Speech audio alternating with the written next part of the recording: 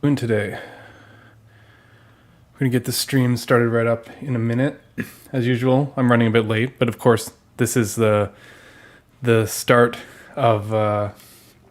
starting a little early today. Maybe not for everyone. If you're in Eastern Europe or India, like our guest today, it's actually quite late. But let's see here. Make sure I got everything going. All right. Yeah, we're just going to kill that pre-roll like we always do. What's early for me? Yeah, I mean, this is just 9:30 a.m. I just had a meeting at 9 a.m. though. So, yeah. Hi from Honduras. Yeah, this is the interesting thing. I'm streaming at an earlier time, which means there's some people probably going to check out the stream today that haven't had a chance to check it out in the past, which I'm pretty excited about. So there's opportunity there. Let's hear. 8:30 p.m. Yeah, there you go. Yeah, nice evening, Friday evening. Sit back, relax, enjoy the show. Let's go spread some stuff out on socials to let people know that we're live. I'm gonna go Discord here for a second.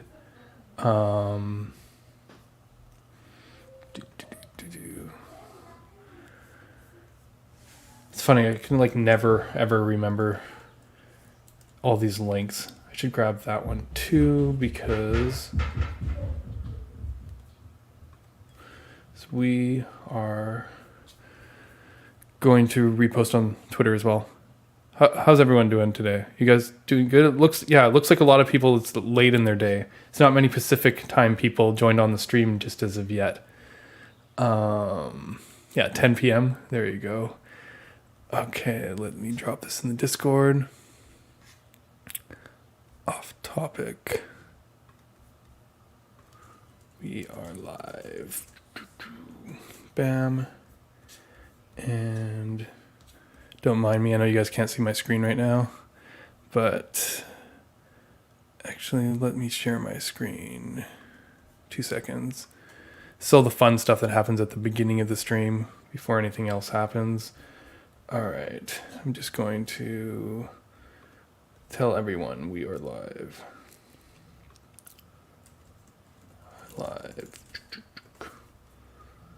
Perfect. All right. So what are we doing today? Today we are talking about React server components. Yeah, I know. I haven't talked about those enough the last couple days. In fact, there was another amazing set of spaces last night with, it started on Jacob's space, went into Theo's space, where myself, Dan Abramov, Jessica Sachs from, Cypress, known for testing and Vue community, and Theo, we're all talking server components and React and all these patterns for, a nice, I'd say 4 hours chunk. And, maybe not as many new insights as last time, but it's definitely interesting to see how the thinking has progressed over time and how people are kind of adjusting to this kind of paradigm shift. Now, our guest today, you may know him. This will be his third time on our stream, which means he's our most, I think the guest who's been on our stream the most. And Solid Core Team, maintainer of SolidStart.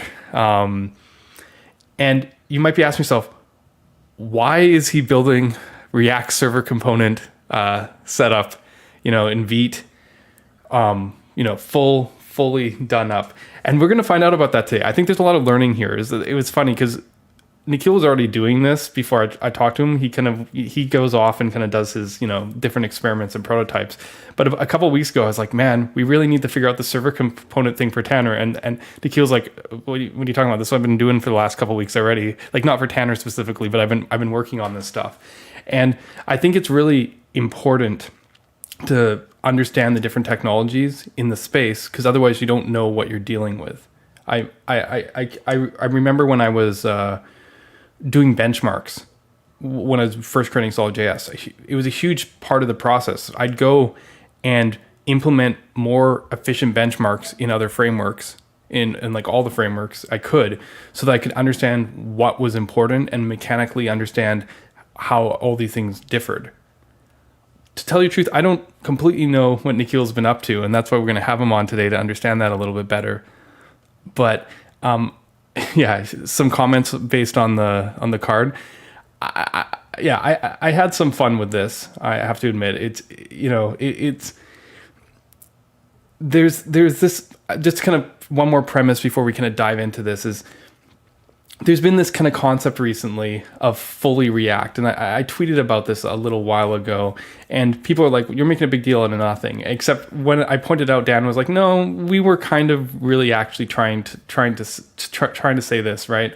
It's that, like, the idea is that because they're pushing people to frameworks, they're kind of setting this bar where they're like, you need to use a certain set of features and a certain kind of, like, ability to, use future React features for us to consider it fully React, right? And let me see if I can pull up Dan's response, because I just wrote, like, the age of fully with React is beginning, right? And then I've been building apps. Sophie, obviously, I've been building apps with React since well before Create Act App was released, and this is true. But I mean that fully React means something. Like, there's an opinion on what classifies something as fully using React, a certain threshold of features. Like, we're entering this new era. Oh, you read it as React to its fullest extent. I don't believe that was the intention. And then Dan goes, in my mind, I intended both meanings. Sophie's meaning for the more practical-minded readers, but closer to Ryan's meaning for those intrigued by the second section. Yeah. And the tricky part is there's a lot of pieces that are involved to pull this off, right? Like, you need to, embrace a future with server components and all that means that comes with it. And how do we do that right now beyond looking at a reference build that they have in the React repo and Next.js? Recently, there's been a few experiments in different places. There's stuff that Daishti has been doing in terms of, I think it's called Waku or something. If I got that right, I probably don't. But Nikhil and I hope I say his name right, Fethi, who created Rakis, have been playing around with what does this mean on Vite, and how can we be fully, do all the stuff that requires to be a React framework and not be one of the big players, not be a Next or a Remix or a Gatsby. And to me, that's interesting because now we're getting back to primitives and fundamentals. So that's my big intro here. I think I've killed enough time, so we can welcome our guest on stream today. Let's go. Welcome, Nikhil. How's it going? Hello. Hi. So good to be back, actually. Wait, can you guys hear me properly? Yeah. You are. Okay. You're good. Camera's coming in okay too.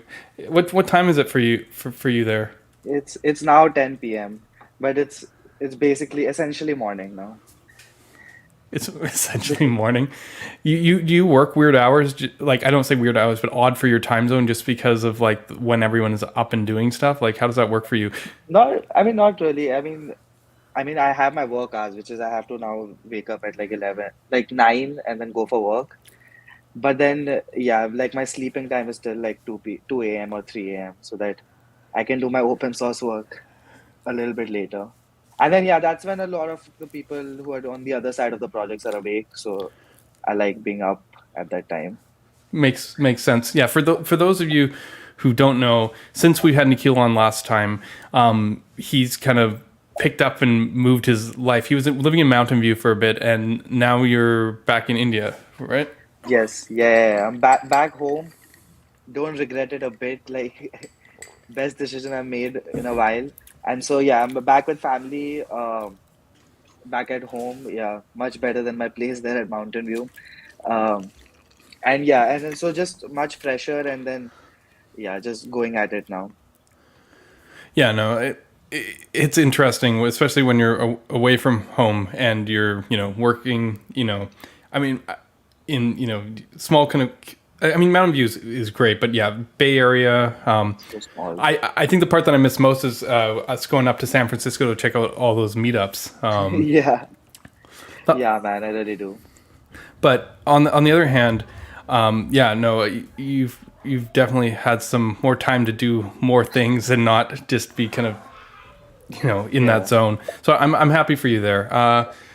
What was I going to go with? But yeah, so what have you been up to? Because like my timeline was Hmm. we were working. You made the big move, around December, January, and then Yeah. you start picking up again on doing a bunch of work on Bling and the Astro migration, and then I got really sucked into socials because of the whole Signals versus Right, right, Reactivate. right, right. And then next thing I know, I'm like, wait, where did Nikhil go again? And you've been up to something a little bit new. Tell us what you've been doing. Yeah, I mean, so the story goes is that yeah, I was working on Bling, and I think like this is obviously being the backdrop is all the stuff that kind of Dan has been doing on Twitter about like actually fighting for server components and making the argument for their value, which had not been happening very loudly before this. And so that was something that I was really influenced by, where I was like all these arguments were really, really resonating with me because it's kind of the same conclusions we had reached when we were discovering all those islands kind of mechanisms with SolidStart. And I was like, I need to make sure that, like, how Dan had said that we fight to make sure our ideas win. And like server components as an idea is something that I want to see win. And so I was like, I need to understand. So like there were a few multi-layered motivations behind kind of the angle I took from Bling because Bling was kind of had already been proven out, and I felt like also like most of its extents had been kind of explored. Like you can do kind of any within a file you can break the code and code up anyway, go as far as quick or and spread things across the worker, spread just break things up a lot. And so I was like, okay, that's kind of a known direction and we know where that goes, uh, Yep. and we know the value of it. And so I was kind of like, okay, I think there's another, and the server components thing was just building up. And one of the big complaints I had seen people was that it's just an XJS thing, and like it feels like it feels like there's something kind of locked in there, or like there's no, it's really not feasible. Like, and some of the communication I would say from the React team was also that it's too difficult to do on your own. Like you shouldn't even try, right? And that you should just use something well established because there's just too many kind of complications and nuances. And so that is something that didn't sit very well with me. I was like, that can't be the case. You can't be building kind of these primitives and then have it be too difficult to wire up because then your primitives are not good. And Yeah, I so mean, yeah, that makes a lot of sense, and that was my biggest concern. It's funny myself. I'm just going to break in for 2 secs here. no, no, go Big, for it. big React fan. In terms of like the way that they approach stuff from a fundamentals primitives perspective, but I have to admit, all the messaging and everything that was happening around how they developed out server components definitely made me go like, this isn't what I like. Why I love React. Like I Right. see it's there. It's like it's the greatness is there. It's just like the whole packaging is like it's like taking something good and like decorating it with garbage. Like Yeah. I mean that's just my own perspective. So I'm super stoked that you decided to like go like, hey, let's put these primitives to the test. Like let's actually build something with it. Exactly. And like there's the React primitives, and the other thing that was being questioned was Vite as a primitive for building frameworks or like real substantial app frameworks. And that was again something that didn't sit very well with me because I know like what Vite is capable of. Like when we build these things in SolidStart, and these features used to take me like a few days to kind of just kind of bootstrap, and I would never see like something being like it's too underperformant or something. And so I knew that Vite can handle anything that kind of these multiple module graphs and everything like that can be handled within Vite. And so I felt like there has to be a place that Vite holds in this React server components world or server components world in general.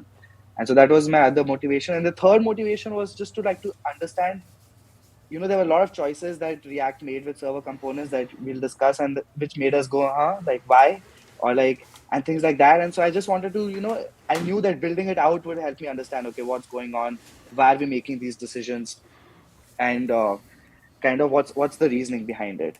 And so that's what led me to kind of, and then that's what led me to kind of first sit with Fatih and figure out, okay, he figured out something in Vite to do some server components resolution, because there's a lot of nuances there that we can go into it about, like, where all the implementation is really difficult. But yeah, one of them is actually in the module resolution, like making sure that you have a separate server components module graph and a separate SSR module graph. And then is it even possible to run them on the same server at the same time? Or do they necessarily have to be separate? But even sometimes, because they can be separate, that has its own powers, like where you can have two separate module graphs serving up one React tree, like up to your client. Right. And so these were all explorations that led me to be like, okay, we need to build something on Vite that kind of serves the same, kind of gives you the same experience as Next.js. Like that was genuinely my goal, which was like, let's see if we can get close to what, because Next.js I already felt was doing a lot of polished stuff. Like obviously they've spent almost a year, it seems like, on this, polishing everything out, the router out. Mutation are still not there. So that was, I think, that's something that I think we have done first, like got the mutation cycle, the refresh cycle, and we'll discuss that as well. So a Yep. few extra places where it seems like React is going. And so I just wanted to see, like, what does that experience say? Because that is needed to complete the whole story in this React server component story. You need the mutations, otherwise you're not building an app, at least yet. And That is so true. yeah, and so it's in the middle of all this where, like, we with Fatih, I built this thing called, the package name is called Fully React. It's a play on the fact that we're going the full stack, doing the server side React, the client side React, playing a pun on what the React team calls Fully React. And I didn't. I had no. Sorry, you guys actually named it that. I had no clue. I just made the yes, stream title no, without you even mentioning that. I was just like, perfect. I saw that the npm name is available, and I was like, I am getting on top of this, because I was thinking of something like neat, like really small, that had the React reference, but everything close to React is always taken. But then, Oh yeah, we have man, Fully React. that is awesome. I love it. It's so funny because I honestly was just like, I knew I'd done the tweet and I was like, let's just, I like, once, like, I'm always got marketing brain on in my head. I was like, Yeah, I'm like, okay, he's doing the full solution for React. This is what it means, fully React. And I remember the tweet, which, by the way, stole it from Fred from Astro. He hadn't tweeted it. He just showed it in a space and he like in one of my Discord channels, dropped that image with the highlighted text. And I'm like, Fred, can I tweet this? This is exactly what I want to say about it. And yeah, no, that is awesome. I love it. Yeah, yeah. I sorry. mean, Is there a link to the repo, or is this stuff public yet? yeah, Just wait. let's. Yeah, it is public. I mean, it's moving around a lot, but give me one sec. Yeah, you could just I send think it it's to me on the private chat, and then I can send it back through the channels, and it'll go to both YouTube and Twitch. yeah. Let me just merge the latest stuff on main.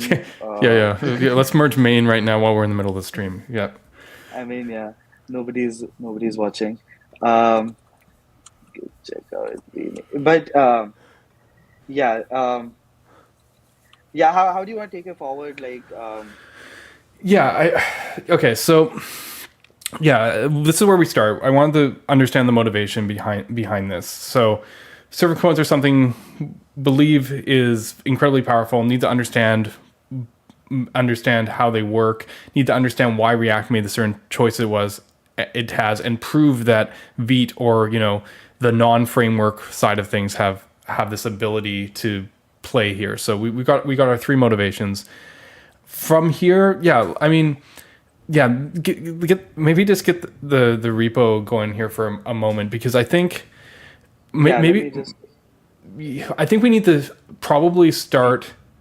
We don't need to get into like what server components are again. We've done this before, but we do need to at least get to a point where we can show something of like what you mean by fully React. I know you've got a Yes. couple Okay. demos you've made, and Yep. Yep. Yep.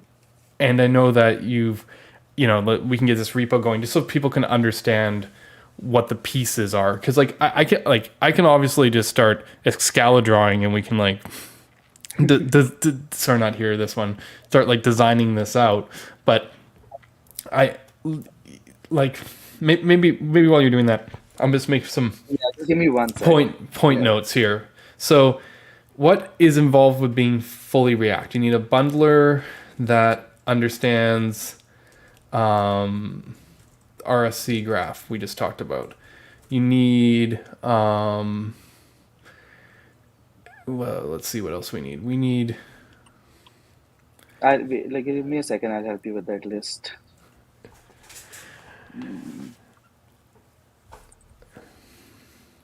We need a bundler that understands RSC graph. Yeah, and of course we need a router that knows when and how to fetch um, things it's both on the server and the client. Yeah, fetch RSC both on the server and the client. Because the one of the distinctions between, like, obviously there's this confusion between what the server is and what the client is in this kind of terminology of React server components. Because it's not what we have traditionally called the server and the client, essentially, yeah, I know, is it's so how I would funny. say it. Yeah, it's part of the reason why we call their client components islands, just because like you have these isomorphic components and then these, I guess, server only components, but like mechanically, nothing is actually server only. Like everything goes everywhere, but they follow different rules. Right. Okay, now our repo is ready. All right. The repo is not called fully React yet Okay. because I don't own the repo yet. Let's see. I'll try to Just out type of that. curiosity, is this something built on top of Rakus, or is this kind of like a separate No, it's experiment? it's separate. It does use hat tip, which is again hat Yeah. tip to Fateh for that, because like there's this thing we've been talking about all this while, which is like this, like Vite needs this server layer which does the adapter part and just takes care of the fact that you give it a server entry point, a request response handler, and it should just take care of deploying it anywhere, everywhere. Yeah. And so hat tip is coming close to that without like all the frameworkish stuff on top. It lets you do all that on your own. And so it was a very good choice for us to like use it here because it just stays out of the way and just gives you a kind of a web fetch API like request response handler. Yeah, Um, which is does it is it it's not is it worried like how does I'm gonna have to look at Hatip at some point in terms of the deployment thing. I think I'm actually gonna pick your brain a little bit later, but we'll get to that yeah. because It, yeah, the thing is, it's just not done. you've been fooled a little bit. Like we're gonna come here and talk about RSCs, but then I'm gonna pick your brain on stuff that I've been working on. So I got you Okay, here. perfect. I like to get trapped like that. Okay, so yeah, so we need a router that knows how to fetch RSC. Um, we need to make the in production. We need to make the client aware of some kind of manifest of like how to fetch certain client modules, like from the from your backend, like. And so it might not be a manifest, it can just be like a convention. Somehow you manage to maintain between the client that whatever your RSC. So how it works is, so like one thing I would like to just talk about is like this RSC format that we see, which is like Yeah. that kind of JSON-ish format. I think the revelation I had, which kind of made it very interesting to me, was that like traditionally, how whenever we do navigation or whenever we do some kind of routing, we have two things that we need to fetch, right? We need to fetch the template, which is often the code for the new route, and we Yeah. need to fetch the data, right? Right. So which is like what the template would eventually show. Now, traditionally in all our frameworks for the past few years, it has been like two different kind of fetches, right? It has been two different requirements. The code goes separately, the data comes separately, and they kind of don't inform each other too much, right? Like you can have some build time kind of information about what code should be fetched with what route, but apart from that, you don't have much coordination between the code and the data. And the Yeah. RSC format kind of brings them both together. It's kind of a bundling of code and data together, of like the template and data together, because it can send as much template as you want to send from the server and just be sending references to client components, Right. which is kind of your data informing what Right. client components show up to like your Right. browser ever. So your that information tells you which client component and what the props are for said client component, which is the Exactly. serialized data. I guess, but you don't have to. Like this format is something React outputs for you. You don't have to be too concerned of how it generates it, or No, I think like the most surprising thing for me was how like not even once I've had to like debug anything from that. Like the helpers that both React gives you on the client and the server side, like to encode and decode that thing, is just kind of seamless. And it handles serialization of I think so many different like types of objects like promises, I think maps, sets, everything. Yeah. I think it's that was a really nice experience to see that something so new, like not breaking all the time on you, like in terms of the format. Right. So React basically already provides a serializer for you. This is something that we've been working on a lot recently with Sol. I don't know if you've seen Alexis's work. We brought a much more powerful serializer into the core of Solid with Yeah, I see 1.7, it. and he's been just pushing stuff forward. Like, how can we serialize this? Different Yeah. types of objects. It's a very important part of the frameworks right now moving into the zone. Obviously, Quick is, famously, you know, talking about how they serialize closures, right? And Yeah. like this is kind of the zone we're working on the framework design. But luckily, you don't have to worry about this. You just okay. So where we go, we got have our bundler, we have our router, we have to somehow communicate the client where manifests how to fetch modules. Can you explain this just like a tiny bit more for me right now? Because what you were talking about with the RSC format, like a lot of information is coming over the wire. Is this something? Is this why like Next.js renders a whole bunch of crap to the page when the page first loads? That you're like, why do you need this? You don't typically need this in like islands frameworks. Yep. So the idea is that I mean during your build setup, your client your when you build like what client components are gonna output at, eventually it ends up naming them as some random chunk and some prefix or something, right? And so you what you need is a manifest of like when eventually my server component says get me client component 123, you need to know what the client should fetch from the server, Right. because this can be happening because those files are kind of static files, right? There's something in your static deployment. So the client needs to know what URL to hit for any specific server component. So like client component reference that's sent. Now, I think ideally what you do is you make your build process in a way that what the server is sending is exactly what the client should just call, so that you can just kind of disappear the manifest at build time. But like assuming like I haven't been able to do that yet. So what I need to send is like a mapping of like this ID of a client component maps to this URL, which is normally it's small, but yeah, if the client components get like there's a huge number of client components, that becomes a problem. But I think it's not a big thing. So I'll not say this is like a needed thing. I would even kind of remove Okay. it. Like, Okay. yeah, just remove it. Yeah, I mean, And yeah, there's I some mean, this is constraints that I fine. introduced by the way like I'm doing hacky things. Um, It's fine. We can get to that in a second, because I've got a follow up question once we finish this list, and I think that's where we will remove it. What else okay. is there anything else we have that we need? So this I all mean, gets us. This gets us so as the bundler RCs. that understand, yeah. So the bundler understanding RSC graph, this goes beyond it. So where you need a module resolver that knows how to resolve things in different environments, right? So you need, and in our case, eventually what we had to do was we had one node process running the server side rendering, and it would open a node worker with certain like kind of node resolve conditions that would work for the React server part. And you're kind of doing like a request between the two like processes. When every time you do a server side rendering request, your main server side rendering server makes a request to the worker to be like, okay, give me the RSC output for this route. Yeah, the order that we're putting these in is kind of out of order. My bad, The my bad. router is a little bit higher level.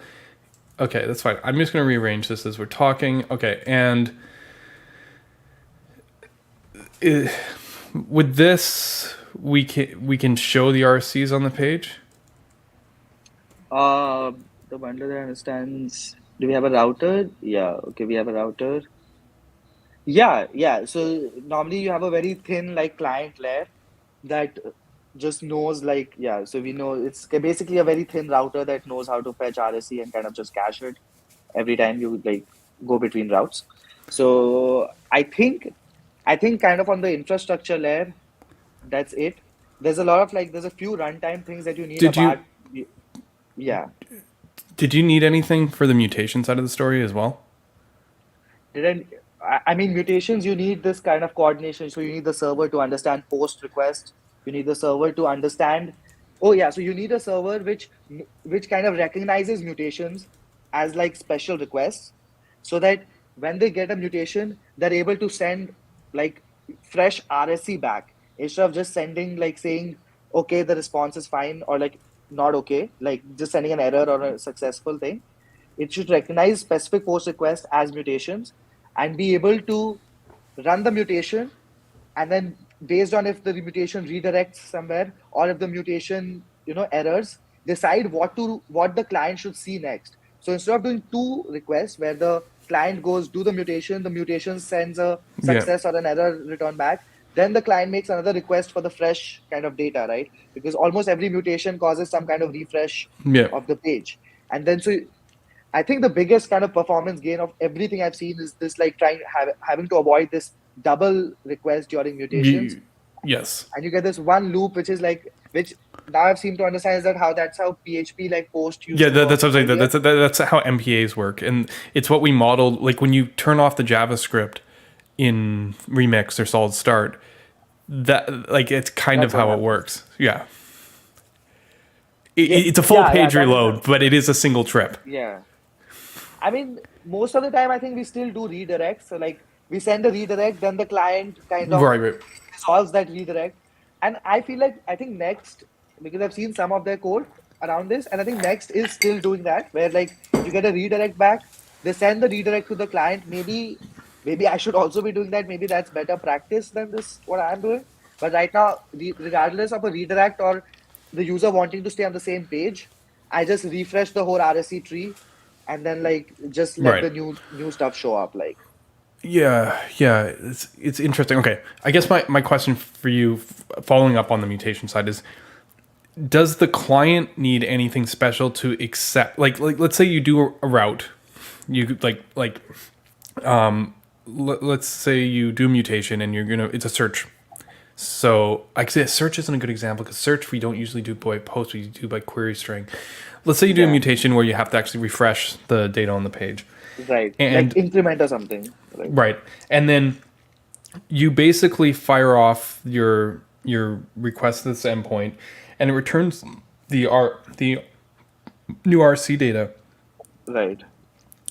How does the client know, like does the client have to know how to handle that specifically different than something else? Like it has to be like this was a post request I made, so I know that I need to re-render or whatever from the top of the tree or whatever. Like So yeah, I mean that part you'd be interested to see, like how the whole okay. like the how the roots. I think the interesting implementation side of this is how the roots are handled on both the SSR side and the client, and because it's the root is the thing that these frameworks will always hide from us, because that's where all the kind of the difficult kind of logic lies.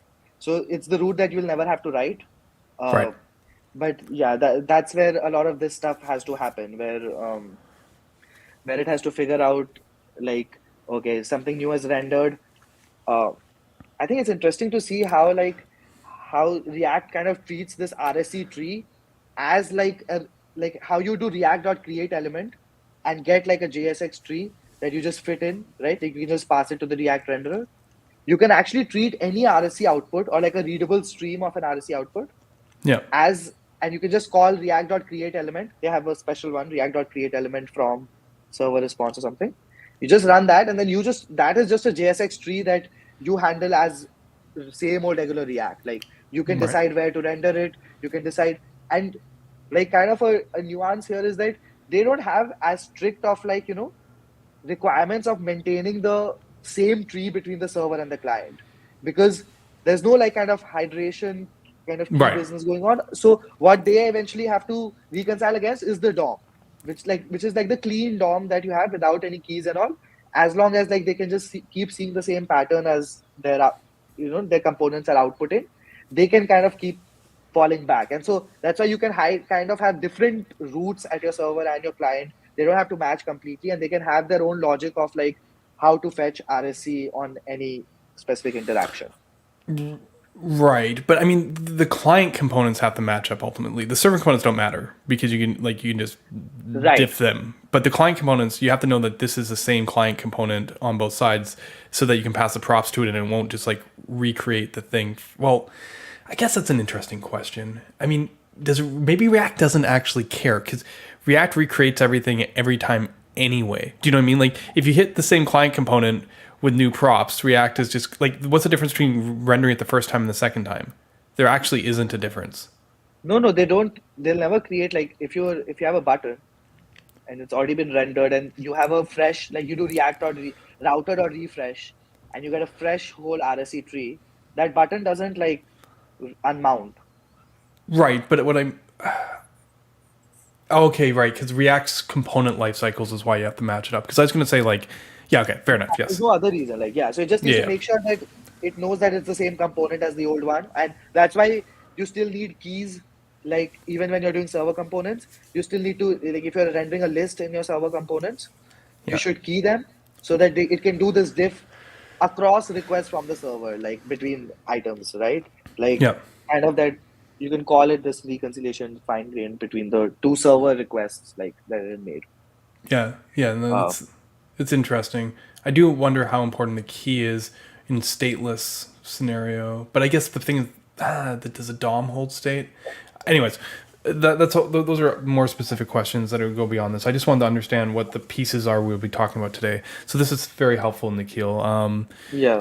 So you shared with us a few moments ago, and I put in chat the link to your repo. Should I take a quick look and see what that is? Sure, sure. Yeah, yeah, yeah, yeah. Let's do that. I mean, I don't know if we have a decent README yet. Um, never I mean, do. there's some high level here. What do we got here? Goals. Short term, wired together all the pieces needed to build proper apps using Vite and RC. Implement the necessary router, bundler plugins, build setup to get SSR to okay. Long term, eventually want to extract the pieces into modular parts for other Vite based frameworks to use, so they implement a Vite plugin for React server components. Ideally hitting spot. Yeah. So my follow up question actually was this: now that you've done all this work, the next person who tries to come and pick it up, how much of this stuff will they not have to do because you've already No, taken there care of are it? ideally, I think like I built it in a way where so there's a interesting dance here which we've observed earlier, and like how you talk about how the router is the framework, right? So Yeah. initially we did like okay, there is a separate Vite plugin that just knows how to handle like a different environment between RSC and SSR, and then we let the user handle everything else. But as I like, as I kept on going and I started implementing the router, there was just no way of keeping everything else like very, very independent of the router. Like Right, but there's a way or I could, do you understand though that you're just building another JavaScript framework at that point? Like, yeah, yeah, yeah. No, I am completely aware of that. That's why I decided to name it also. You don't, that's when you have to realize the christening needs to happen when you've spent enough time building all the pieces out. Yeah, so I'd say that it's like in some ways it's like 50-60% up to Next.js already. And yeah, I'll say like there's a bit of more effort required to for somebody to take it all the way and right, have like a competing experience uh like with all the features that kind of they can have. Um I think like most of the rails have been done. Now it's just about like implementing more and more cooler things about like nested routing. So if you go back to the repo, yeah, uh, I'll show you an interesting kind of. If you scroll down, I was keeping a checklist of okay, what all I really need to do to eventually say that right. we're kind of ready.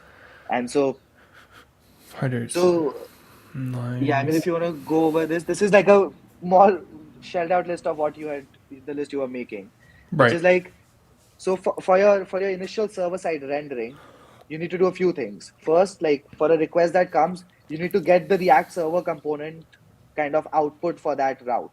So that could be on the same server as you, or it could be a separate server that runs close to your database, and like that call happens over the network. Because it's one call which will include all your database fetches. There's no waterfall at least between the big network places.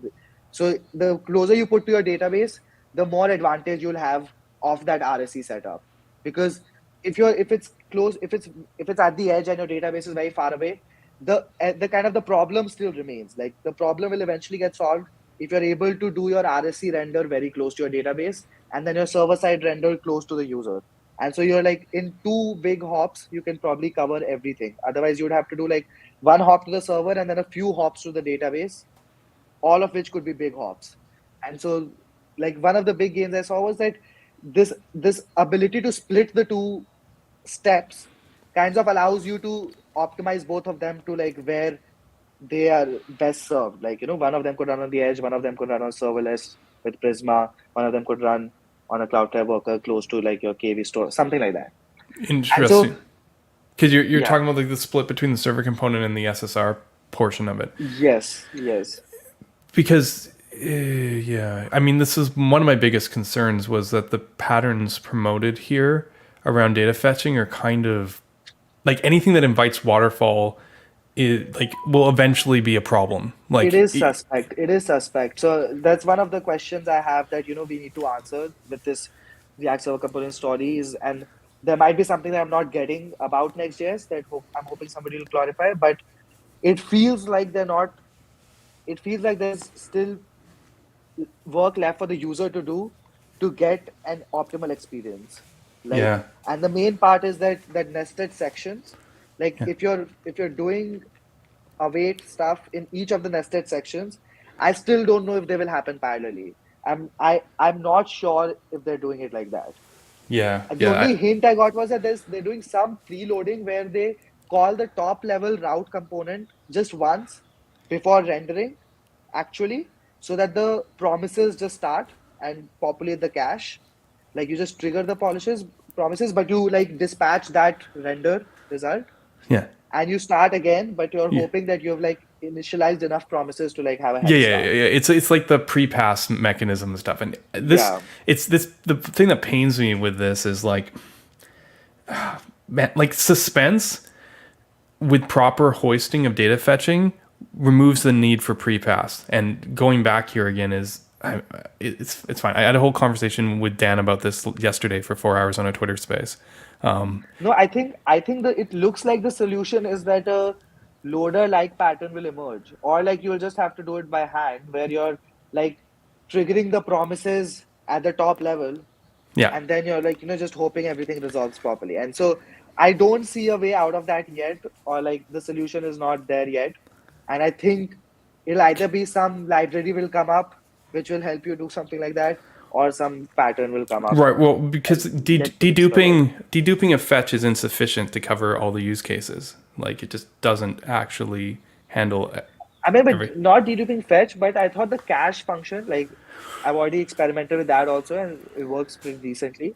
Like the fact that, it allows you to again think of data as like a component local thing, Yeah, because you never have to think about, okay, am I sharing this data with anybody else? I just care about if I need it and I just call it, and the system will take care of making sure I'm not overfetching. right, right. I mean, it's the React query thing to a certain degree with the deduping or Exactly. the key, and you're just like, okay, I'm good. It's just the unfortunate part about it is, like, I mean, it's been good enough for a while on the client, I guess. It's just like it doesn't actually solve the waterfall problem completely. It just like it can help in basic cases, but then because of Yeah, view I don't logic think can it get solves the waterfall problem. Yeah. I think it solves the problem of sharing data between components, yeah, where because the problem that React Server component has to solve is that they have no context. There's like, so there's yeah, like no way of keeping context. The only way you do is like drill props, or you use the cache. And then you can just, because the cache is request specific, it's kind of context, right? Because any server side context is a request specific context.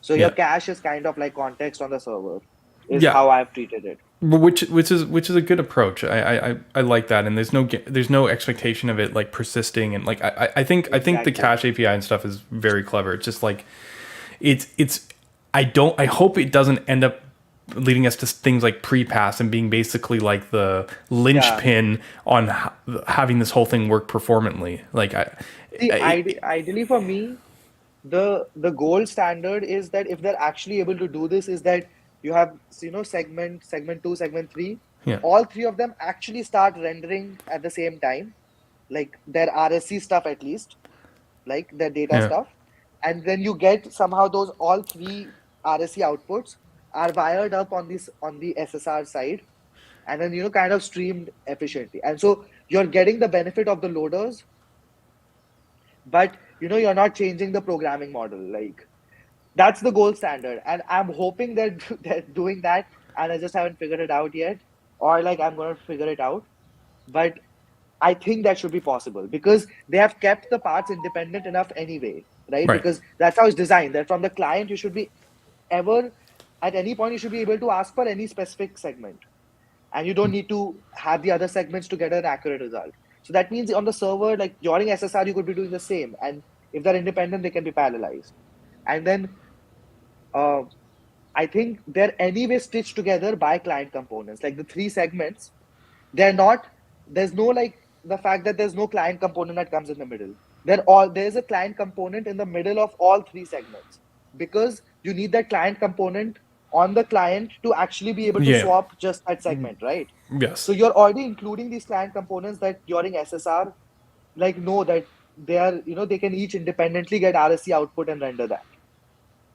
And so I think there is a way to go to like getting that parallelized data fetching, no waterfalls, still keep the same programming model without including loaders. Like as long as like, okay, you will still have waterfalls in the same segment. But the thing we're trying to avoid is the major thing we're trying to avoid is waterfalls between segments. Yeah. Because if you're gonna cause waterfalls within a segment, you can do that anyway in any model, right? Like Yeah. within a segment, you can always have two awaits, one after the Well, other.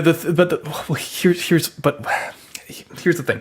Not The with top level waterfalls are actually easy to solve. Even like okay, the deduping thing will be sufficient for a lot of the top level waterfalls as long as like you can, as you said, get the segments thing. The problem I have is more of that like the in section waterfalls because it's not obvious. Like it's no longer like, hey, like here's a state in front of me. Oh, this chains. I should put it together. You've now just spread it underneath some ternary operator that happens down in the tree, and you didn't like you know what I mean? Like you lose track of where all the stuff is. There's a suggestion that tooling could help. Like where we could have like network graphs and visualizations on the data server. But like I'm just hearing a lot of added complexity to avoid sending people on the happy path. I don't know. It's Right. like. No, but then I think the idea is like the holy grail of composability is that you have to kind of keep it together somehow, right? So you can, for example, if you want to consume a component, like the example Dan always, if you want to consume a component from npm, and that component wants to do async stuff, like how do you not like you have to be able to use that component somewhere in your tree. And so that's why you just wrap it in a suspense boundary so that you can control the life cycle of what happens if that component takes long or takes a waterfall. Yeah, it doesn't actually solve the problem. I like No, it doesn't solve the problem. I think it's an in fact, enabling it actually almost promotes irresponsible patterns. Like, okay, like it enables them. It enables them for sure. I do agree that it can go bad also, but I mean I but it's think more there's a than lot just of it can go bad. It's actually like endorsing it to go bad. Like, oh man, like cause if you're telling people to go put data fetches in their components and then publish them on npm and then all just pull them in. No, maybe they don't have to be data fetches, right? The idea is it's any async flow, right? It's the fact that they could have some long render work, right? Or the idea is that the current state of the art is that components you consume can almost have like no async stuff that is wired up together with your life cycle. So you Yeah, have to do the async stuff for the component and pass the data. So yeah. it kind of like weakens the composability of the ecosystem itself. Whereas, okay, there's a lot of power in the user land, but what happens, like, how does it remain composable across the spectrum of like where people are able to publish things that are usable in the same way? And like, imagine that you can have a component, let's say that does data fetching, but it's rendered by a route segment where like there's nothing happens before it. In that way, it would be equivalent to like kind of almost any other like parallelized. I just wonder if we're trying to force the wrong abstraction on the thing. Like some things don't need to be components. React has this tendency to be like, yes, this is a component and this is a component and everything's a component. And then at a certain point we're like, oh crap, hooks are actually better. Like we like for these things, not everything needs to be a component. Some things needs to be a hook. This feels like the same sort of thing. This feels like we're gonna like go in and make all these things components and be like, no, we actually need hooks, like or like something like this because like components actually don't solve the problem. It's interesting.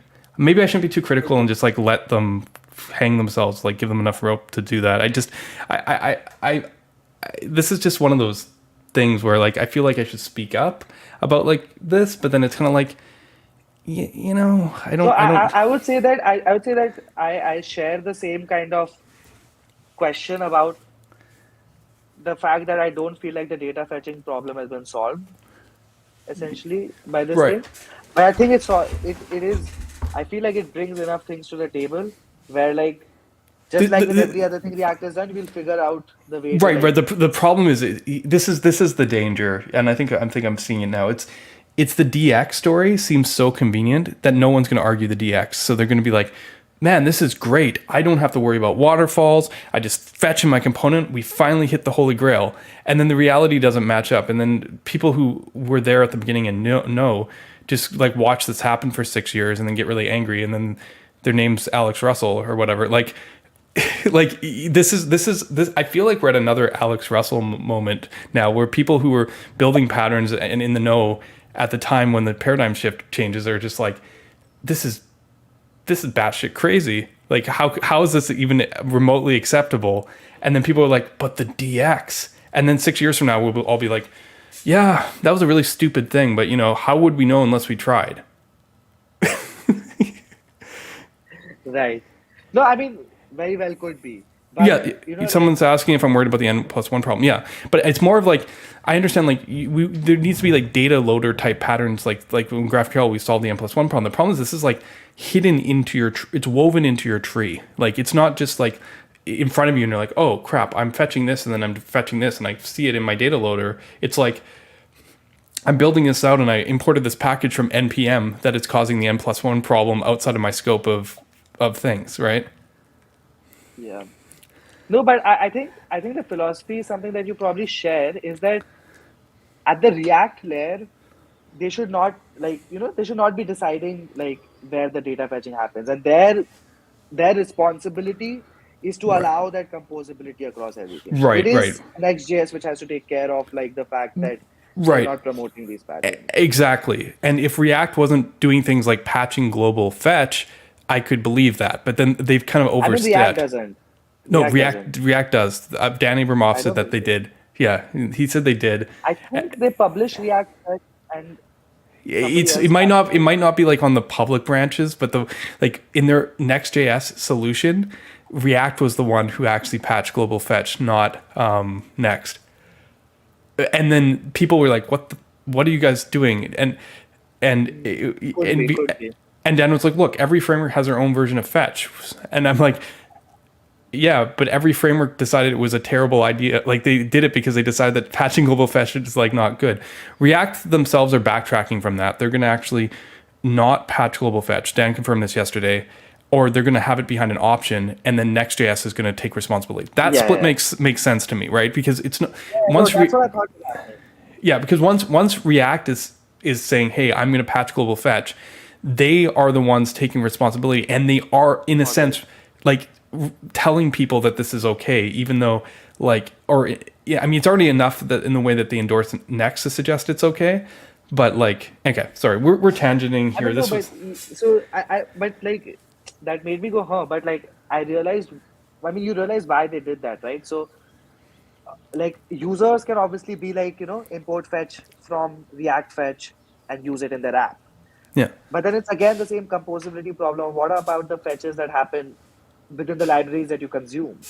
Uh, Not all of them will like kind of, choose Yeah, to do that.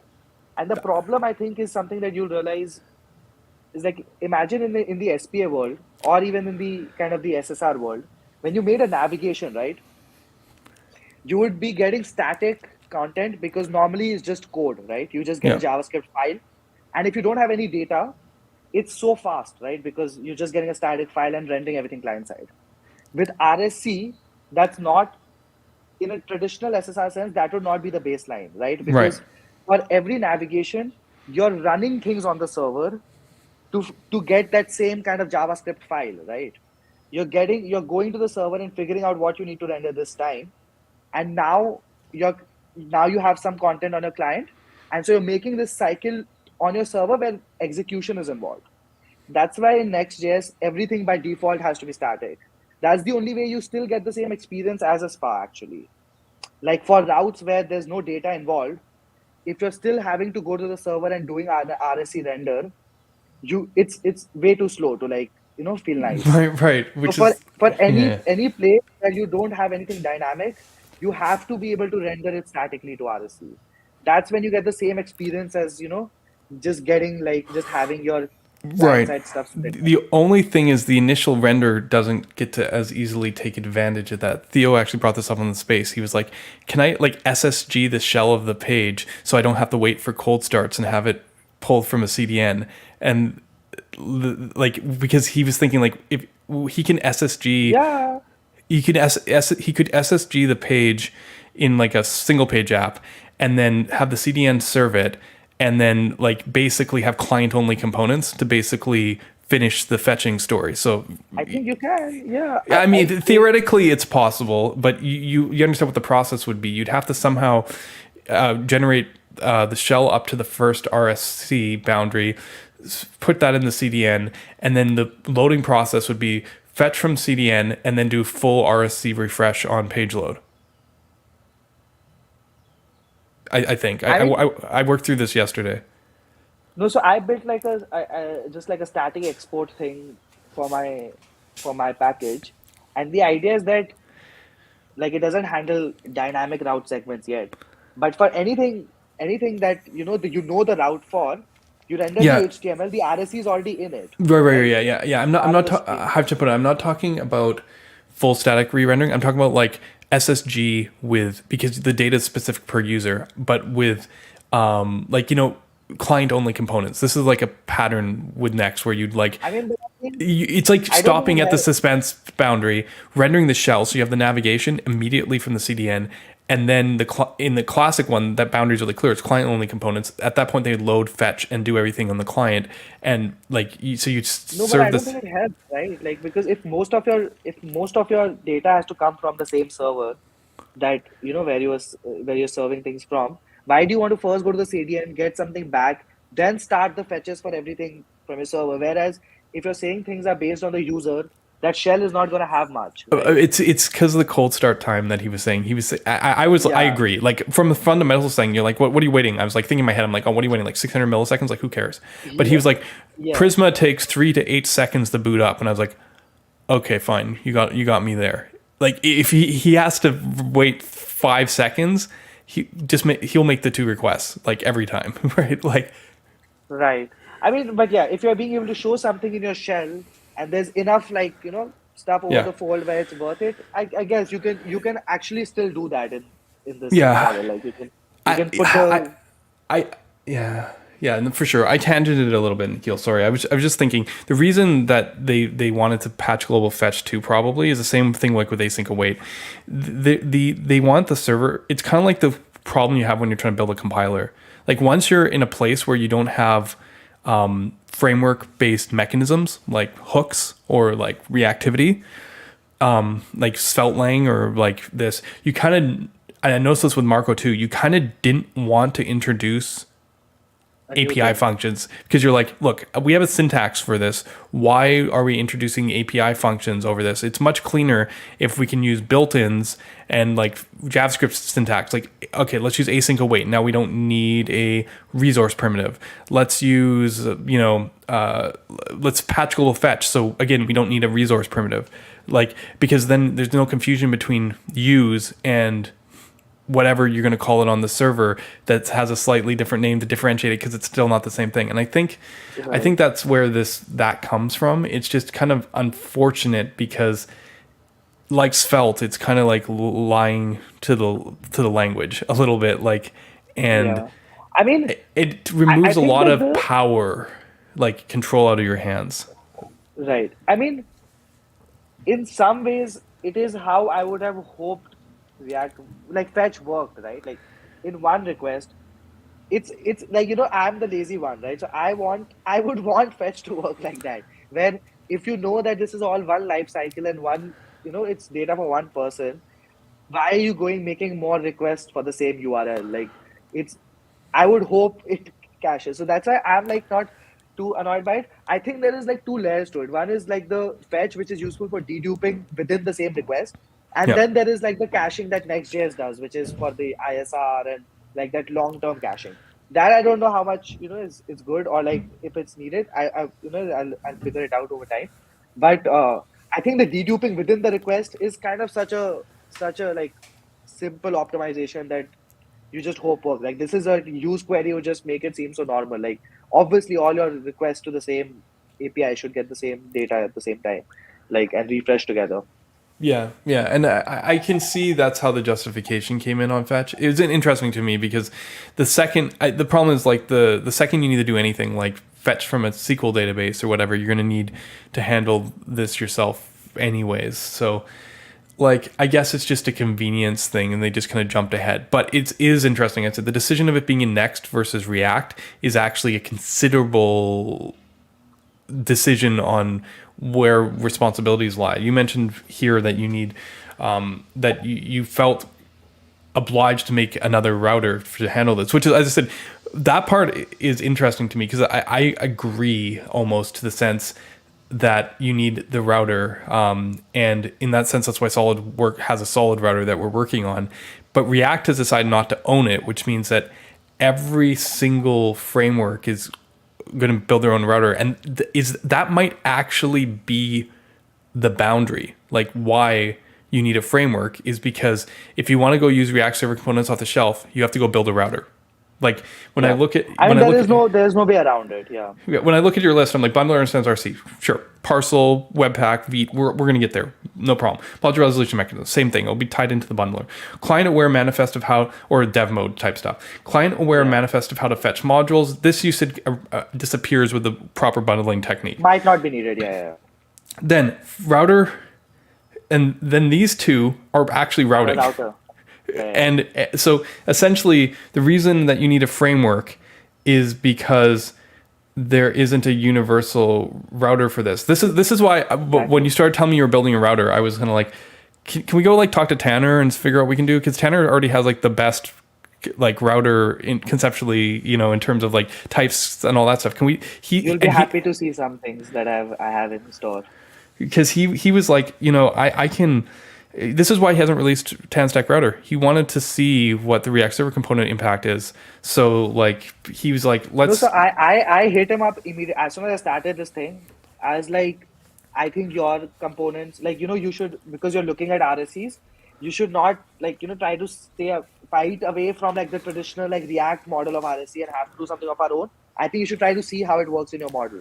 And so one of my main motivations also was to make sure TanStack Router and like those things, I can figure out where the boundary needs to lie with like React Server components. Like what do these routers need to do? And so I actually pulled in all the TanStack router code into my repo to figure out like how to tweak it to make it work. And I'll show you that we have the same type rings, like the TypeScript stuff that TanStack router has. We have that working with file system routing. That like the links are strongly typed and things like that. I'll show you that in a Okay. bit. Okay. Cool.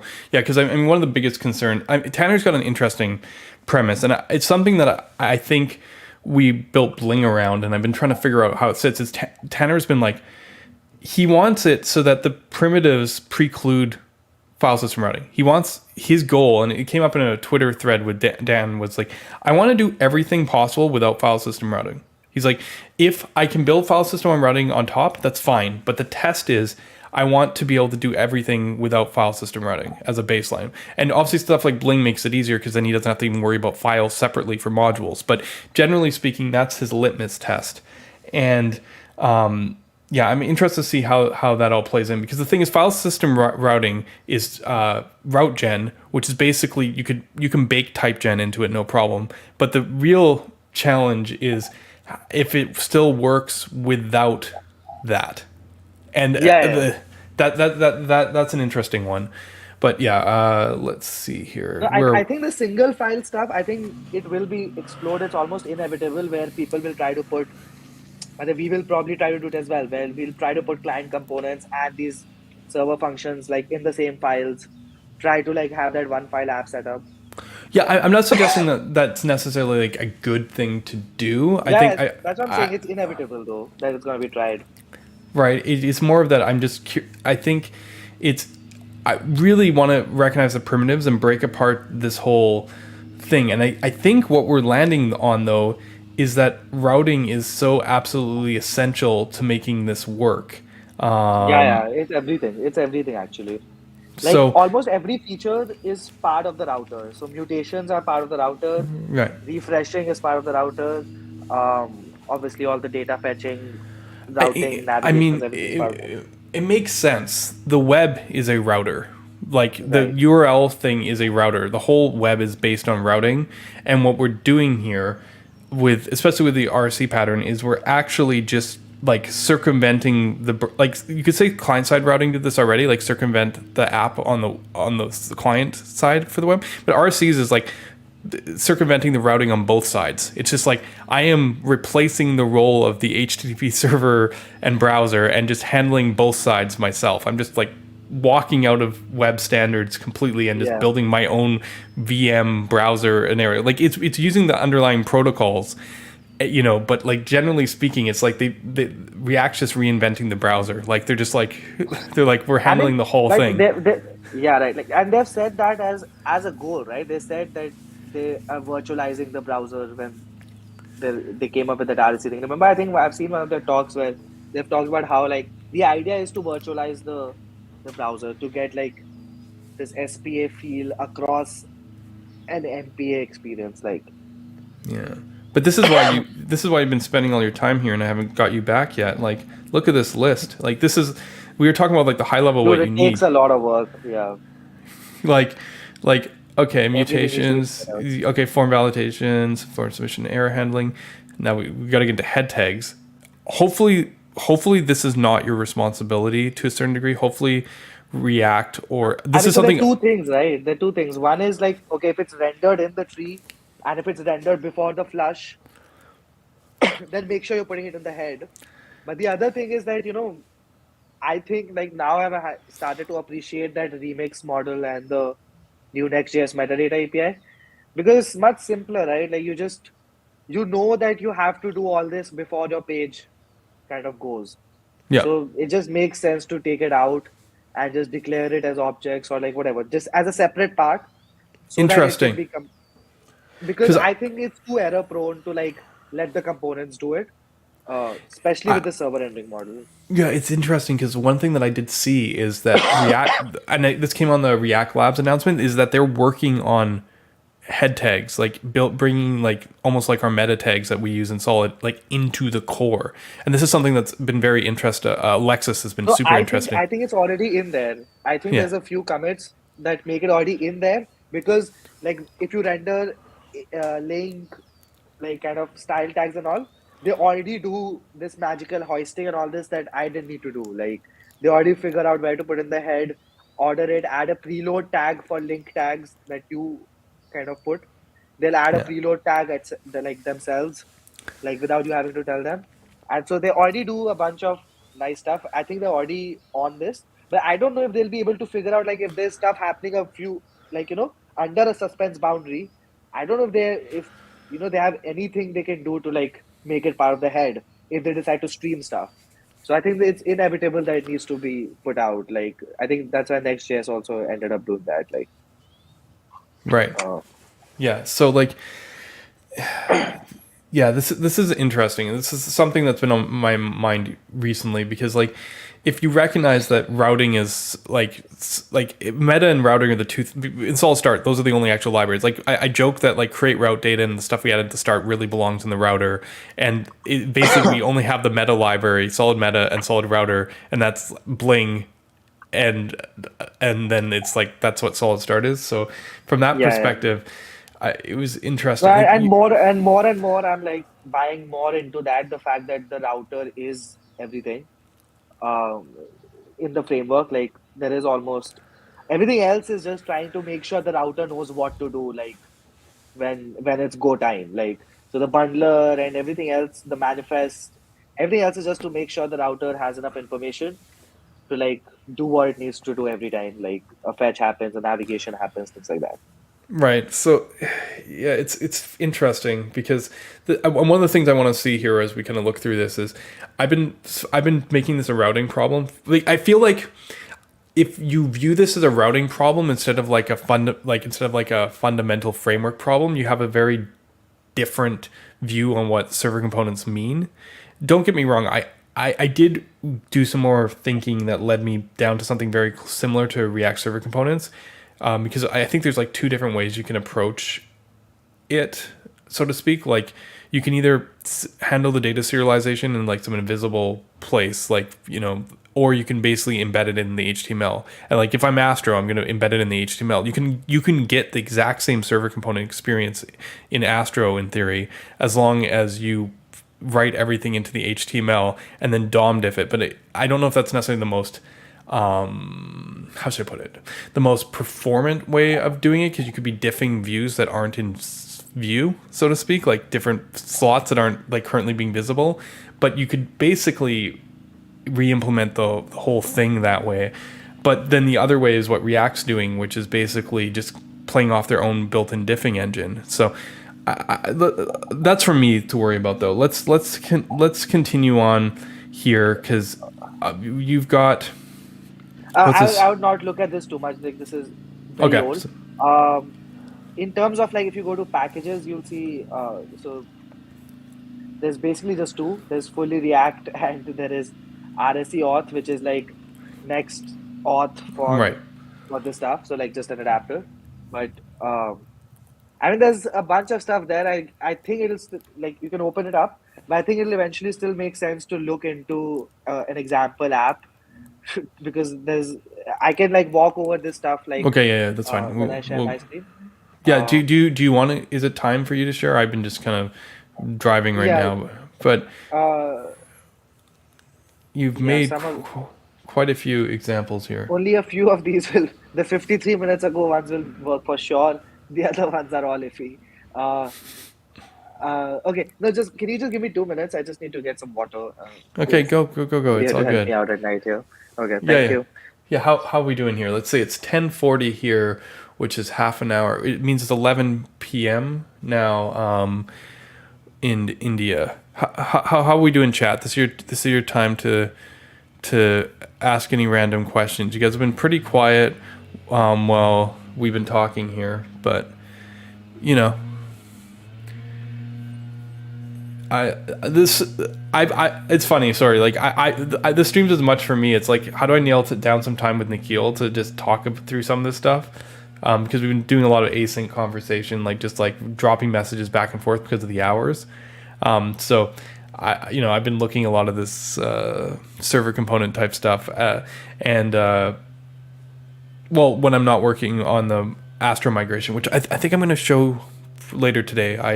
I've made some progress. It's not like complete or anything, but I have the basic demos all working with the CLI running SolidStart on Astro. So yeah.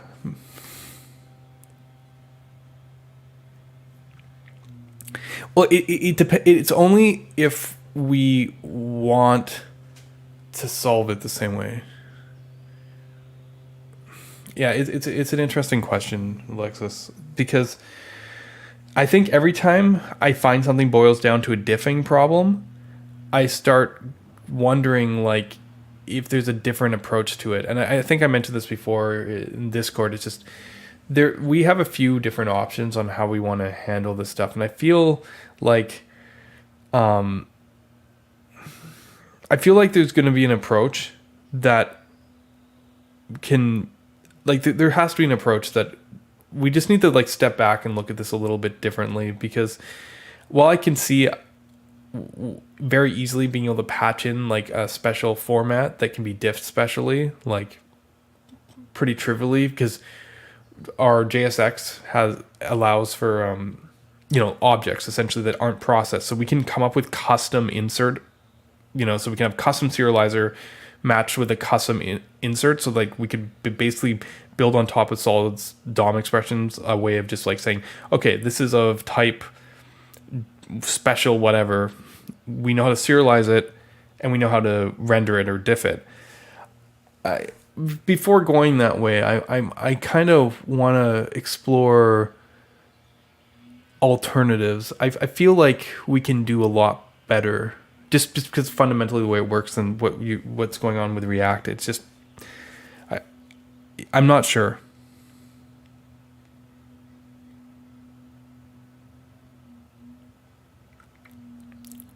Do you plan on who plan on rendering nested routes? Oh, you mean that's having outlets at each level is fine for nesting. Do you mean like having multiple outlets in terms of like parallelized nested routes?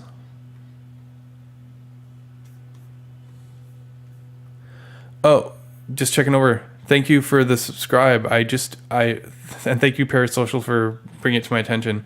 What do we got here? IP Termel. Hopefully I got that right. Thank you.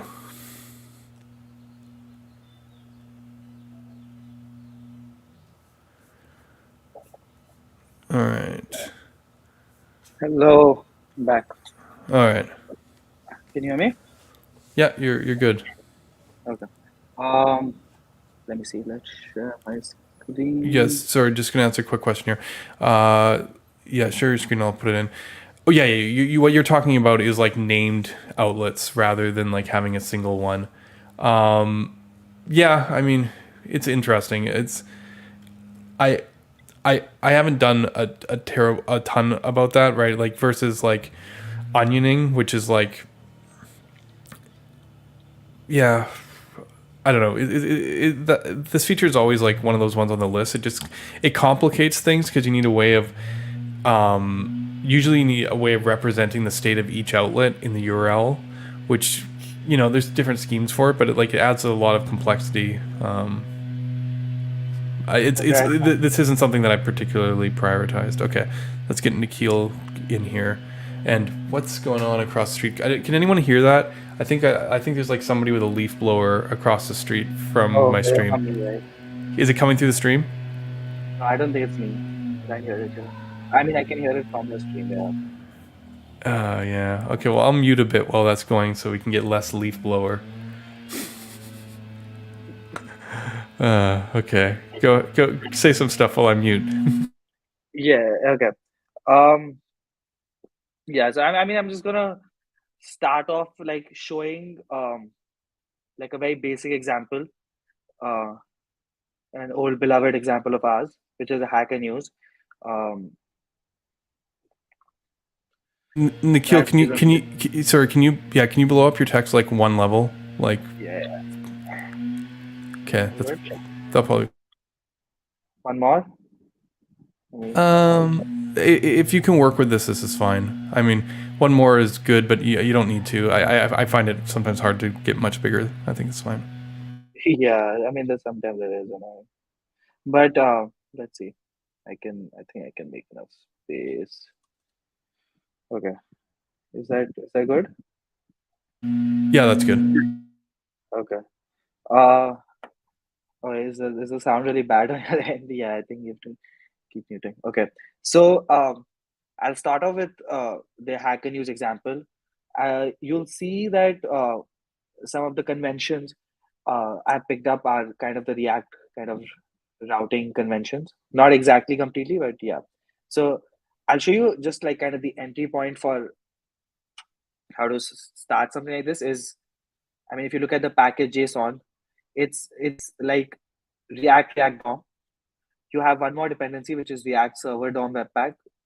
Ignore the Webpack. It's a runtime that's shipped by the React team, which has all the utilities to serialize and deserialize this RSC stuff, render the RSC stuff on one side, receive the RSC output and render that into a React tree. And so all the RSC related kind of utilities are inside this. I don't know if it's meant to be forked for other bundlers, or if like what we do is we kind of shim the runtime that is expecting. So it expects a few kind of uh, Webpack kind of these Webpack chunk get, Webpack chunk load, Webpack require functions, and we just kind of shim them with like dynamic imports and things like that. So and then in production, they use our manifest to figure out what to give the client for any single thing. So it's these three dependencies, and then you'll see in your dev dependencies you have nothing apart from Vite and kind of fully React, which is what you would have. You traditionally have something like Vite plugin React, uh, which handles like how to render React clients and React components. And so this is kind of a replacement for that. So if you look at the Vite config file, it looks like something you'd see just generally in Vite, which is you import something like Vite plugin React, and then you just put that in. And so you can do the same here. And now just out of the box, you get like a full blown, fully React experience, yet to be trademarked. Um, okay, so you'll see this root can typically be ignored uh, because like what you'll see here is it's just exporting a component, and the component is like a file system router that we export. And so traditionally, if you're using the file system router, you just do this. But if you see some other example, for example, like my form example, there the root, it doesn't need to use the router. If you're just having like a very small simple app that doesn't have a bunch of routes, you just like kind of render the root and your components in here, um, and you can have like components within the same page. And so normally you're just serving one route here, but if you want to do routing like kind of a custom way, then you get like the URL, the params, the search params as like props here. And so then you can decide to do whatever routing you want. Like if URL is equal to whatever, then you just like route based on that. If you want to do this, or like if you want to bring in your own router, it will need to have a server side and a client side, the router, because it needs to be aware of the fact that it's going to be rendered in two environments. So it needs to know what to do in both cases. But for most people, we wouldn't want them to do that. So you wouldn't even need the root file here, but you just start off with a layout file. But yeah, so this is just kind of a boilerplate file that kind of exposes the fact that this is what the RSC renderer is using as the root.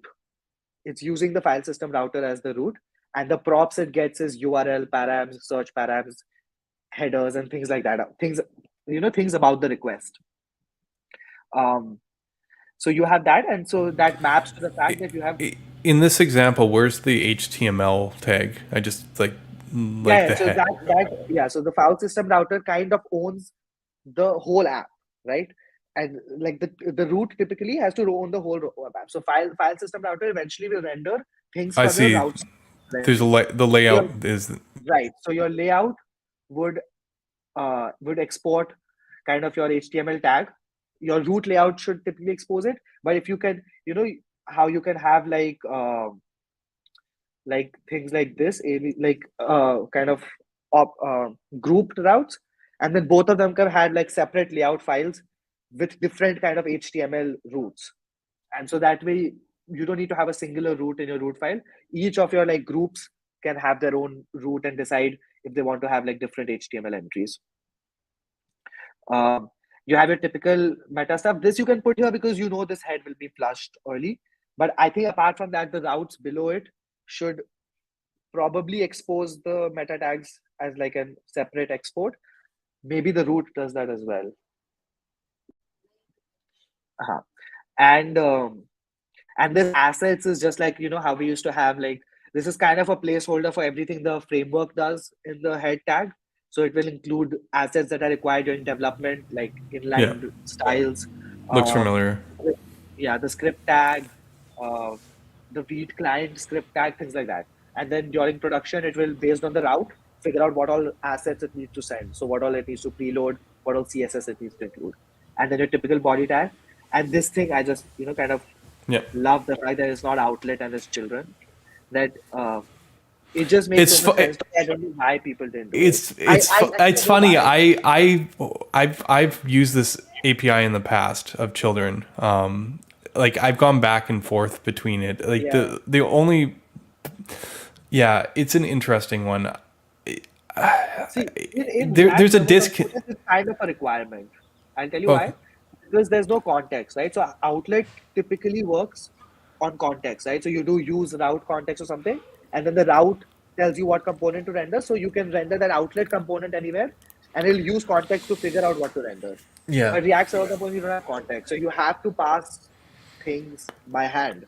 And so that model children makes sense for like how you would Right. like That was the reason actually. And you right. got it there. It's because if you put the outlet in like further down the tree, you'd have to pass it through. Whereas otherwise, you could Right. literally just write outlet anywhere and it could work as a component. Yeah. Yeah, but because like in server components, you need to expose things, you need to be able to wrap them in client components and things like that. So the children stuff really helps that. Um, Interesting. I hadn't thought about this one. It seems subtle, but yeah, I'm cool with that. Also, scroll up a bit. yeah, Capital A, props. I'm still I'm still put this here. I don't. This feels too weird, but Yeah. it's link. I mean, you can call it link if you want the default export, Yeah, but yeah, the yeah. name export is called A. Yeah, yeah, it's all I good. let's Yeah, not fake people. Let's a link tag there. yeah, Use the platform. Okay. And keep it moving. Okay. I haven't done the strict of like, only a page file, a folder with a page file yeah. is a route. For my thing, I allow myself to create routes anywhere. So a layout route is treated specially, but I know you don't like This people is like the same as what you put on the experimental branch yeah, at SolidStart. Yeah, okay, yeah, got you. yeah, yeah, kind of, yeah.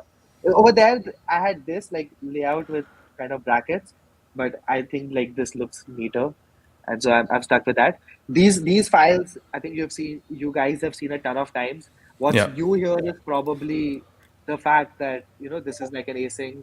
I don't know if you can see this mini player. Let's keep that. Okay, yeah. So the stories kind of page or the route component is an async function, and we just call kind of await fetch API. We do the computation right here.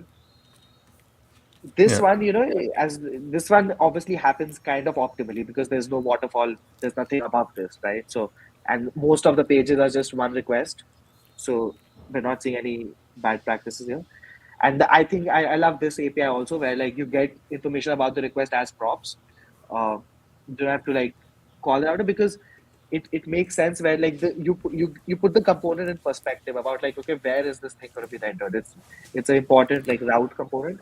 And so one thing you'll see interesting is this page props thing, which okay. yeah. I mean, it's just so funny because we've danced around these APIs like so many Yeah, times. Like, I remember like the Solid app router before we merged with Ryan's router yeah, was worked like this, where the props came in through the page component. But then we went to using context. But it's funny, RSCs basically like don't use context, so we got to exactly. go back to the other API. And I remember the context being like really nice, because It is nice, yeah. I it, agree. but it was really nice for mostly for the reason for Solid was because when we were using prop passing, we weren't rendering components, which might have been the solve. People had to wrap their own getters to maintain reactivity, whereas using Right. context, they could just like return the thing and it would be fine instead of like trying to force everything to being like two props, so to speak. We were like writing two props helpers. Context solved that, but in this Right. case, it doesn't matter because we're not talking about reactivity. We're on the server only, so Exactly. Exactly. So it's going to be one top-down render, and so you kind of optimize everything for that, like so the thing stays wired up together. I'll show you a few interesting tidbits on this page. One is obviously all of this is typed well, correctly because it's in the okay. document. My first question here, and I got to ask this, is I see you go to the stories page and you top level await, but I want to draw the nav bar like I want to stream this in and draw the nav bar. Where's the suspense boundary? I haven't put that in yet, but typically that would happen here, Okay. right? So Yeah. you can just suspend around the children and Yeah. decide what to render there. Yeah. I haven't played that out Yeah. too Okay. much. I haven't played with actually the loading side of this, like loading placeholders and that stuff too much. And I think that's where a lot of like nice stuff that Next.js is doing is also there. Is like All the figuring out what are files. nice heuristics about like. I mean, the files. I think it's a symptom of how like suspense needs to be able to wrap things, right? So it Yes. needs to wrap the component. If you need to export default stuff, you can't export default something and wrap it at the same time. And so instead Yeah. of having to create two components, they're just like, okay, let's just make a convention where like people put in separate files, we wrap it up for them.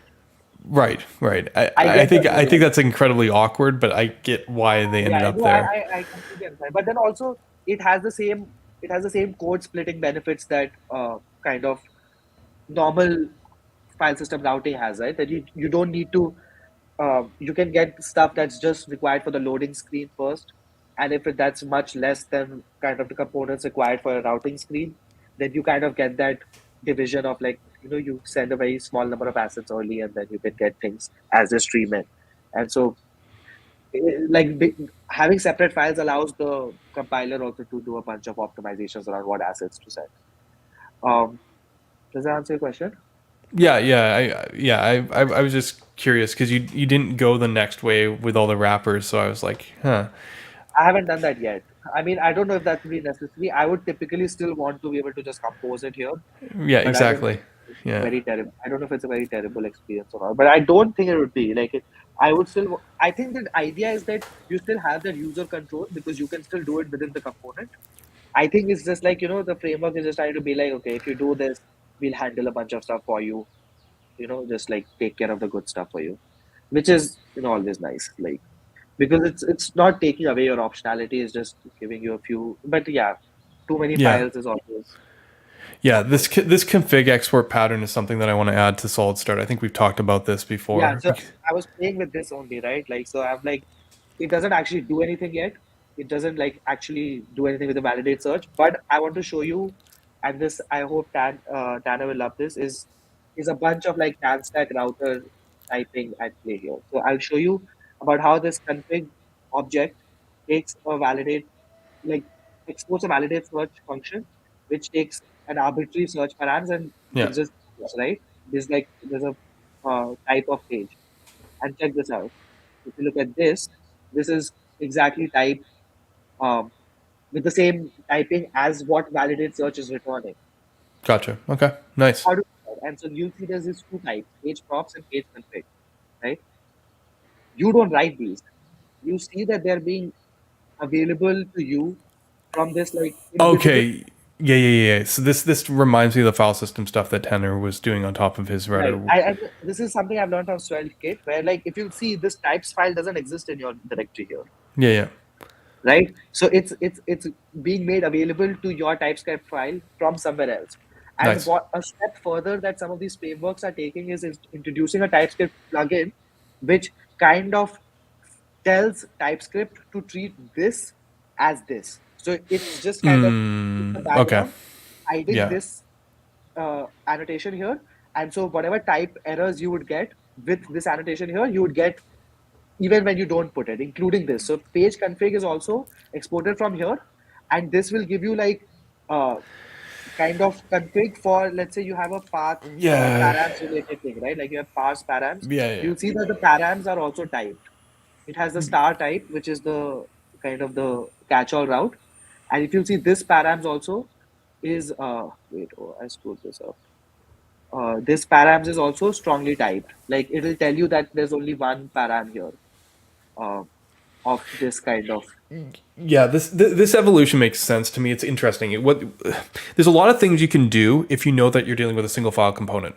Essentially, like if conceptually you're like there is one component, this is the component, this is the export. You can wire a whole bunch of stuff automatically. That's Svelte's right, whole magic. exactly. And because routing is based off basically an export default, like it is a single file component when you're doing routing, you can make all the same assumptions there and basically apply Exactly. the same kind of convenience aspects. Yeah, And yeah, yeah, so if you'll see, and actually just to show people the underbelly, how this is implemented is there's a TypeScript feature which allows you to like create a similar looking hierarchy in a separate directory. yeah, And it's both these files kind of see each other as if they were in the same directory. So you'll see we create a hierarchy of type files here that all kind of import each other and declare like typed routes. And so without even one line of TanStack router actually executing, we're getting all this TypeScript. So you'll see one more thing you'll get is like, let's say I try to add a tag here and I try to do two. Wait, why is it not working? The TypeScript breaks actually quite often.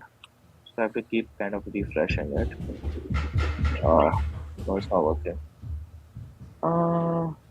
href, is it href or 2? No, so normally href is not typed.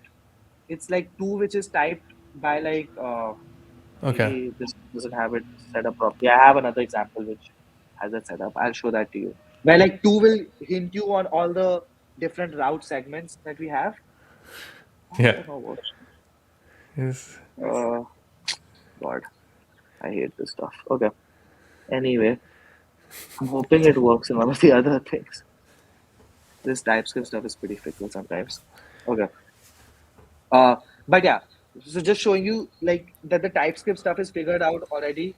I think on a pretty decent level here. And once we like support this whole runtime API, like of parsing and validating, we'll be able to get that same TanStack router experience. Actually, I want TanStack router to do all this for us.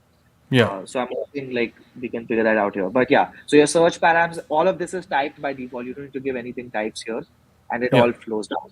And you'll see similarly for like your ID page is another async await function, your stories page another async function, and obviously you want to see your toggle is a use client that takes children, yeah, renders children, yeah. wraps it in This some component format. looks identical. It's so Is identical that you didn't even bother like destructuring it like a normal React component. It still says exactly props.children. Like you didn't even touch it. Yeah, exactly.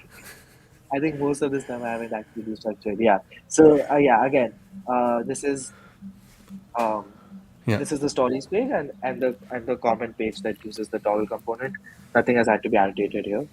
And let's see, we can try to probably run this. Hacker news. Let's see, it's a typical Vite project. Can you guys all see my screen? bam.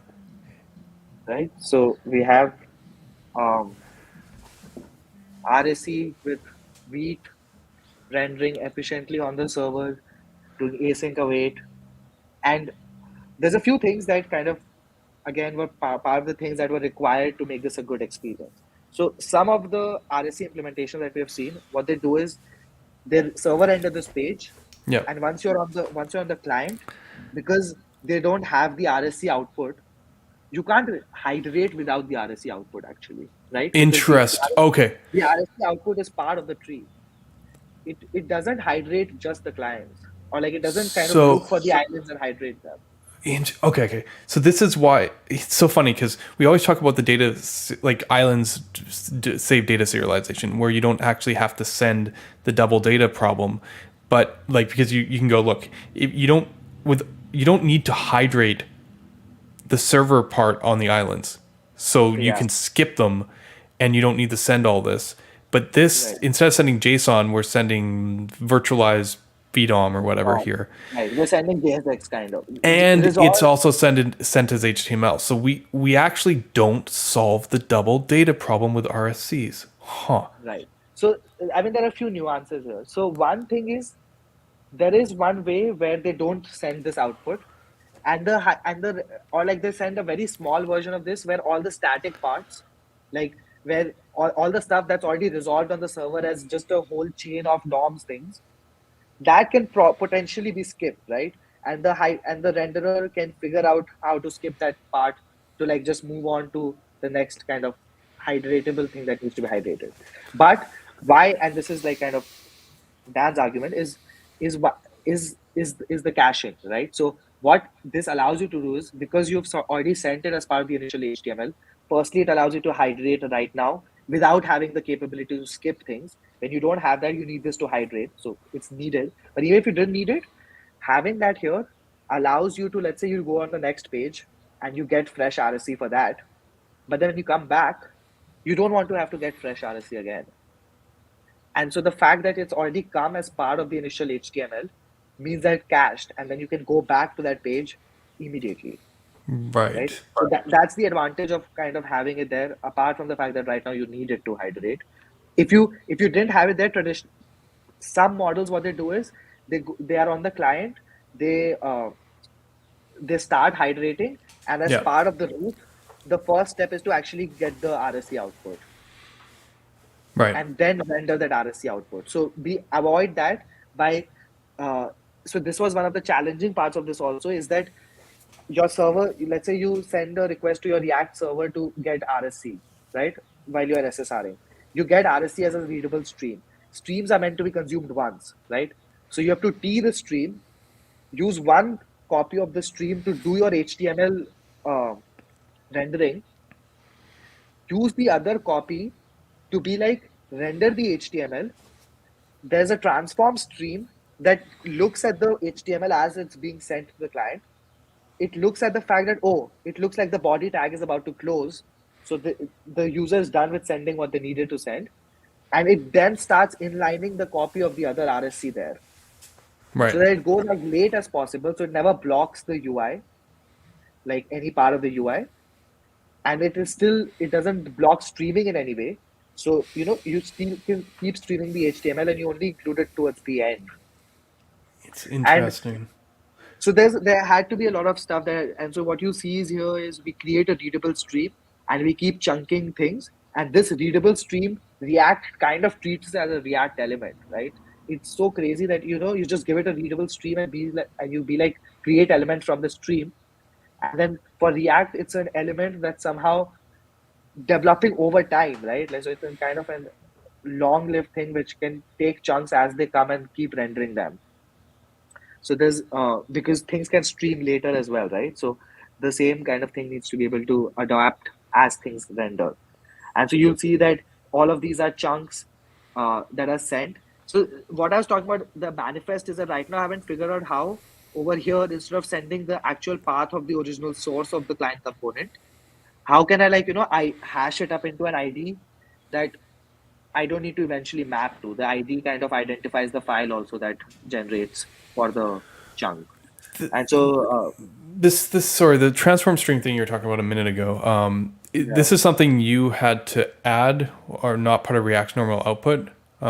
this is not part of React's normal output. So, what React gives you is a way to be like, this script here is output by React, because React's render to like server function, render to string function or whatever, has a way of being like, these are the bootstrap scripts. These are, so let me show that to you guys also, actually, just to show you guys like what kind of things they export for us.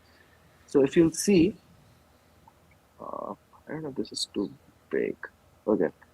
So if So you'll there, see, yeah, yeah. I was If just you'll see, yeah. No, you go first. no, ask a question. No, it's not a Then, question. It's a statement. okay. You just go first. Okay, so yeah, so if you see, these two things are passed to the render function, which is what all script tags to add and what script content to add. If you see in dev, we just add our client entry and nothing else. This is the dev environment, and in the production environment, we add like the kind of the thing from the manifest that maps to the entry client, and we map like a small manifest of what all client components we have. I think this is the part that traditionally we would want to skip, because this scales up as your number of client components scale up, which is not good. So this I would want to avoid and not need. But right now it basically takes the client manifest and tells the client, for this source, this is the chunk name, kind Right. of. Uh, and so this is just kind of some implementation layer. And this you'll not see here. This maybe we can build and show. I can show the build output. Yeah. Sorry, the thing I was thinking about here while you were talking about the format and like sending it initially for caching, it's just like you start immediately going to a place that, like, if you were shipping HTML, could that be avoided. Do you know what I mean? Like the whole thing, like the Yeah, I mean, so obviously the thing that happens with HTML is you again kind of put the same responsibilities you are putting on this serialization format, which is it should be able to maintain state or like give some representation of props beyond what the HTML contains. It should have a way of annotating client components or like islands in the yeah. middle. Should be able to like slot things into each other. And so I think the idea with their format is that what they've tried to do is to optimize it for streaming in a way like if you see how it keeps flowing downstream, where like each line is independent and they have references with each other, which like they can hold up until the reference resolves, and it can kind of still keep streaming without having to maintain a nested structure, which is what like HTML necessarily needs to have is the nested structure to like close things over.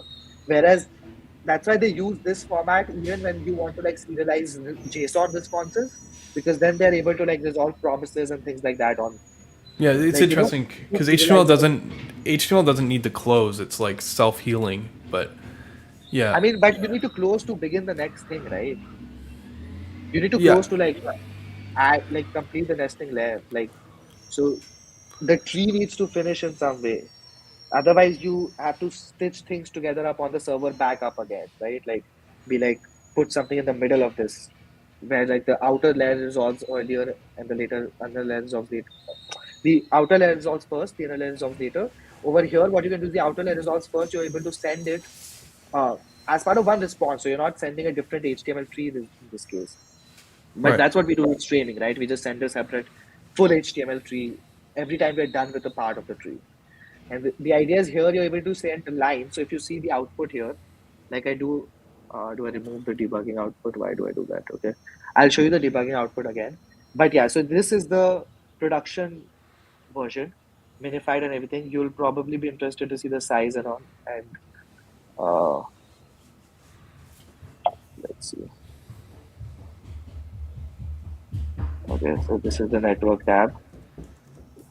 Okay, so JavaScript is. Oh, wait, that's not great. I think something is being loaded up that I don't want to. It shouldn't be 197 kilobytes. Why is it 197 kilobytes? Okay. I think it's a bad look. I don't think it's meant to be this bad. But the idea is that I think around the React runtime and everything together take around 60, 70 kilobytes. Like Yeah. even if I don't add anything. And Yeah. then apart from that, if you see the uh, the mutation part is big. So I haven't analyzed this completely, but yeah, you have if you just see the only client stuff is like the router Yeah. and like something needed for mutations. I think this can be probably tree shaken out since we don't use it. Um, and then if you see what happens, let's go here. You'll see we do prefetching whenever we hover on this. So Yeah. this is like a request for an RSC, right? So if you'll see, whether you guys have probably seen this, this is how we annotate it so that this structure is there. I'll show you an interesting part where like when we're able to do static output, how this helps. And then we just ask for a specific kind of content type. This is what the server knows that it has to give us RSC stuff. Yeah. And then if you see the response, this is, you might have seen it a bunch of times. It has some references to client components and then content below that, the whole HTML. And so because we've already gone to these things, these should be instant. Like when you click on them, Yeah. the navigation should be instant because you've already prefetched these. Well, this will take time. Yeah, I actually love this prefetch mechanism because, I mean, we hit this before, right? Because, oh, I guess actually, you know what? I have a question here because Yeah. how do you prefetch the code? Like, you're on the main page, there's Right. no toggle island. What's the Right. flow of like you hover the link to go to the particular story? Right. That can pre-render the data, like it's kind of it's Right. kind of like the opposite of what we're doing. Like what we do right now, you know, in our we preload the code, and then the data fetching basically happens Yeah. we have to treat them separately. Like preloading the code is easy. Preloading the data fetching is like something we have on an experimental branch, but we haven't merged in. But essentially, you do Right. these two things. But we can do that because we know that we have the manifest for the next route. Like that is Right. actually how it works. So we go, oh, we know what component we need and we know what data to fetch. This goes, okay, look, I know the URL. So in a sense, you can go fetch the data. right? Right. But how does it know to load the client island? Is this always It like doesn't know. No, is so if this you always see, like a waterfall from the fact that you go to the server, get the data, get it back, and then realize now I need to fetch the code for this client island? Like, is it always like a uh, so I mean, I think I'm not sure how Next solves this. So like on navigation, there are only two ways you can be pre-fetching the code, right? Either you built up this manifest early on, yeah? where like what any route requires, and you send that to the client, or you just let this output decide what data, what needs to be fetched. And Right, so I would say there is a problem of there being a waterfall over here, where like if this tells you about a new component, that new component will be fetched when this thing is rendering, like right, when but this output is being rendered. right, but what I'm getting at is that is It's not implicit. Like optimal. it is definitely a waterfall. This was actually bugging me too when I was looking at our solutions. I was like, am I trapped to basically? Because I was like, look, if we're gonna need to know about these assets so that we can parallelize data fetching to get the benefits that we have today, Yeah. then I need to be like, if I need to be aware of the route information on the client anyways, like at that point you could do some pretty smart stuff because you could Right, right. you could literally go, if I'm going to this route, you can go, this section is server route, this section is client route, or I go to this page, it's all client route. You could just skip going to the server altogether because you already know at that point what assets to fetch, and you already know at that point that you're not like fetching the data that way or whatever. So like it's an interesting one. If you make the concession, So the concession you're making is that the client doesn't know anything about your routing structure. right, but if you let That the is the client concession. know, you you add a bit more code, but you unlock a bunch. I think it will be No, but interesting to see. the problem is that that scales up with the number of routes, right? Like Right, right. But the question validation. is like how much? Because let's pretend your runtime is already 10 times smaller than React. Like, are we like you're not going to catch up to the size of React there? Not even close. I Like, mean, I don't know. These are some pretty long strings, right? These manifest file names and things like that. yeah, yeah. Like, It's interesting. yeah, right. It, No, no, I agree. Like I like the thing I've been thinking about right now is like what is the pre-fetching or like the preloading behavior required for all of this, especially for the client components. Like I can my understand gut that when you should be pre-fetching RSC, my but what gut for the is that they're going to prefetch the RSC and then with the result of the RSC preset the assets before ever showing it. So they're basically going to use caching and preloading again to solve No, a so I architectural think in problem. some ways we already do that. I'll tell you how. Because when we fetch this, Yeah. let's see this code. When we fetch this, if you see, we do this create from fetch thing, right? Yeah. Like you see the fetch immediately is wrapped in create from fetch. So create from fetch, you can think of this as create element from fetch. Yeah. So React already starts like trying to understand that code, like trying to like build a React element out of it. And I think it starts. Let's test this behavior. I haven't. Yeah, Uh, I wouldn't be surprised. That's what I'm it, wondering if it gets the toggle it early. Okay, no, it's not. Oh, yes, he did without yeah. me going to the next page. Yeah, exactly. So it processes it eagerly. Yeah, no, that's a smart way of Yeah, doing it. It just, but you because get I what need to I'm render it. you get what I'm getting at though. Like Exactly. essentially, No, no, it's I had just looked preload. up. Yeah, yeah, yeah. It's preload tricks. Like if you Yeah, just and went then there if you and if you went there and clicked immediately, you would basically hit the waterfall because it like this is all just like yeah, yeah. using like it's like if it's warm it's performant, but otherwise you architecturally this is slow. Yeah, Yeah. I these kind of things bug me for some reason. I don't know why. I mean, It's architecturally, is it?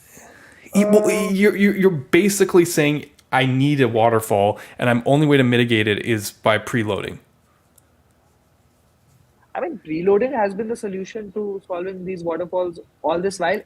But you're saying the code data waterfall doesn't exist because the client knows about everything. Right, exactly. I guess like this has been the difference in my philosophy on this stuff is that literally I've never needed preloading or caches to have optimal performance. So like this is just so Man, it's fine. This is what they're into, you know. I mean, I think this probably works well if you have a small number of client components and that, like your data is taking a majority of the time, so you're anyway blocked by that. And so I And think to the be streaming fair, part, that is usually what I've found. The data is usually exactly. slower than the code loading. It's just it would be yeah, it's interesting. My gut And I is think ideally, some of this stuff starts loading before some of this later stuff even comes, right? Like that's the yeah, idea with streaming. It's like if your later stuff is taking time, your data is taking time, you're already starting to get like the client components that you've been right. told will need. Yeah, yeah. I mean, the streaming at this point has the same benefit as the initial load streaming, right? It's like why we start Right. streaming, so we can like load in the assets in the head before we like Exactly. all the data comes Exactly. in. So like, So I there are clear benefits of navigation also. I see that. It's just like, oh man, this is just yeah, Like this is a war. that's why you'll see the client components are normally usually at the top, like the references. Yeah, Like if they're not below like some kind of suspense boundary, they'll normally be the first things that you're told about. Like yeah. then you need to build these things. Yeah, this is something I'm going to think on a lot because I do wonder if we're in this zone. Like, do we have to solve everything architectural with caches and preloading when like it's interesting because it's Wait, like don't you feel like that's a it's like an punishment that unlock because it lets you simplify things and sometimes it's a big DX win. But on the other hand, like you always risk the cold start scenario essentially. Like it's like inherent to the architecture and design of these solutions. Man, this is gonna, the funny thing about this is maybe I shouldn't worry about it. Well, what's going to happen is whoever solves this is just going to like make Next look really, really bad in benchmarks. But I mean, maybe Next doesn't worry about it because it's probably pretty easy to make Next look really bad in benchmarks. Like you don't, it doesn't need any like assistance there. okay. But like, yeah, I just, okay, we can, What are we saying here? I don't understand why this so much. I think I've gotten something bad here. Okay. Um, no, so what was I talking about? okay. Yeah, no, this RC stuff, yeah, the benefits of streaming are like the same in Yeah. the navigation as well as like the initial part. And normally you'd not get that benefit if you were doing this like the data was just like a JSON thing which didn't have this kind of like streaming capability and things like that. That'd be a problem. But because this is just string chunks that are eventually composed on the client, there's a bunch of kind of good stuff that comes along. Um, and yeah, so if you'll see the same stuff, the navigation, the interactivity works. Um, the size, I think I'll have to take an investigate why this thing is so big because I remember it being like 67 kilobytes or something. I Yeah. was like, okay, that's also pretty big when I've seen like the sizes that Solid is able to produce. Uh, I was like, I don't know what is here that doesn't need to be here, but most of the bulk was like the scheduler and the Yeah, no, I icons. mean, like we're gonna put on a little size when we go this direction. I think there's a lot of learning here. I'm pretty stoked on what I'm seeing so far. Even if I'm like, there's this friction point for me. The main mechanisms all make a lot of sense, and it's really cool seeing them all working together like this. I mean, To yeah, I get your point about caches and preloading, but like the way I accept it is in the sense like I've done some functional programming before, and like that's the solution in functional programming as well, right? Like you cache things and you still run them again and again, and you preload yeah, things if you're able to run them if you're do, going to do, run them quickly. do you know what it is? I have this preset bias because early days, like every performance win early days was architectural for me, and it was all about removing waterfalls mechanically as an approach. So it's like and to I be think fair, that also it got me in trouble early on because I thought server side rendering was a waste of time because my CSR stuff was just toasting it, and the only right. way that was possible was because of really smart approaching to parallelization, preloading, like that kind of stuff. So it just this stuff, it's like it's just like another thing. I'm very interested, and I guess we'll see how this goes. Is Right. removing those things because like at a certain point we can go look the picture is really simple, we just start on the server, everything expands out and it just works and all this, but we've added so many moving parts and pieces to make this possible. And when those parts are playing this game of like 80% coverage, like when they're like, okay, I cover 80%, I cover a different 80%, I cover 8%. It's like that game that people play. My daughter was playing it the other day, where they put the sticks through like a sphere, and then you put marbles, and then everyone takes a turn pulling the sticks until the marbles fall through. Like that's the game I feel like we're playing when we're not talking like architectural coverage and talking about relying on extra mechanisms to patch these things. It's like, yeah, it works fine-ish, but like, oh, someone removed that stick. Like, Right. I mean, like, yeah.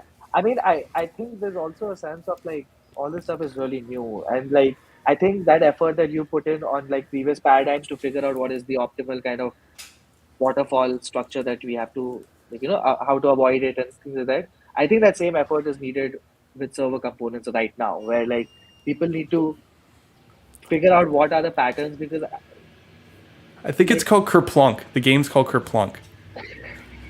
never played it. I'll look it up though. Uh, did somebody in chat tell us? No, I searched I it. guess so. I was searching for the game myself. Yeah, it's called Kerplunk. I didn't. Some people are like Jenga, and I'm like, no, not Jenga. I'm talking about Yeah. Jenga has that same kind of aspect. Kerplunk is just more visual for me. Let's see if I can. It's fine. I find it on Amazon. Here we go. Kerplunk on Amazon. Also, while I got a chance here, I got to shout out. There was a bunch of gift subs a minute ago. What do we? Let me see if I can scroll up to where those were. I swear I saw them. Yeah. Thank you, Nicola. We got 5 tier 1 gift subs. Thank you very much. They've gifted 14 to the channel so far. For us, that's a lot. So very appreciative of those. Yeah, thank you. Yeah. Sorry, I'm probably sticking on this point too much. It's just like it's No, just no, not. I think it's fair to think about like the caching part. I also didn't realize how integral it is to this whole thing.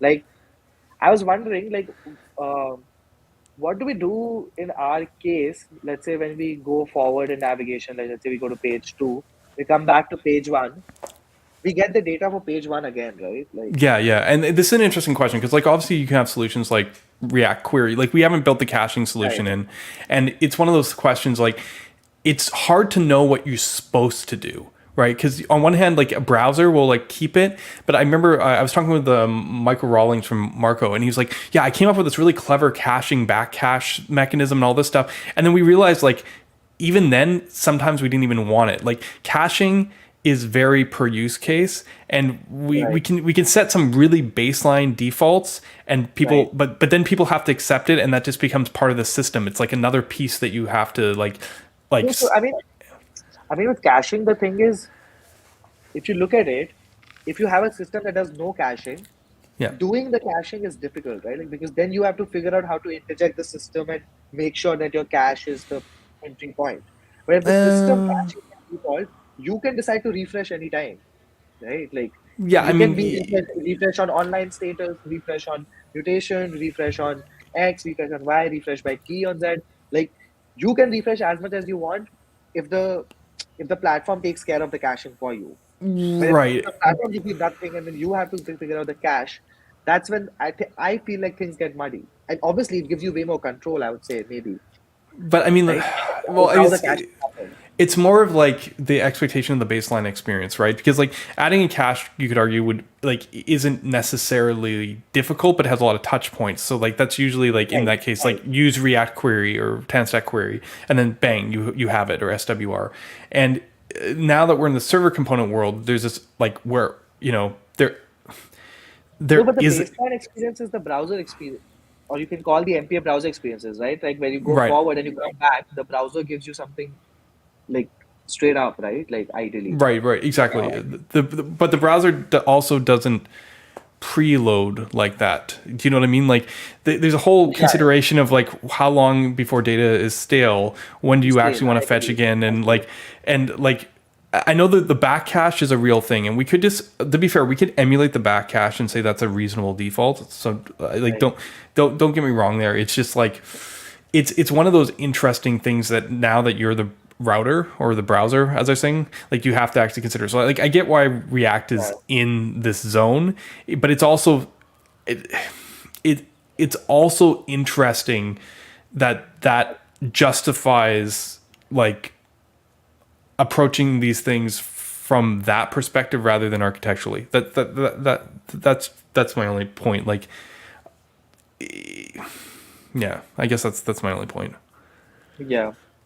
No, I think that makes sense. I mean, like they're both problems and solutions to be discovered here. Um, Yeah. so, yeah, I mean, so we know the Hacker News example, nothing new here. It's all read-only stuff. Um, I think Ryan must have made this demo also earlier. Yeah, yeah. Um, I I did mean, want do you have a to. mutation one I do or have a mutation one. Yeah, yeah, definitely. No, the form stuff is really, really exciting. I think that's the stuff that's probably new for like kind of some of the server components beats also. What I did want to show you is kind of what the entry points on the client and server are. Just like, because okay? I was talking about the routes, right? And like what happens on both the client and the server. So while obviously the narrative from the React side is that client components never fetch server components, right? Yep. So like they don't ever call for. But like the hidden secret is that there are few special client components, or only the router The router is has the to be able to client do it. Yeah. component that actually. So in some sense, anyone can do it, but the router should be the only one doing it.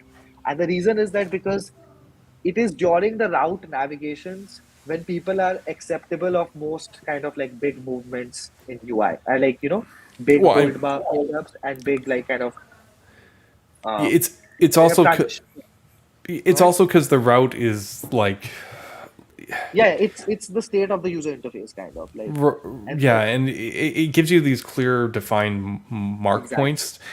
If people could just layer this stuff anywhere, then any trigger of state could cause these ripple effects. Whereas the router is like, look, this is not just any state effect. We are literally purposefully replacing or updating this section on this I, change. I mean, but if you think about it, like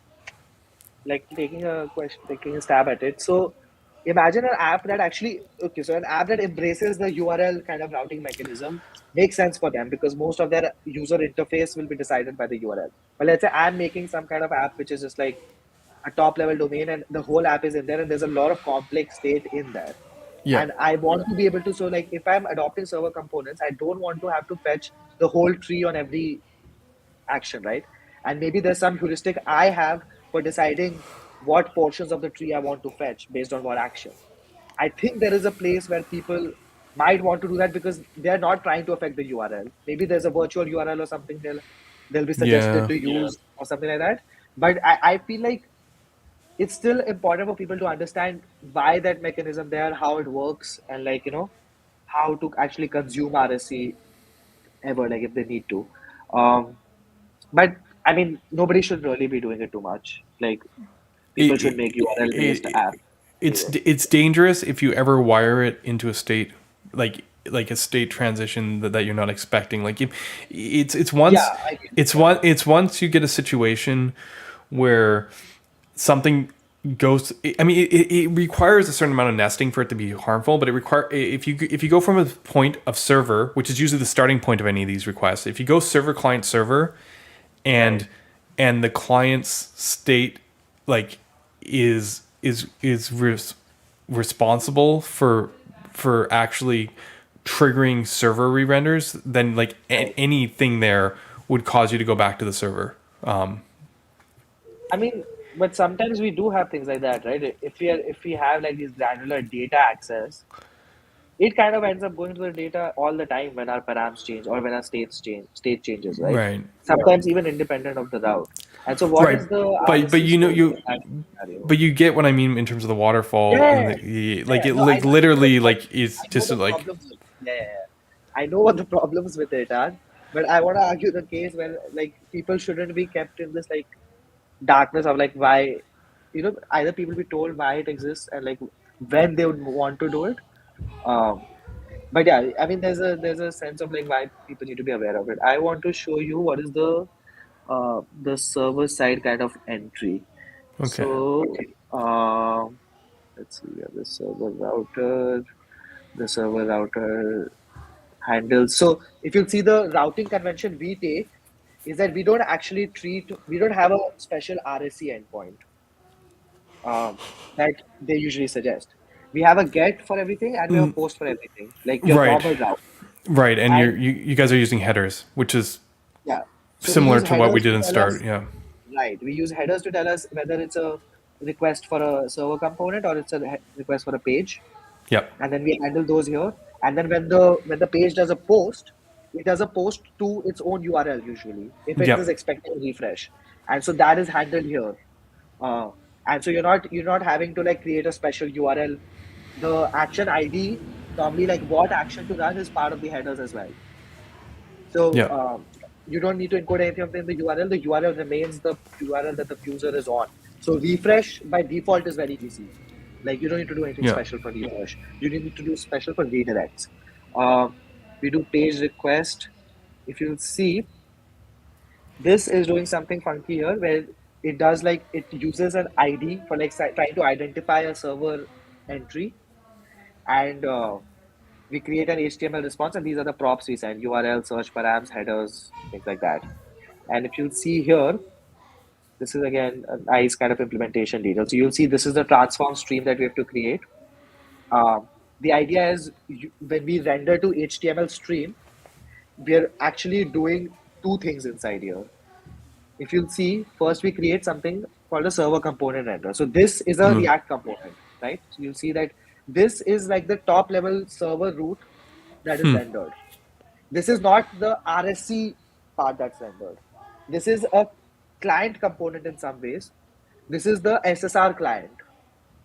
And the SSR client is going to ask for the RSC output and render that as its own children. So if you'll see what this renderer is doing, it's creating this wrapper. And if you'll see, the wrapper is get me the response from the RSC renderer. So it could be a worker, it could be a fetch call, it could be a separate server, or it could be just a function that renders RSC on the same server. So we get the response, we memorize it based on the writable. So the writable is a, the writable part of the transform stream where we make sure we write the RST stream as we are like, you know, rendering it to HTML. So that we have two copies of it. And then if you see what is the magical, like you just, because this is the client component, you can't await the response here. So you use the response. So the response is a promise. If you'll see, the response is a result of create element from fetch. So it's literally the result of a fetch call. So it's a promise that will eventually render, and the use will like make sure it's blocking everything until this is resolved, and then render that. Response Okay. over here is an RSC element, right? So that's why you're being able to use it and send it as like, it's the same as being able to like put it inside a fragment or something, right? Because this is a RS React element, like something you get from JSX. You can just response, if you'll see, it's just a React Okay. indelible of JSX element, and so you just use it. So this is the server root. The server root, because it typically only has one request to serve at any point, it doesn't need any state, right? All it does is it's like, okay, I'll get one response and I'll render it, You call nothing this else. this you call this the server root, but is this actually just? Sorry, I thought you said this was the. Is it this? You said this was like It's a a client colon. it's in some ways it's a client component, like it's not marked with use client, but it's only used on the SSR server. It's not used on the React server component server side. So Interesting. it's a client for the React server, like for the React RSC output. So this never gets to the browser. This never goes to the browser. This one. Okay. This is so the difference here from something I was doing previously was, if you'll see in here, we do this create element from fetch, right? Which Yeah. renders the server component and gives me like a readable stream for RSC. So this can be happening anywhere. It takes a root, it takes a a server component root ID. Now what I was doing earlier was over here, if you see this component, where is that component? If you see render to element stream, if you see here, what I'm doing now is I'm creating a component, and the component is responsible for the whole HTML generation, including making a request for RSC. That part is inside the React tree. So it will suspend, it will like, if I add a suspense boundary around this, I'll like stream something before even like the RSC output comes. Okay. Earlier, what I was doing was I was getting the RSC output here, like const element is create from fetch, getting the, doing an await for the RSC output, and then passing that as the element to render the HTML stream. But Sebastian all told me that you should be doing the RSC fetch inside the HTML tree, inside the kind of the SSR component tree, because it's like the root should always be a client component that decides the whole flow. And what that allows is that it will all have one kind of async await context. It will have like the same kind of error propagation. Like if something errors in the RSC stuff, it needs to be visible to the SSR stuff. So if you await things outside, you'd have to try catch them and then somehow pass them inside. Yeah. I So mean, everything. this is something I've been wondering actually, because I forgot to ask him. I asked Dan if suspense was a client component or a server component, and he's like, No, it doesn't work. he's like, it's a special component that works in both things, and it's basically like Yeah, a it's a pseudo. marker. Like if you see the output everywhere, Yeah. suspense is just a dollar sign React.suspense. Like it's a marker Yeah. And at a lot of the places. and what I was getting at is, I'm curious, like, because like the same kind of considerations happen. I'm wondering around like error boundaries on the client and the server, and like how those kind of. It's just funny because we've been talking about how like the server is the root now in this model, but what you're saying is when you get on the server, the recommended way of actually rendering it is actually wrapping it in a I mean, so client component that the thing doesn't is that make it to the client. right. So it's not a use client kind of client component, but it's a React plain component. Like it's not a component that's rendering on the React server component side. It's a kind of a shared component. So I don't want to call it a client component. It's not sent to the browser. But in the React model, you have two things, even while server side rendering. You have a client, which is your SSR server, and you have a server, which is your RSC server. Yeah. And these two things have to be understood as separate things. And that's like, remember when we used to, I don't want to distract us, but we used to talk about SolidStart, how like the initial render is different from the navigation. Yeah. How they do this is that the server is the same in both cases. It's this client that changes between initial navigation and the Yeah. the initial render and the navigation. During the initial render, your SSR server is so it if you'll see this, it actually uses the client kind of endpoint from React Server DOM Webpack. This is on the server, right? This is Yeah. on your SSR server, but it's using the client side of React Server DOM, but it's using the server side of React DOM, obviously, because this is doing the HTML SSR, and this is doing the client side of the RSC. Whereas like this, if you see the server streams, this is doing the server side, and this is used by the server side things. Like you see, this is render to server element, or you can just render to result. Um, this was the server endpoint, which is just like, get me the whole RSC for the whole route tree, and I'll render that. The client entry, if you want to see that, is let me show you. That's under web entry. If you see, what does it do? It creates a root here. Yep. So what does it do? Sorry, this is the part. So like if something errors on the server, we send like a special ID with the thing, so that so how Next does error boundaries right now is, if on the server something errors very quickly, like without any meaningful thing to render for it, it'll render kind of an empty HTML page, and just like let the error boundary RSC stuff be inlined and render it completely client side, because the error boundary is mostly a client side component, like because it needs Right. to be able to reset itself and things, right? So the error boundary, I think, I had to make my, like, if you see my error boundary component, it is a use client, like it is a client component. Like Interesting. I just Yeah. export React error boundary, but because like it needs all this like reset stuff. Like the only place it will exist is on the client.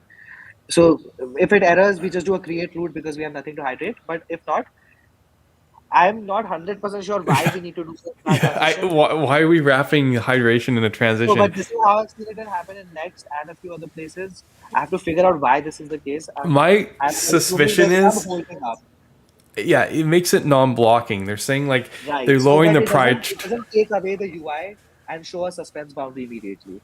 So that it's like, you know, I'll just keep going until everything is resolved. Then only I'll replace the UI for like anything, any async stuff also.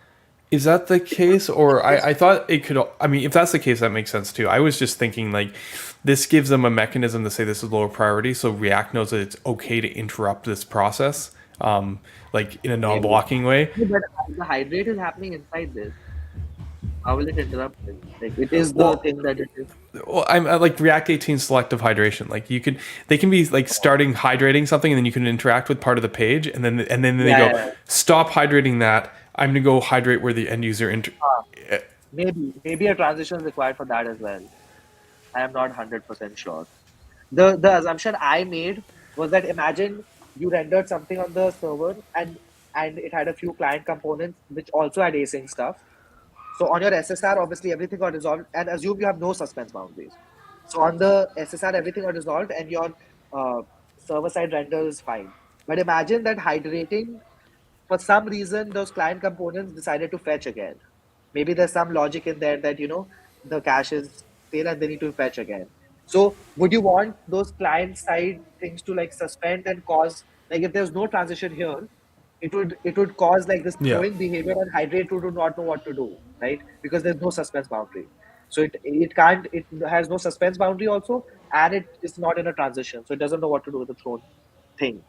I think what it does is in a start transition, it'll allow it to throw, resolve it, and once it's resolved, then do the committing part. Like, Very interesting. Yeah, uh, I never thought about doing it that way. I mean, it makes sense because we actually have like a dual mode notion in right, Solid between hydrating and not hydrating, and I wonder if transitions would just be the same thing. That's interesting. Anyways, yeah. And so this is the top level mount, like again from SolidStart, and the main thing it does is set up the Webpack environment, like just to show you a glimpse of the ugliness. It basically is these two functions that we need to kind of polyfill, and they each say like, okay, we need to load a chunk, and so like React doesn't load the same chunk again and again; it only loads it once, and then every time they ask for it, you get it from the cache. So another one of those caches you don't like here. But yeah, if you have a manifest, you just use the manifest. And then this init mutation, maybe you find this interesting, is a few globals that kind of inform React that a certain activity it might be doing might be part of a mutation. So you can think of it as transitions, right? Like how start transition basically marks a certain life cycle as, okay, starting here transition, ending yeah, here transition out. This is kind of for that, where like somebody does mutate. I don't know why I don't change it here, but oh yeah. So basically, there's a. I'm probably fixing this. Yeah, okay. So somebody calls mutate. We add the yeah, we tell us that we're mutating, and then we step out of it, and this is the function they run. And so whatever happens during this function would know that it's mutating. That's yeah, the idea. Um, I'll get back to it later. And so we just initialize that stuff here before we hydrate, and let's see what we are rendering here. So you see the element here is coming to us from nowhere, right? So if you'll see an entry clients gets mount and yeah. gets the client Router side router, makes right? sense. And so this is confusing actually. Uh, I'll tell you why it's confusing, but there are two ways that a router can actually interact with this world, right? So there is one kind of router which is needed at the root. So if you'll see this is not part of the SSR tree also, and it's not part of the React server tree also. This is Right. a thing that only runs on the client ever, right? This router. What is Yeah. this router? Now, if you'll see here, what I've got here is this base router that I wrap my thing in. Let's assume that this didn't exist for now, Okay. and this base router was not there, and it was just the server component. What is uh, what is this server component? So again, this is an analogous of how we had a server component on the SSR server to fetch the RSC and render it. This is the equivalent on the client. So the client needs to be able to render a server component, right? So what Yeah. does it do? Let's assume that it doesn't need to worry about a router right now. Um, what it does is, again, it uses use, and then it uses, Yeah. like, for the specific URL, it asks for the server element.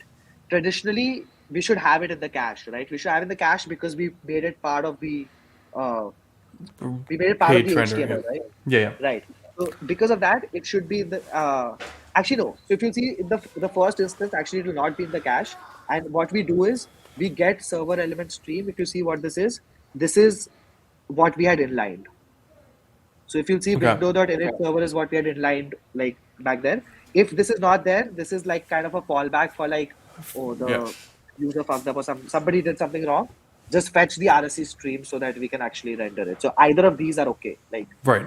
for React, it doesn't matter if it's inlined or it's just a readable stream, right?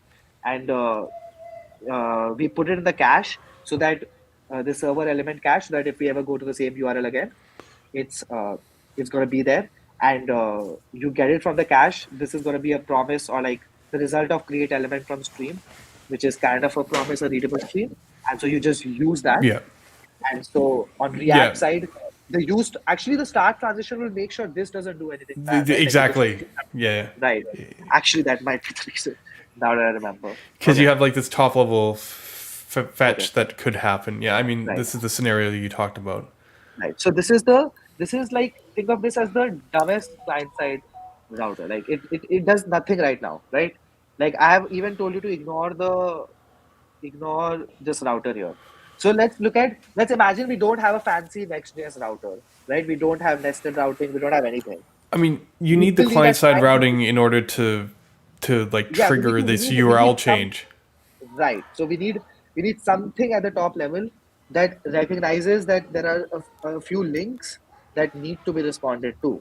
And so what I decided in this case is that I've decided there's a top level router API. So there's one router context that the core library will have, and then it can be implemented anyhow.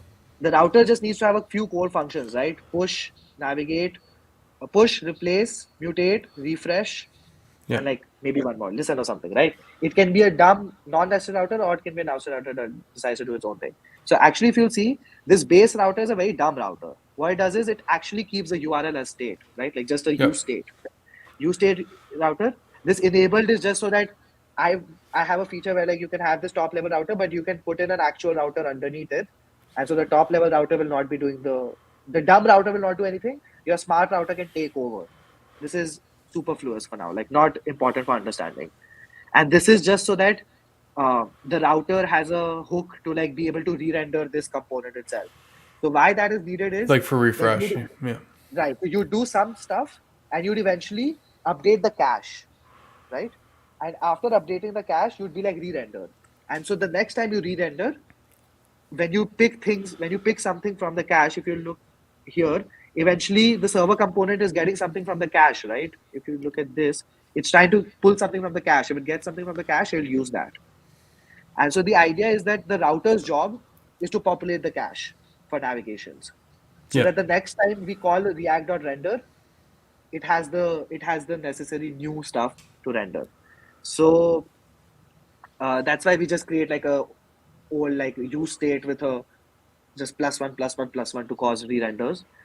And this is the router. So it uses like history from like, thank you to the Yeah. React router guys, their history thing.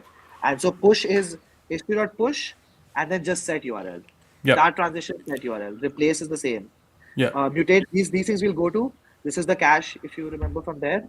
Yeah. Disable enables useless, and preload is just populating the cache, Okay.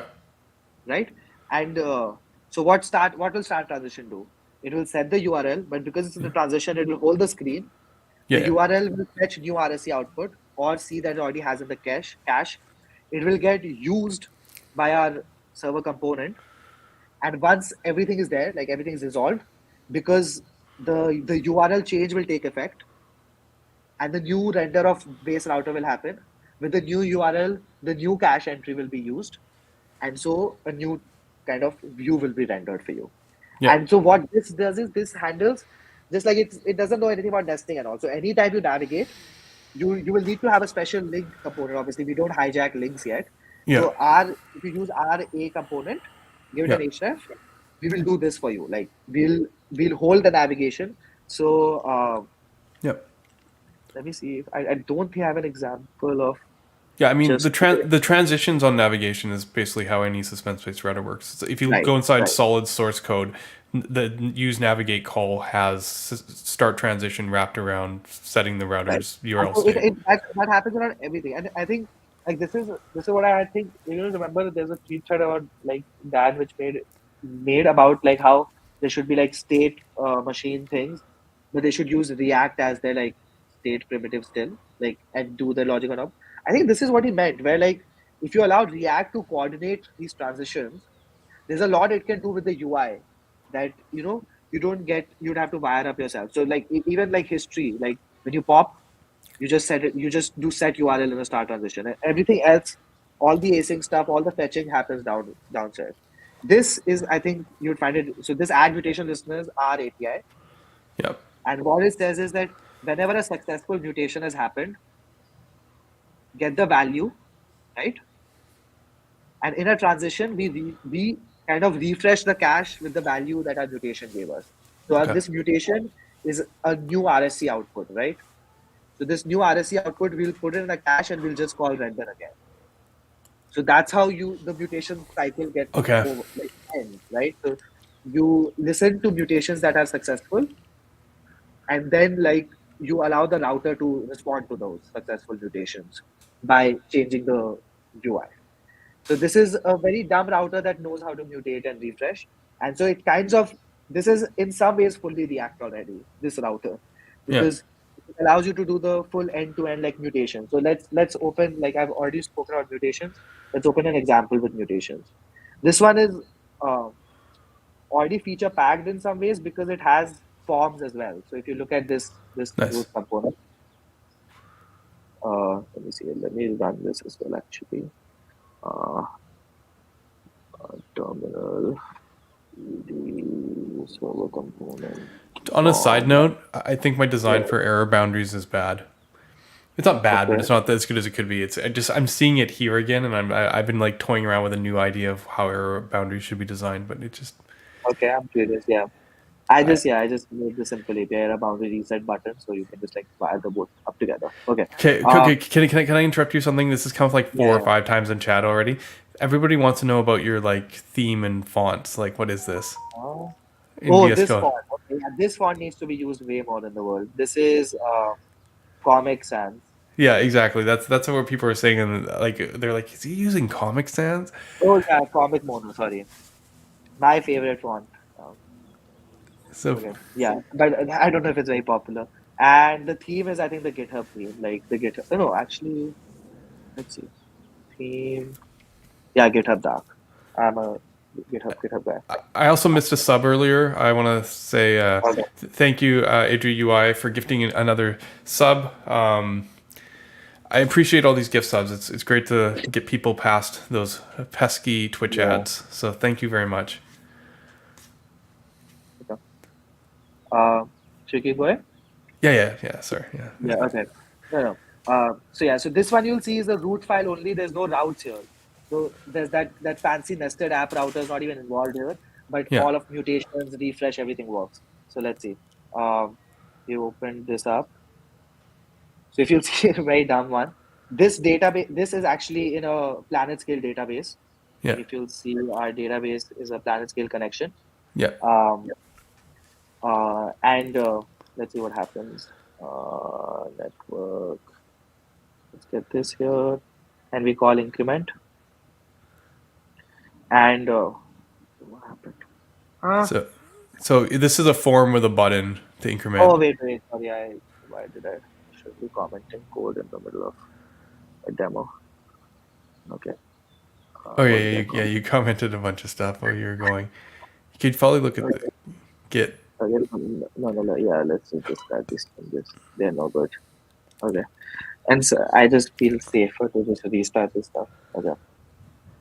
So yeah, okay. This is just like this is a debugging thing I've enabled where like one of the transforms like one of the transform streams on the client, what it does is that it reads the RSC stream, and while it sends it to React, it also logs it to the console.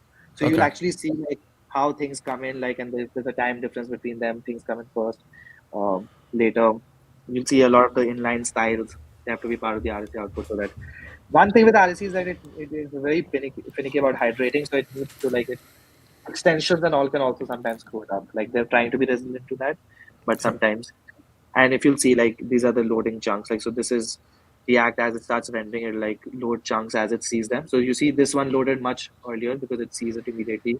I think Yeah. this one it sees later that after a form is shown, and then it requires them. Okay, and we click increment.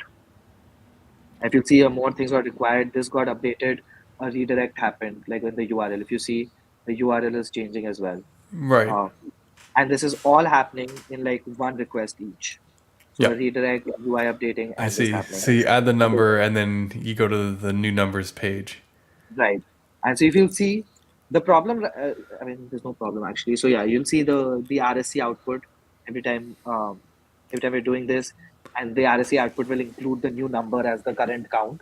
And so if you see this example has no client components that the user has added. Yeah. It's a little trick because there is a client side to the form somewhere Right. hidden, but to the user, there's no client components. It's all server side, and you're getting this kind of like SPA kind of experience with routing and everything. Yeah. And so let's see what the code for this looks like.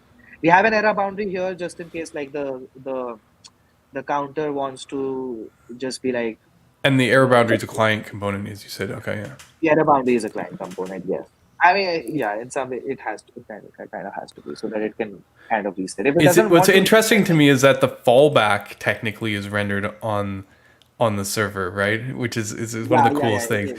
If It like is. it errors, it doesn't actually. I mean, it's funny. It's only going to error in this case, probably because it. Well, no, actually, that's not true. If you're in the No, the client and you do fallback is something always that, if you do something that errors in the client, like do something stupid, it's going to actually show the pre-rendered fallback from the server without going back yeah. to the server again. The fallback will be sent as part of the initial part, right? Yeah, You exactly. need to do that on the client side navigation, right? So let's look at the counter.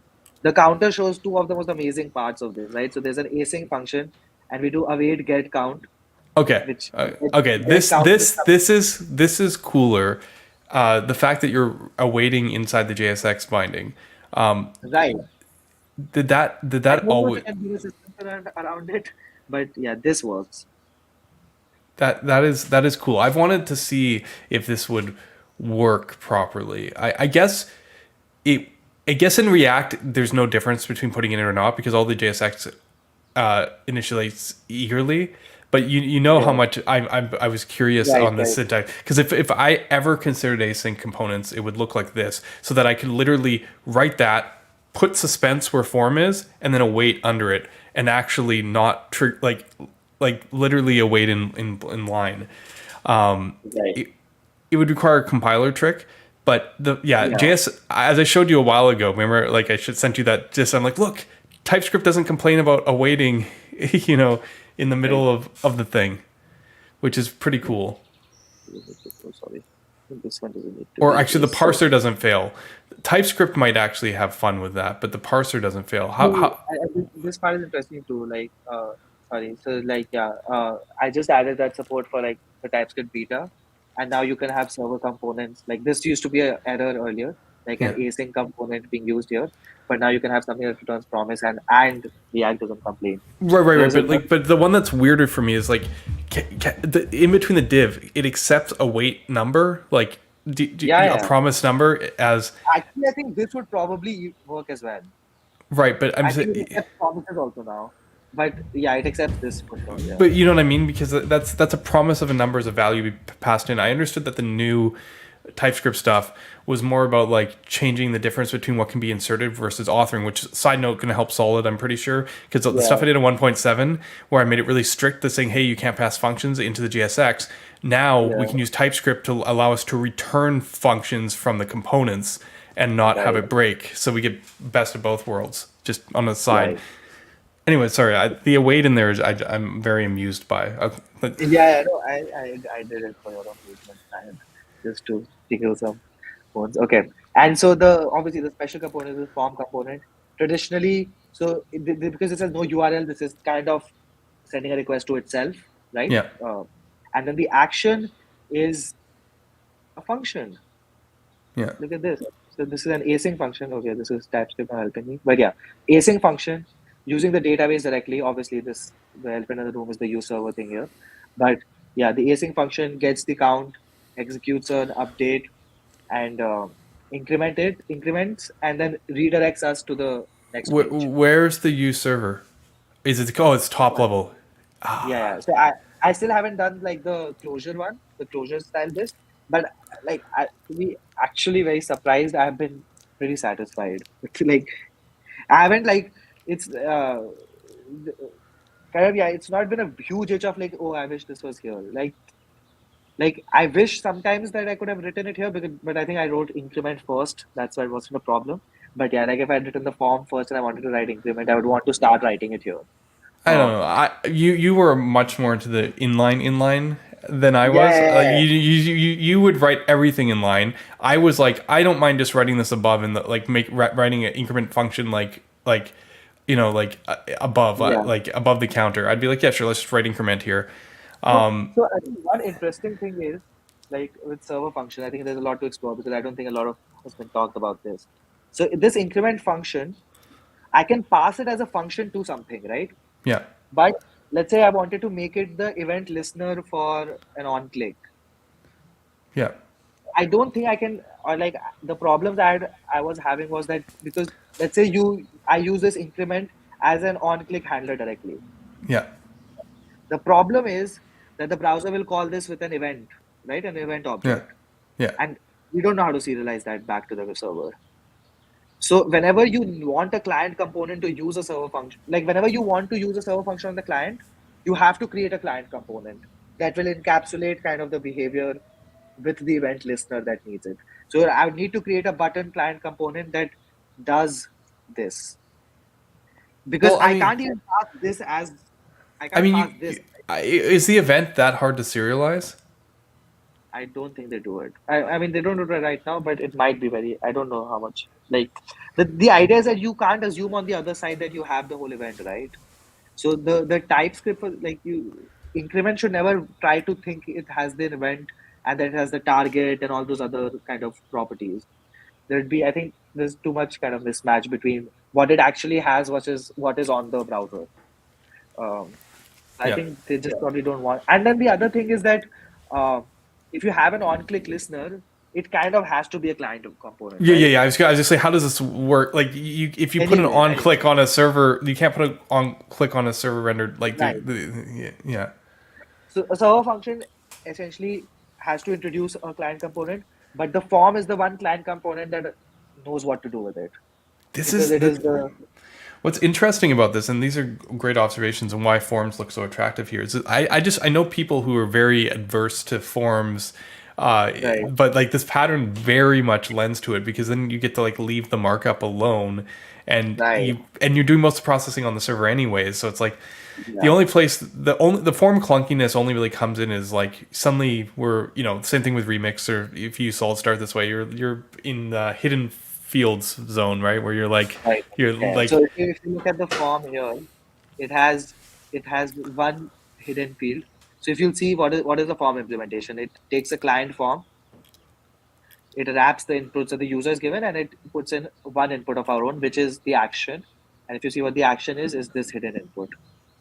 okay. It's where I got Yeah, this I mean, from. we talked about this. Remember that one Right, point we were saying like, wouldn't it be cool if we didn't only have the form component attached to the action, but we also had a retry form, right? Because so like right. you could generate. So if something failed and you go, okay, I want to put the retry form in this state, Yeah, yeah, we could serialize all the original stuff that we know from the right. post back in automatically as like Exactly. this. So then you basically have a form, define all your form fields, and then the retry form actually could regenerate the form fields for you automatically, so you wouldn't have to write them. Yes. Yeah. It's anyways, So sorry. It's no, I completely understand what you're saying. Like, that was the idea. Like, and I think one special thing why like having the action ID also as an input instead of like a property of the form is I think there's like a composability thing here where like the action because the component that can be composed inside the form can come from somewhere else. Like, um, whereas like the form is assembled somewhere else and the action is like an input that's passed from the kind of the parent. Uh, and as much I think if we can compose things in the components, just better. Uh, and so yeah, on the client, obviously, like there is.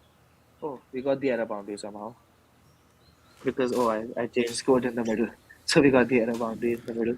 Uh, but yeah, okay, let's go back. There's a comment So from chat about this hack will not be needed anymore. The action attribute of the form element can be used directly.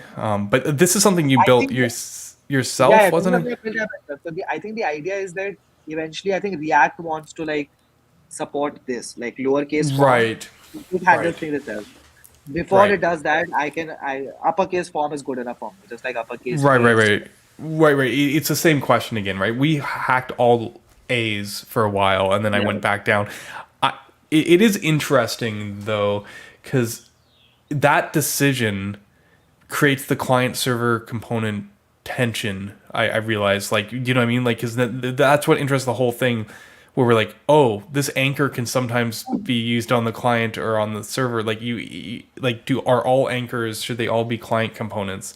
And I think the reason you go lowercase is like essentially telling people, like, if they want it to be client, capitalize it or not is a weird like split. So they're like, let's just make it so that it's always lowercase, and then it just avoids the whole client component server component thing because it just always works. And if you treat anchor that way, it makes sense to treat form that way.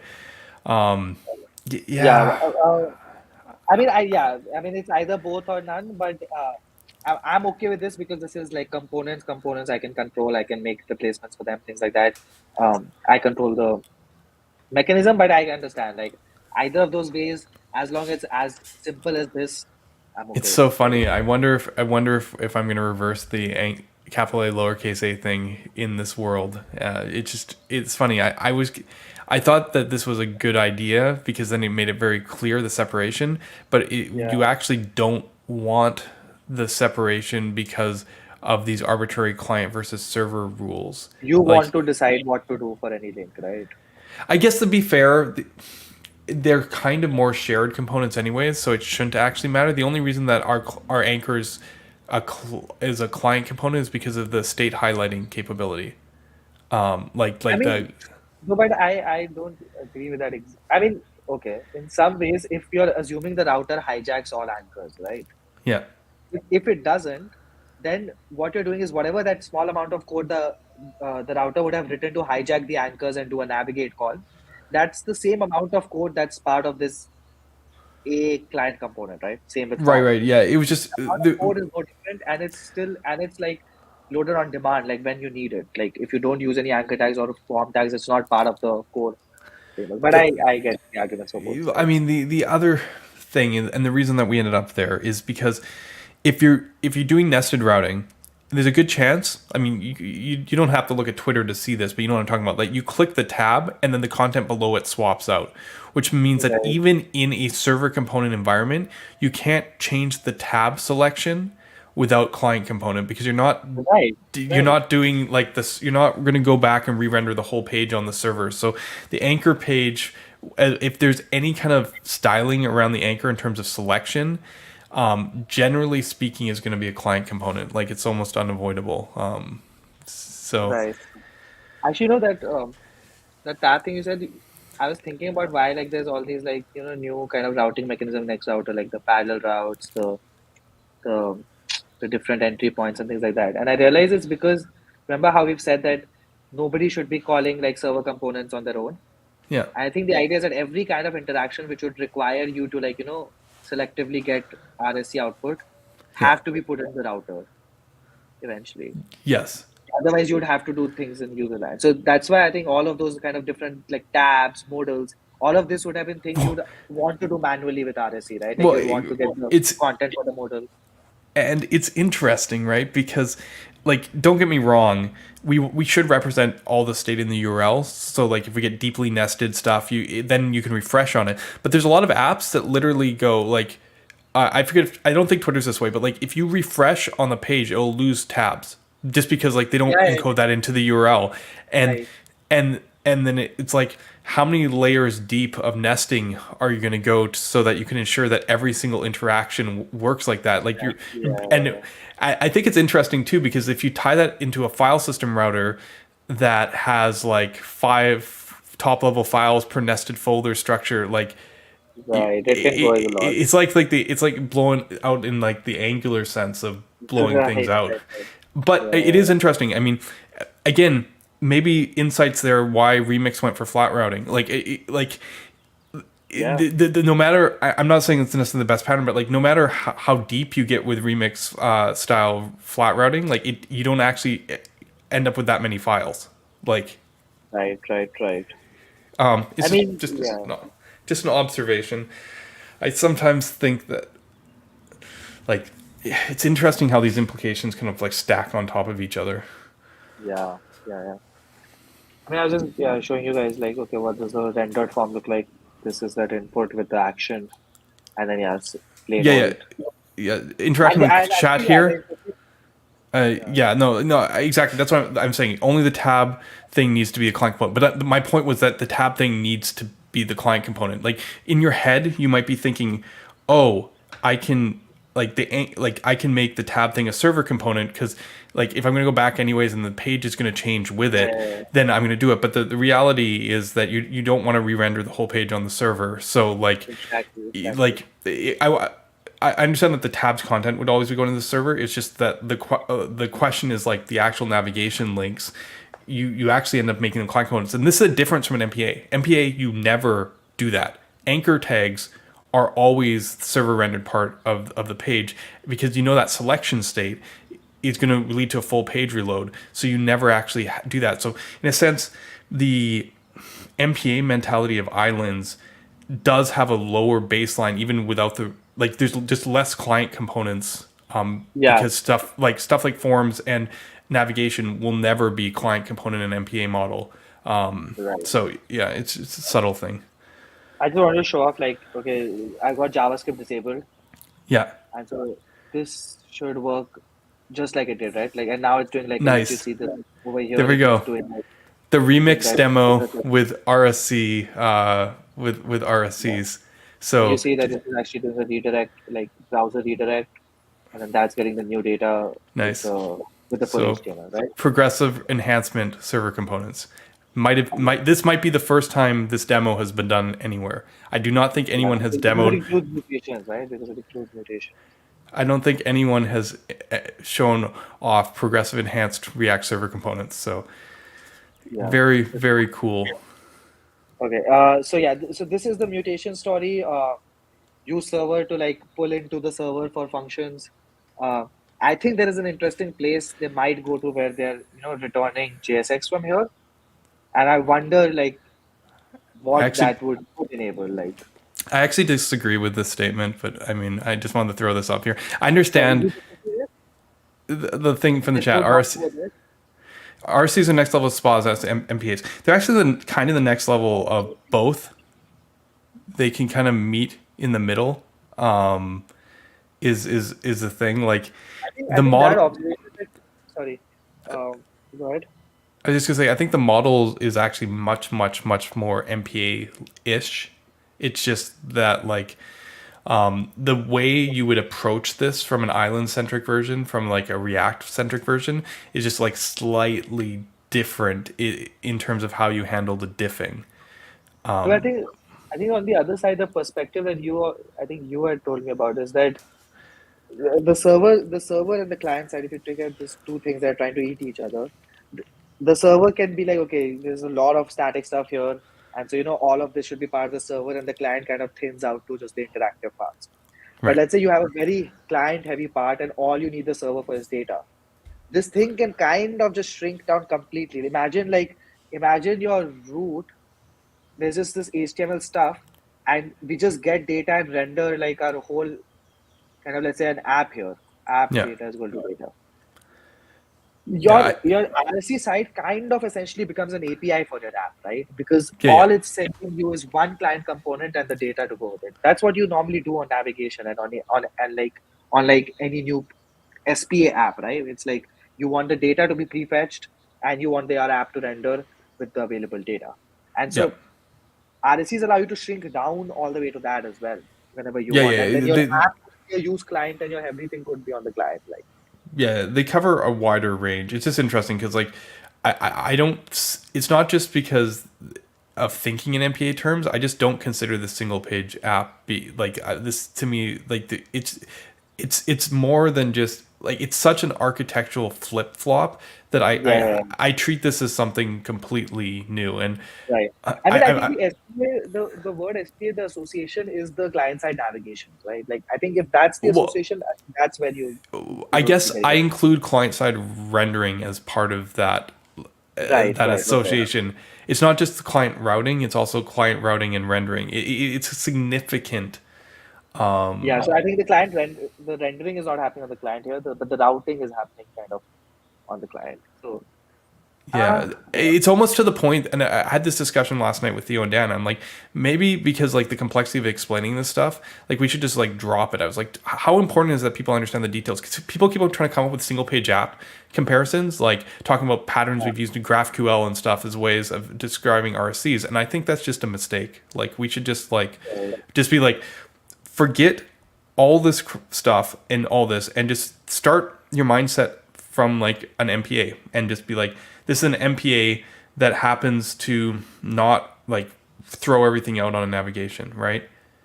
right, So right. it's definitely like if you try and come from the other side, it's just really complicated because you're like forced into explaining how every little piece works to achieve that. Whereas if you just start from like actually, I think Perils should put it here. Fancy Rails. Yeah. If you start thinking of it like fancy Rails, like everything just falls into place much, much easier for people without like the context of getting into this stuff. And Yeah. I mean, it's I mean, I interesting. understand why Dan doesn't want to talk about all these details, right? Because they kind of Well, he does. That's actually the problem. I was on. I was like common users. he goes in and he explains really deeply and you listen to him for like 10 minutes go on this thing about this and he keeps on explaining it and people are just like really trying to get over the hump and he hopes that eventually it clicks and it usually does and then people are like yes that's it but Okay. like there's this whole question of like and I think Theo's seeing it now too is just like can we just avoid that? It's just it's like once you understand how all those pieces work, it becomes all that knowledge to explain it is useless knowledge. Like for most people, like you don't actually need the knowledge to explain it. So if your starting point is single page app and you have to go over that hump to get to it, you've just like gone through just incredible hurdles. You're now like a framework expert here, building your own framework like you are here, Right. Nikhil. To actually get what's going on when all you wanted to do was put an interactive component on a page and Right. I kind of feel like, and I think Theo's experience with Astro kind of gives him this like lean as well. It's like we're so locked in this, we spent so much time like condemning MPAs and like being like, on the single page app side and doing all that, that like it's literally the solution for how to explain and how to like mental model this stuff. It just like there's too much stubbornness there because as soon as you start trying to do that explanation to the single page app person, they're kind of like, no, but isn't this bad? Isn't this bad pattern? It's like we might have been a little heavy handed, like we might have like tried to sell our point a little too strongly in the Right. past. Right. Right. Yeah. Yeah. I mean, yeah. I think there's a big kind of um, leap required in the education around this. Like, it was difficult for me to grasp everything, and I was like in the weeds of it, and so I can understand. Like, I think there's a lot more education needed to be required about where everything is happening, what is like, what is the flow exactly. I think there's been a bit of that lacking. Um, I think I want to be able to contribute to some to thinking of documenting a bunch of these APIs and like what exactly happens on on a server render, on a navigation and things like that. But yeah, I never get time for that kind of stuff. Okay. I want to show you a few interesting things. I mean, just before we move on to like Yeah. more different stuff. So I want to show you like I added like a static generation kind of thing. And I just want to show you like what it outputs. Like for let's say for the hack news example, Yeah. right now I give it the URLs that need to. So it outputs HTML. So if you see the style, actually, but yeah, it's HTML, but it's also RSC output at the bottom here, right? This is what you'd get initially if you came to like a slash, right? Sorry, or if you came to new or show, you'd get those. But now, if from show you're trying to go to new, what happens is that you actually make a request for like because you saw like the how the fetch request was to new.rsc, right? Like when you were Yeah. navigating. So it makes the same request, no change in the client side code. But now it can see that there is a file called new.rsc here. And so that becomes the static RSC output. Why So it's didn't you almost just inline it in the HTML like you did in the other stuff? so it Sorry. is inline. It is inline in the HTML. It is part of the HTML files. But if you're going from new to index or from index to new, you don't want to do any full Oh, page navigation, right? So oh you need man. to render the RSC for each of the things you might want to render to, so Oh that you man, can do this it kind of fine. I thought about this because this gets even more fun when you consider nested routing, Yes, and yes. Segment can be kind of like like same it's thing, right? it kind of like exponentially expands out. Okay, but yeah, Yeah, I see. So you're saying like, yeah, okay, yeah. I mean, and they, you could also just say like this is like caching your API requests. You kind of, yeah, yeah. No, but it's also yes, you can say that is. But I mean, this is the case when you don't even have a server, right? right, right. That's what this is. No, This is when you're writing a full, like you're writing like a doc site or something like that. Like when you don't even have a server. So this page comes, and when I go to yeah, new, uh, like you'll see, there's still probably some bugs with what I have. Oh yeah, so I'm not treating index properly right now. So it just go dot RSC, and it doesn't like. So I have to fix some stuff here, right. make it work with index dot RSC. So yeah, this is just 2 hours before this. But yeah, so from index to new, you will see. Let's say we went from here, and we went to news. You see, already the prefetching happened, and this Yeah, is like a static file, right? So it takes like 4 milliseconds, like nothing. It didn't even need to go to like a server. It's from your CDN directly. So I yeah. think this is the vision React has for static sites, Yeah, and which is this is cool because like if you know anything about SSR SSG sites, people would go, oh, you know, the speed of static, whatever. That's only on the initial load, and then afterwards you're hitting an API endpoint, or yeah. but maybe or like or if you But don't if hit you're an getting API, data from an API, if you're getting data from an API, you'd still need to do that here, right, right? right. Like But you'll waste a lot of but time. even yeah, but even without an API, your static gen has gone to waste because your next page is client rendered. So Right, right, right. like I mean, it's fine. And everything needs to be on the client then. Like if You it's going to you be client you rendered, you loaded all the JavaScript and right, you click the next page and then it client renders it. So initial load, yeah. So yeah, this is cool because it's like a hybrid again where you're actually going on page navigation to the right. server, but it's a CDN.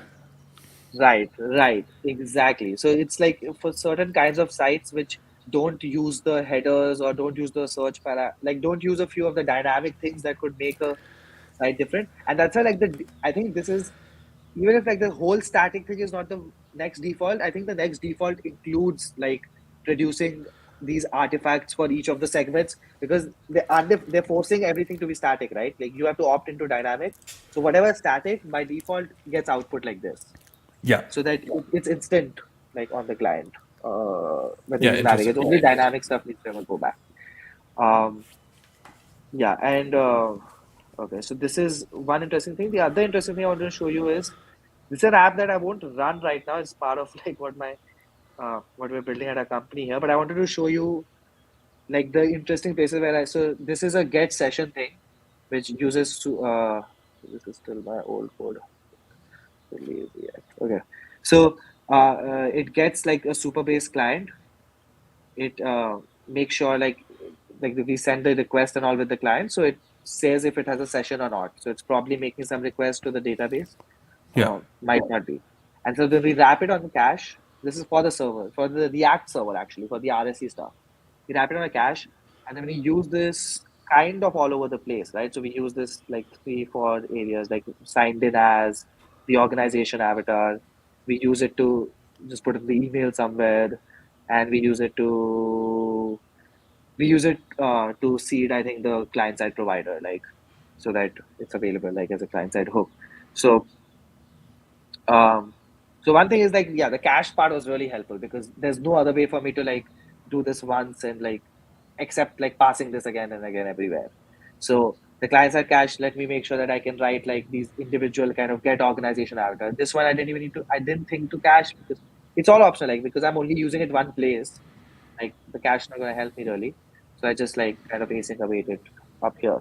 Uh, this I use it inside the component to like decide what to render based on like whether the user signed in or not.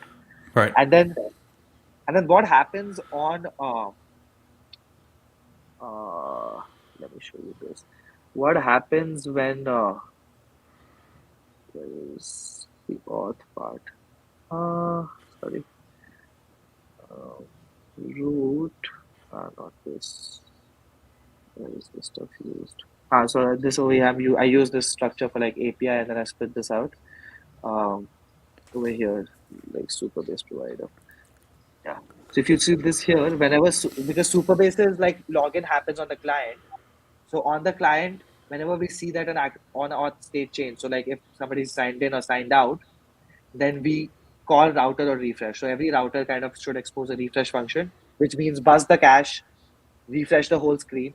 And when the whole screen gets refreshed, that's when this session variable will change, right? From maybe something that was already logged in to now it'll become null. And that's when this will become null. That's when this use effect will rerun and it'll like resubscribe and things like that. So this is a client-side context provider, which is completely being driven by the server's kind of state. So even the effects are being driven by the server. And this map providers, I think, like I haven't shown too much of it, but it's basically a map. I render a full screen map, and then what place in the map should be zoomed into is dictated by these like map view components. So map view. So if you'll see, this is a whole server-side tree that's being rendered.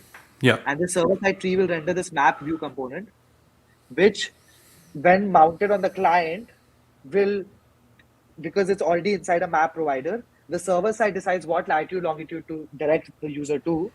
And that server render output, when on the client it's rendered, it will like kind of run an effect to like take the map there. And so Right. the entire where the map should be placed is all obviously getting derived from the URL, and the fetching and for the coordinates and all is all happening on the back end as part of that one full call. And obviously with suspense and all, it Yeah. can be delayed and things like that. So, for example, what I'm doing here is I show like a bunch of state. I want to show all the state boundaries, but in my fallback I just show the state boundary that the user selected, and both of these are like full interactive like boundary because they are like map kind of Yeah. WebGL things. But the logic between what should happen while it's loading versus like while it's not loading is all happening on the server. Like it's pretty crazy. Like what kind of like it doesn't feel anything different from like an MPA, an SPA. Like when you use it, uh, the thing that I'm having to fight against now is to figure out like what I need to cache, right, for these things to remain fast, or like do I need to like do this RSC output for all the Indian states, right? That's when I'll be getting the static output for all states, and so it becomes fast on the client because like the states are not changing the centers quickly, versus maybe like districts or things. Maybe these change often, and so I don't want to. And there are too many of them, so maybe I don't want to cache their RSC output or something like that. Yeah. Yeah. So there's like a lot of interesting consideration here, but yeah, this is just like actually a production app that I'm building with all of this stuff that it has had a few names in the past. Flight router was one of them in the middle. Um, but yeah, um, this is using showing how Superbase can be used. I have like an example with next auth, uh, which let's see how it works. So you use a Prisma client, again a get session call, which is cached. So this is before I fix the TypeScript stuff. So yeah, in your profile, you get session. If it's a user, you put a sign out thing. If it's not a user, you put a sign in thing. Uh, how does get session work? Get auth session is exported by RSC auth. These things are not working properly right now. But yeah, it takes the request and your auth options, which is what is the, so this is like typical next auth kind of like configuration. You Yeah. configure your auth options and then all of that works like out of the box. You just put like this is, so it handles API routes by default. So you just have the route file, export, get, post, and things like that. And then you can handle like your auth yourself. Uh, I think this is, I just, I think this one example deserves a shout out because this is, if the React folks have been probably calling this is, I don't know how what his full name is, but ShatCN kind of UI. Uh, some of the like the most prettiest looking UI stuff I've seen. And so this is all being rendered by RSCs. So if you can imagine, very few things here are client components. So these links are Yeah. client components. This tab thing here is a client component, but all of this is being rendered on the server except like this Yeah. hover action has the CSS thing. So It this is all on the reminds me server. of the movies demo, actually, sort of. Exactly. Yeah. So it is kind of like that. If you see, I can sign in here, and so this. Oh, I think I screwed up something. But yeah, I fi- I fucked up something on the GitHub auth side. But when I sign in, this page refreshes. My face shows up here with GitHub auth and all. There's typical navigation. So if you see, this is just pages like full client side navigation, and right now, obviously, what we're doing on the back end is making RSC request for each of these things. Uh, but only things under the layout are asked for, kind of. Uh, you can Yeah. navigate between them. Browse the interesting one, like this again shows that increment button. I think I broke. Okay. I think I've added a delay there where it increments. And this increment is not a form. This is just like a button I added an on-click listener to, and I Right. sent a Right. server function to it. And then this is like a form which is using radix forms to like show alerts and all of this, like, but all of this information kinds of comes from the server, like what kind of messages to show, what labels to show, all this is from the server. I don't know what this button does. Oh, I think it's a client side navigation or something that I added to test, like to Nice. going to a random link. Okay. Yeah, and so obviously these are all client components because, and they all use like radix components uh, in build. So it's like literally without using any HTML components, all of this has been composed. So I mean, this is a shout out to him for the UI library he's created. I think it's doing very well. A lot of people are using it because it's like incredibly classy and good looking and actually all accessible because it uses Radix. So a shout out to him. Um, yeah, I mean, in terms of examples, I don't think I have too much. Like this is like I think I had built like a router uh, which which works like without file system Yeah. routing. Yeah. So it This. just like you declare the routes here, and you have a component instead of like an element, and so it decides what to render, and you can do the navigation. This is all using old APIs, so I have to fix that. But Yeah. No, it's but you've yeah, been very busy. and MDX also, yeah, because MDX is the same. Like MDX as server components is as easy as like just Yeah. taking using the MDX spell plugin. I think that's all I do. Yeah, just like using an MDX plugin to like I can just import this here, and hello is still a server component, so it renders as a server component. Counter is a client component. Right. Um, I think that's it. This one I had just made a few examples where like the top level thing is a use client directly. So there's still some RSC that has to happen on every navigation. I have to figure out maybe there's a heuristic that that doesn't happen, but yeah, because eventually the URL will only be changed by like the caller of this component. So because everything flows down from the URL, like this is a very dumb router for this. Yeah, so I was That's just it. trying like, yeah, That's go ahead. interesting. Yeah, I guess because this works with it already. I just the HTML tag in the client root is interesting, but I guess that's like how stuff works today. So like that can still Because kind yeah, of because work. they hydrate. No, so if we use client this is still server rendered, right? It's still server rendered from the HTML, and we hydrate it from the HTML. Yeah. No, that's good. I think we're good on examples. Actually, Yeah. we're at just over 3 hour mark. I wanted to talk about a couple of things here. First, I want to talk about takeaways. I wanted, and there was also some Yeah. questions coming in the chat, so I wanted to kind of shift gears a little bit. I think the Yeah, I'll examples. stop sharing my screen, okay? Um, Yeah, or yeah, I don't yeah. even need my You screen. don't have to. I mean, I can take care of it too. Um, Yeah, okay, yeah, just do that. yeah, no. In case there's something else you want to show in a minute of what we're talking, it's completely up to you. I just But started. Okay. Uh, I was not looking at myself. So, okay.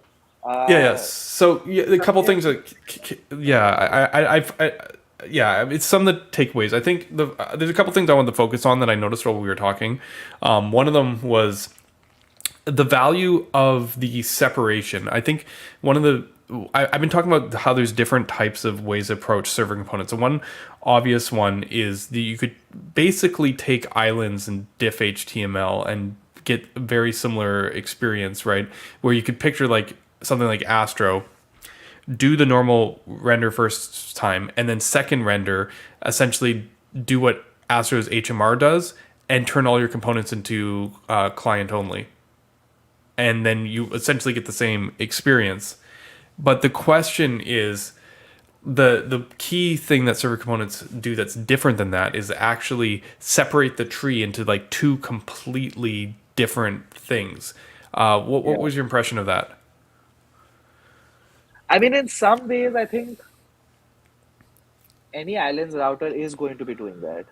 It's just, I feel like they took it from what would have just been an implementation detail to like see what is the extent of the fact that we have, because we've already discussed, right, like we are going to treat initial render and navigation separately in any islands router we do, right? So we are going to in during the initial render, we'll render everything from the top, all the segments, and we'll resolve the client components, and we'll build one full HTML. When we do a navigation, we'll render just the segments that we need, Yeah, and we'll skip the client components because we want them to keep state, we want them to keep context on the client, so we fill the holes in later.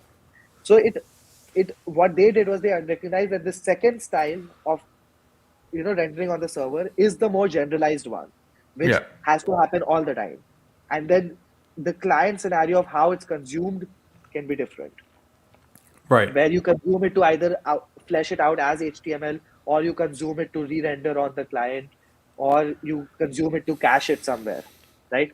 All of those things are generalized on the fact that you have this tree that runs somewhere apart from the main source of action. So I think the main point of calling it a server is the place where you're running it away from the user, where your protected space is, like where you want to do your expensive stuff, where you want to do your database protected secret stuff.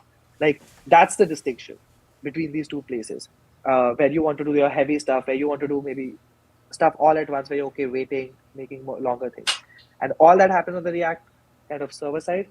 And then yeah, you just kind of pick up from there for whatever client is kind of consuming it. And so you can imagine like React Expo being like another client that takes RSC input and decides to interact with it differently, like in its environment.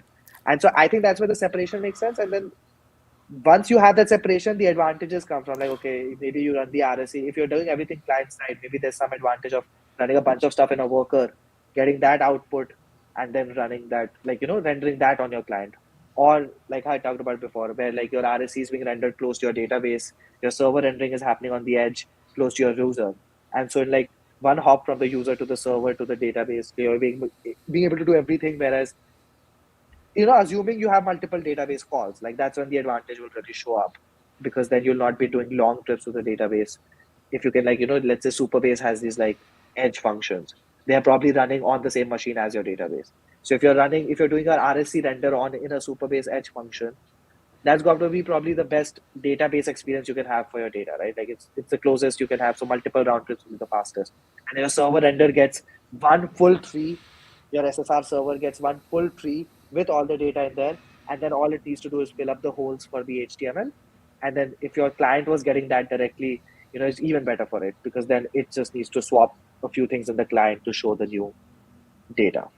And so I think the separation probably is the Right. natural extension of going in that direction Yeah, so of to understand what you're talking about, just is this scenario. I think I'm if I've got this right, I'm just sorry.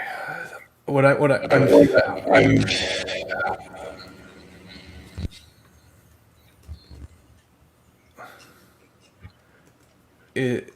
is this scenario some kind of feedback coming?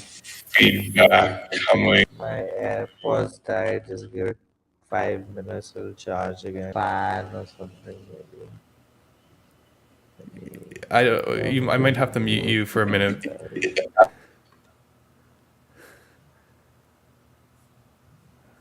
All right. But what I'm seeing is, and this might be even an argument for the separate endpoint. What I'm hearing here in this description here is, picture the flow was client requests initial page from edge, right? Initial, right? Edge goes, oh, I need to get the thing from the RSC, right? So let's give initial a nice color like green, okay? Green, and I'll make a box in white here over here for our database. If I'm understanding the flow here, and this might explain, so we've got like this and we got this and then essentially initial we do this, so we go to edge, go to RC back to edge, and then we go back to our client. But subsequent calls, which we will do in a pink color. No, keep the screen. Subsequent calls, which we do in the pink color, like once the client loads, it can do this. And then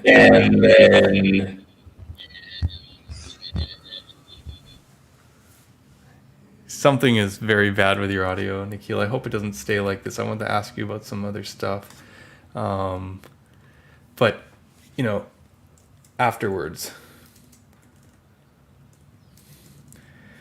Because the client can, you can render in the RSC and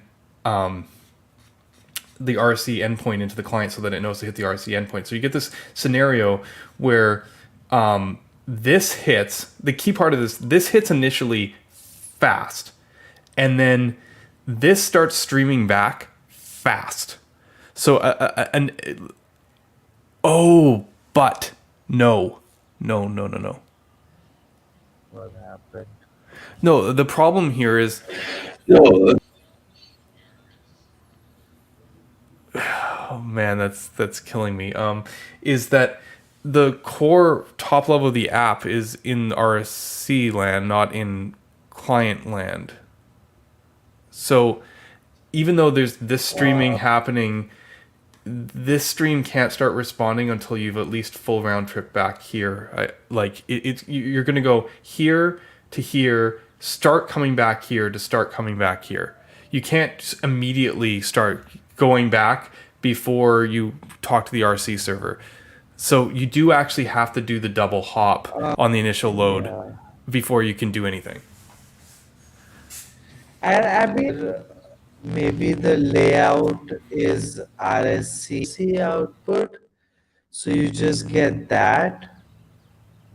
Can you hear me? Your audio has just gone off the map. I don't know what's going on. It's. Can you hear me or not? We can hear you, but this might be the best vocal effect ever. Yeah, you might want to just leave and come back for a moment or whatever. I don't know what's causing it, but it's like it's like a sparkly robot sound. Okay, wait. I don't know if sharing was. Yeah, we'll welcome Nikhil back in a minute. But you're following what I'm saying. You actually have. I think you have to double hop in order to actually do it. You can see this benefit here right off the bat. You're kind of oh wow, if I can start streaming back from the edge content before I can even make it back to my server, but It's not. It's not how this works. Okay, that's interesting. That's what React does to you. Okay, winner. Auto tune. Yeah. Hopefully we'll get Nikhil back again, but it is an interesting question because there is a separation because you can picture that there's like other breaks here like build time as well. Like it's interesting because yeah, I think the deployment split angle is very interesting because build time doesn't matter because it's co-located. So like at the time that you do the code, you don't really care. You can do fancy build time stuff without actually having the separation of trees. It has to be a runtime consideration, which would make you interested in this. Let's see. How are you? Hello, can you guys, is it better Yeah, now? you're better. Okay, No more roboting around. Um, okay, okay. Yeah, no, okay, so no, the interesting part of this diagram is you're right. So if the edge has to get the fresh RSC, it will have to wait for the RSC to get back. But I think the interesting parts come, imagine you have a layout, the layout right, is you're gonna static, cache. right? They're You're gonna gonna cache cache. the RSC and send that immediately, right? Like the other RSC parts. So the edge, so on the edge, there's a root, right? There's a server component root that begins rendering. Its job is to get the other RSC stuff, right? So the layout will get fetched immediately. Let's. I love he took some solid pills. Okay, yeah, okay. So, but I charged my AirPods for like 5 minutes right now, so I don't even know if I have. But I think I'll go for an hour or so. Okay.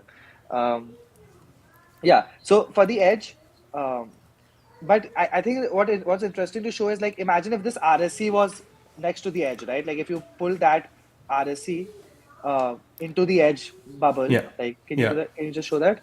So now I'll go away from the database. Oh, I it's not wish all this. connected. Okay, I wish this stuff actually connected. I mean, some of it did, but yeah. right. It's cool though that the arrows disappear when I overlap it. You like Yeah, just yeah, that yeah. these ones didn't connect. It's fine. Let me see there and there. Okay, now almost. We'll get there. It's fine. Me playing with Scaladra is fine. There we go. Right.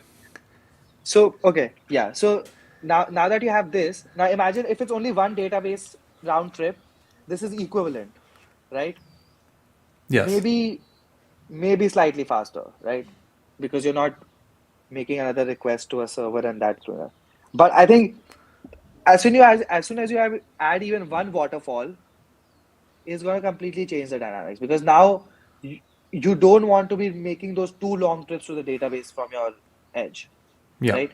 That's such a huge waterfall in itself, right? Like you're making long database queries and the network is taking time to send all that big amount of data, right?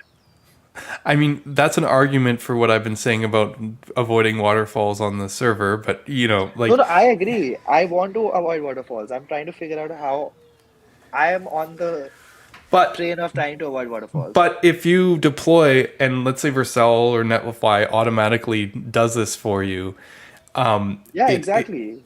it's an interesting thing that you write an app and it just automatically splits like this. Like that's just the deployment pattern where you spin up two functions because this the This initial is, load yeah, yeah, it's the same story, right? We're going hop here, hop here, hop here, hop here, right? E- e- Actually, the initial load is actually, oh no, never mind, the initial load is actually a little bit worse here, right? Because you're going yeah. hop here, There's and one additional hop. it's like a little I bit think it's, worse, but afterwards yeah. it's, well, actually, it's the same afterwards. Yeah, never mind. Yeah, so this all comes No, but down I to, think once multiple database queries get involved, yeah, both of these, yeah, they're not the same. Like I think in both yeah, cases, this one yeah, is probably yeah, better. yeah. If multiple database queries are involved, it definitely benefits from being closer to the database. database. Exactly, right. I think But that's part of the motivation of this design also. I think but we, I mean, yeah, a devil's advocate here is if you just freaking cut this part out of the graph and remove the edge, like unfortunately here, I don't know if the edge is doing very much for you, and I guess that's the caching is the key. The edge in this perspective is not an application server. It is literally just a smarter CDN, like that can stitch stuff together. I think of it as a dynamic CDN. Yeah, Because essentially, if you forgot about caching for a second and you just cut the edge out of this equation for a moment, right. like you're kind of like without caching this is you should just do this in the first place. Like it's just the pink No, path but is just the faster. main issue is that you have usually one DB, and so if this RSC is close to the DB, then for every different user, the distance is not the same. So that's the place the edge comes in, right? Where this edge is next to every user, and then if there's no database involved, the edge is the fastest. Like, Right, right, right? If right. there's no database involved, If what I'm saying is even if this varies, yeah. like like even if like for the worst case scenario like this, pink is still better than green. Like Um, no, the main issue is that it's the if cache. there's The no cache is again what DB, makes this. The cache is what makes this better, I think. right? Let me think about why is the edge required? Uh, I think it's for the cases where you don't want to go to the database. That's you'll get the fastest experience from the edge, right? Like Right, exactly. because Or it's yeah, well, that's what I mean. So I'm saying cache in that consideration. I mean, if you don't go to the database, you get the fastest experience by just not leaving the client.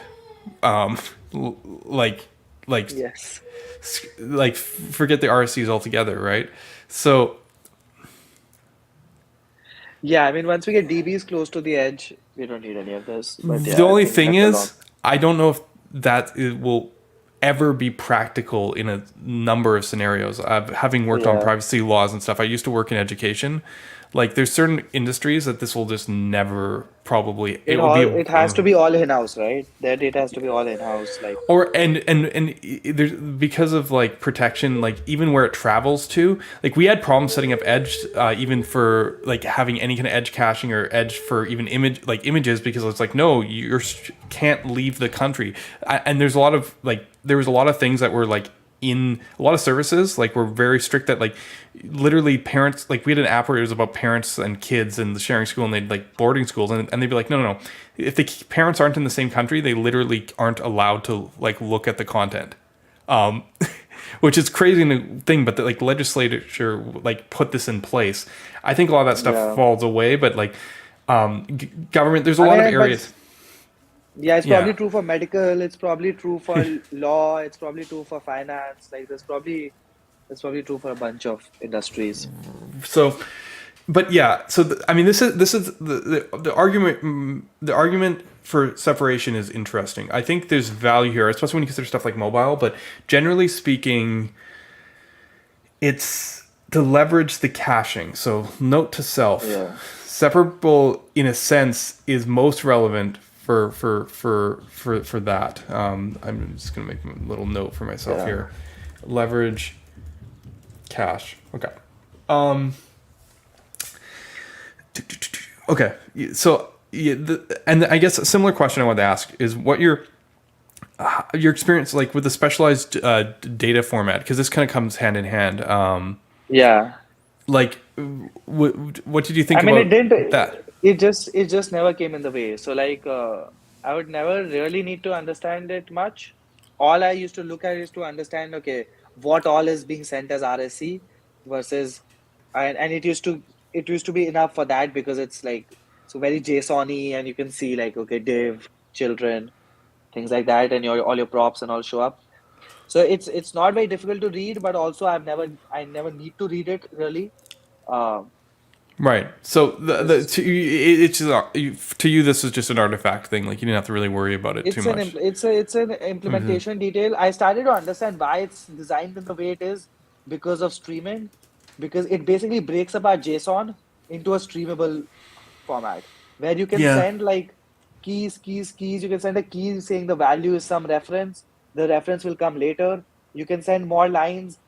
On the next line, that can be the reference key and another value. And so if the JSON is being read by some async thing or by some readable stream or something, the readable stream can kind of join it Right. on the go, like can I compose it on the go.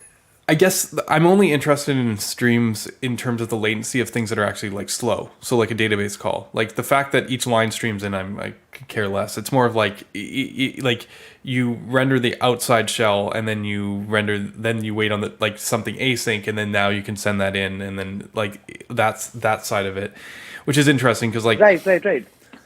No, I mean, so this the same logic applies to that, right? So the time span is irrelevant. Is that it can take very long or it can take very short. The consumer experience for this format is the same. yeah, it's fine.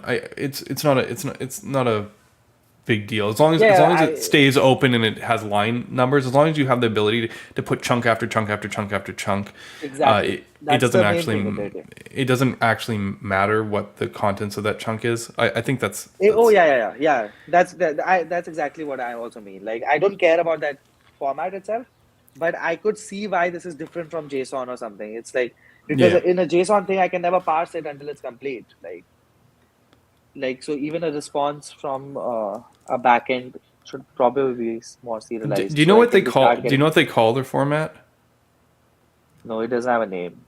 Yeah, So we just call it RSC output or flight output. You can call it flight, I guess. I don't know if they want that to happen, but flight yeah. is the They name, the code name kind of.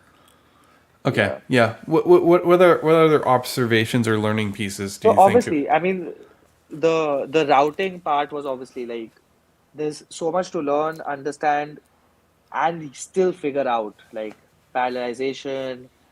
What I haven't figured out in my demo stuff is I actually don't do proper like just fetching the nested part that changed portion, right? Like so Yeah. I still fetch like almost full pages just below the router, like below the top level router. So everywhere, everything from the top level layout, everything is rendered. But I think next obviously is able to figure out what exact portion changed. And what I think it does is even when like for example right now in my initial render my whole RSC is one big blob, even though that render describes like maybe three segments of the route, right? Yeah. But if I'm not able to send it as three different segments, my client side cache is not able to understand them as three different segments. So it will not know that it can like keep one segment if just some one part changes. So that's why like because I only have a top level router that just does like Right. changes everything, it doesn't affect me too much. But once nesting is involved, you'd want to split up the RSC output also segment wise and like consume it segment wise everywhere. Yeah, this is an important conversation because Tanner and myself are going back into routing very quickly here. That's like the next thing on my list, and we already handle the partial insertion thanks to Ryan Turquest's work. We just render everything wastefully on the server and then only ship the pieces. So Yeah. doing the client, getting the server to only send back the relevant pieces is actually not going to be too difficult with the new route design that I'm working on. But yeah, okay. So No, yeah. I think that the thing that I haven't wired properly is on the client side, figuring out what segment has changed and things like that. Like I needed to steal somebody's nested router for that, but I didn't find one I for mean, my yeah, client. yeah. I mean, it sounds like you're in the process of building an actual React app on this stuff. I would love. I know there's like a lot of places to pull the stuff here and there, but I'd love to see if you can get Tanner stuff involved. It would. Maybe he's just on his own path, but he is No, very no, interested. yeah, like so most of the APIs are based on tan stack routers kind of typed APIs. It's just that I don't use the runtime yet because the runtime is designed to be isomorphic, right? So Right. I want to get it so that there's a server side runtime, a client side runtime that Yeah, I mean, I both can. definitely see a quote start flavor to the stuff that you've been building. Yeah, exactly. Yeah. More Okay. learnings. Well, I got to ask you about the directives versus the decorators, right? Dir, directives versus decorators, and for for anyone who knows, I'm actually talking about essentially use client versus like Bling. Essentially, like how was the And experience yeah, using so, directives instead of decorators? yeah, and I came up with Bling and the server dollar stuff. So uh, take everything with a grain of salt. But actually, to be honest, I have nothing to complain about the directives. Like, there's nothing I have needed to do that I've not been able to do, and they stay out of the way even more than decorators do because like they're just an annotation. They don't make me change like from a function to a const with a reassignment because you can't wrap a function, right? Like in a server call, like it becomes a little awkward. Then you have to reassign it to something and then use that. Um, right? Like so you have to assign it to a variable, then I use see what that. you're saying because the signature stays outside. The only question here is limitation. Like the directives are more powerful because they give you more capabilities to do other. Sorry, the decorators let you do Decorators, other yeah, yeah, stuff, like do other stuff, but you yeah. haven't hit the case of needing to do that other stuff under the server component model, Right, right. essentially. I mean, in some ways, they're functionally, yeah, obviously the lazy stuff, client components are basically lazy, like kind of inbuilt everything, right? So lazy is not something I've needed. Um, Maybe the worker stuff is still useful. Maybe, so I mean, I think of them as functionally equivalent, right? It's like you're labeling inside the function or you're labeling outside the function. You're telling it that this function is special. Both cases, the compiler needs to handle them specially. Um, the the difference is in like what kind of experience they give you. I think use server was kind of very easy for me to use. You just put on the top of the file. Even if it was inside the file, it would not have made a difference. What I loved about it is what was my initial motivation behind server dollar sign was that the function remains magically kind of the same everywhere, right? Like, so you do no extra arguments, no extra, like, Yeah. the signature doesn't change. Uh, and then because I think because of async storage and all, they were able to give me access to the request just by like calling I the th- function. I think we have to bet on async storage. I did some research, and the answer I got was basically everybody expects to have an implementation of it in the next like in the next. By the time I get back from my conferences, everyone will have an async storage Oh, thing. Cloudflare already that's does. amazing. Obviously, uh, I talked to Luca. He's working on Dino. Obviously, Node already has it. I think this is probably, but you're right. This is like one of those API pieces where it's like forcing it kind of got us where we need to be. No, But I usually didn't have anything to complain about decorators either. So I think I'm good with both because both of them give me the same thing, right? Kind of like I can write a function and then use it as a function everywhere else, and then it does all these shenanigans for me. Um, and I love that. Yeah, I mean, I do sometimes I end up do appreciating like having the file divisions where like I know I don't have to debug a certain class of issues, even though that has happened with me because once a use client went from the top of the file to like just below one import or something because of a debugger, and now my client things are being imported on the server. Or like yeah, some things I didn't want to be imported on the server, or something was happening. you know, So it can go wrong. this is the funny thing on that side. I think even with these patterns, it can still screw up as long as there is an import involved. There's potential to pull stuff into the client. People keep on seeing like the inline files and they assume that if they put in a separate file, they solve the problem. It doesn't exactly. Yeah, It's the not imports guaranteed. are. No, Like I mean, yeah, there. Again, these aren't always common anyway, but where it does happen, that's not what's going to save you. It is interesting that React or Next is looking at patterns where you explicitly always pass through the components, Abramov. because Yeah. that approach does prevent stuff from Yeah, getting yeah, pulled it's into the way less client. error prone. It's way less error prone. Yeah. So the passing through client components as props might be ultimately the way to avoid that. But again, you have this problem because then that there's no way to make that pattern universal with like a single page app type thing. You have to start on the server mentally in order to actually get that to work. I think. I mean, maybe there's a way to solve that, but I'm like, it's interesting. If there's a way to solve that, then I think that's the last strike against that pattern. It's just awkward when you're trying to accommodate situations which like don't have a back end and where you don't want to rely on static gen. So you have a dynamic app, no back end. Yeah, then it has to be client side. Like, I mean, what else? Right, but then which is it's interesting. Once you go there, then like you kind of want the dollars, you kind of want the inlining stuff again. Like so, it's interesting. Okay, I'm trying to think if I have anything else on my list here. What else? What else is we separated? We talked about the router. We talked directives. Because I'm obviously very interested in the learnings in this process. Anything else you have that you're thinking, Nikhil? I mean, the mutation story, right? Like, I think I feel like we had already gone very, very optimal with SolidStart in terms of like mutating things. Like, you try to do all the DX was pretty good. And I think this is the same level, kind of. I wouldn't say it's really much better.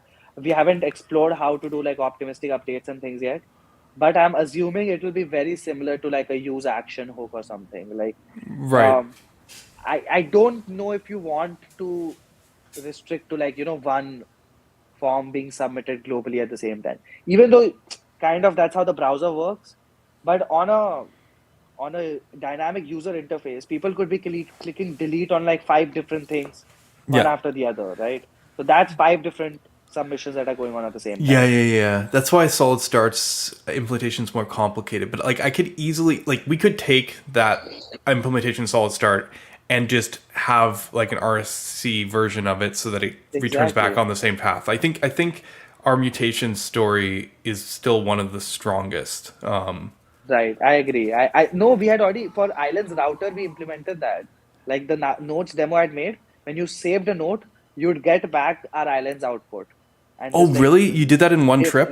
See, I don't even know this stuff. I need you to come back and like finish merging everything in we already had single trip mutations. So definitely. the only thing we're actually biggest thing we're missing is that we do a bunch of wasted work in that like we re-render the client components and that can be buggy. Everything. Okay. We had everything. Actually, no, yeah. So this is that's the demo. But yeah, I'm gonna play with it. I'm gonna play with it a second because I forgot about this demo. But I mean, this is one thing that I would like. Dan has this battle on Twitter where like he doesn't want other solutions to get confused with RSCs. Yeah. And I think like I don't know if he's given enough of a time to look at our solution, but I think like ours is RSC. Like everything that he had asked for, I think we check off. Yeah. Do you want to pull? Should we pull up that list for a second? Because I think you're right. I think we have. Yeah. No, we can do that after this. Like I just want to remember that what I'm saying if it's correct or not. Yeah. So I think we have the network tab. Network tab. Okay, so I'm in edit mode, and I'm going to change the title to hi or something. Okay, done. Okay, is saving. See, one call. No, one call only. That's done. Yeah, and then it updated in both places. And as for people to know, this is a server component that updated, and this was a client component where we did the editing. And in one call, So let's see what that one call looks is saving. Yeah, see, the headers request is what was the payload? This one, X solid mutation and X notes edit mutation, and then payload is a node ID with the new title and body. So this is a post, and this is form data.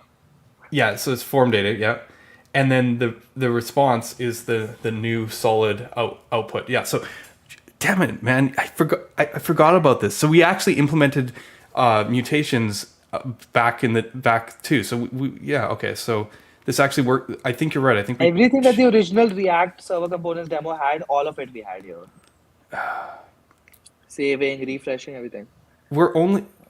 That's funny. Okay, I need to think about this more because we're actually only a few things away from actually. It's the API problem that I had, right? The bling versus the directives. If we make that decision, we could actually release server components in Solid. That's interesting. Okay. Yep. Like it's not the most optimal, but like we've already seen that the React versions are not the most optimal right now either. So like, Yeah. I mean, yeah, do you want to take out that list? Yeah, because I think I was, yeah, I kind of pointed out, I think that if he looked at the SolidStart solution, we would be able to get yeah. And to, I was actually going to talk about that on This Week in JavaScript, but we can do it now. Um, yeah, let's just pull up the list. Bookmarks. Yeah, I didn't think this was a I think hard this is the, test. Are you talking yeah. about? Were you talking about this one, or were you talking about a different one? I No, was no, talking about. this list is, yeah, I wasn't talking about this one. I was talking about the one where he's like, he goes 1, 2, 3, 4, like, if your app doesn't do this, it's not RSC. If it doesn't do this, it's not RSC. Um. Yeah. Heh, he retweeted our stream today. Oh, wow. Nice. I hope he's Uh, watching, though. all right. The checklist is in the comments. Oh, okay. So for the actual same one, because I did the quiz, These are the answers. Was it in the comments? So, I mean, I might be able to find it if I like. Yeah. Dan likes to get Wait, deep. I had commented on it. Wait, yeah. You know what I mean? Like the problem is find which thread that we went through. My link above, Jazzy. Okay, where am I not seeing it? Jazzy. Okay, there it is. Got it. Sorry, I have to go between YouTube and Twitch sometimes to get this. Yeah, so we'll talk about the quiz maybe in This Week in JavaScript. Okay, if it doesn't let you refresh the server content, it doesn't meet the RFC bar. Okay, that's easy. We definitely passed that one. Yeah. If refetching this tree triggers multiple client requests, it doesn't. Yeah, no, we have a continuous tree, right? We don't let you put server components and client Yeah. components. If server and client components are written with different technologies, it doesn't meet the RSC bar. So again, that's Astro, Yeah. but no, ours is the same technology. Is there more here? I mean, that was I a thought there pretty was easy. more. That was like a pretty easy No, I think there checklist. might be more. Yeah. No, was it nothing more? Yeah, I I mean, thought there was more. he wanted us to check the checklist, and the answer is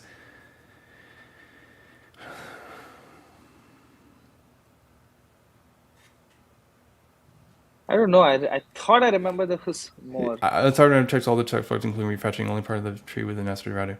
So avoid client renders when multiple components loads something data, and then it's like server components only. As long as you keep the tree intact, it will render all the terms and columns for the load of the same few thing. Okay. He didn't like that one. I know he's in disbelief that like literally you can get to the same place different ways. Yeah, but look, I think that was one thing I wanted to make sure I can communicate to him that's somehow. why That, that's why we gotta. I know the Astro thing. We almost said you gotta come back and we gotta finish working on this because right. I think they need to realize that there's a few ways to crack this egg, so Yeah. to speak. Yeah, what do we got here? Yeah, so I think this is a good bar to set here, to be fair, because he basically wanted to separate it from MPA and islands. But the thing is, you have to understand is like, I'm going to still go that one of the approaches to this is MPA plus.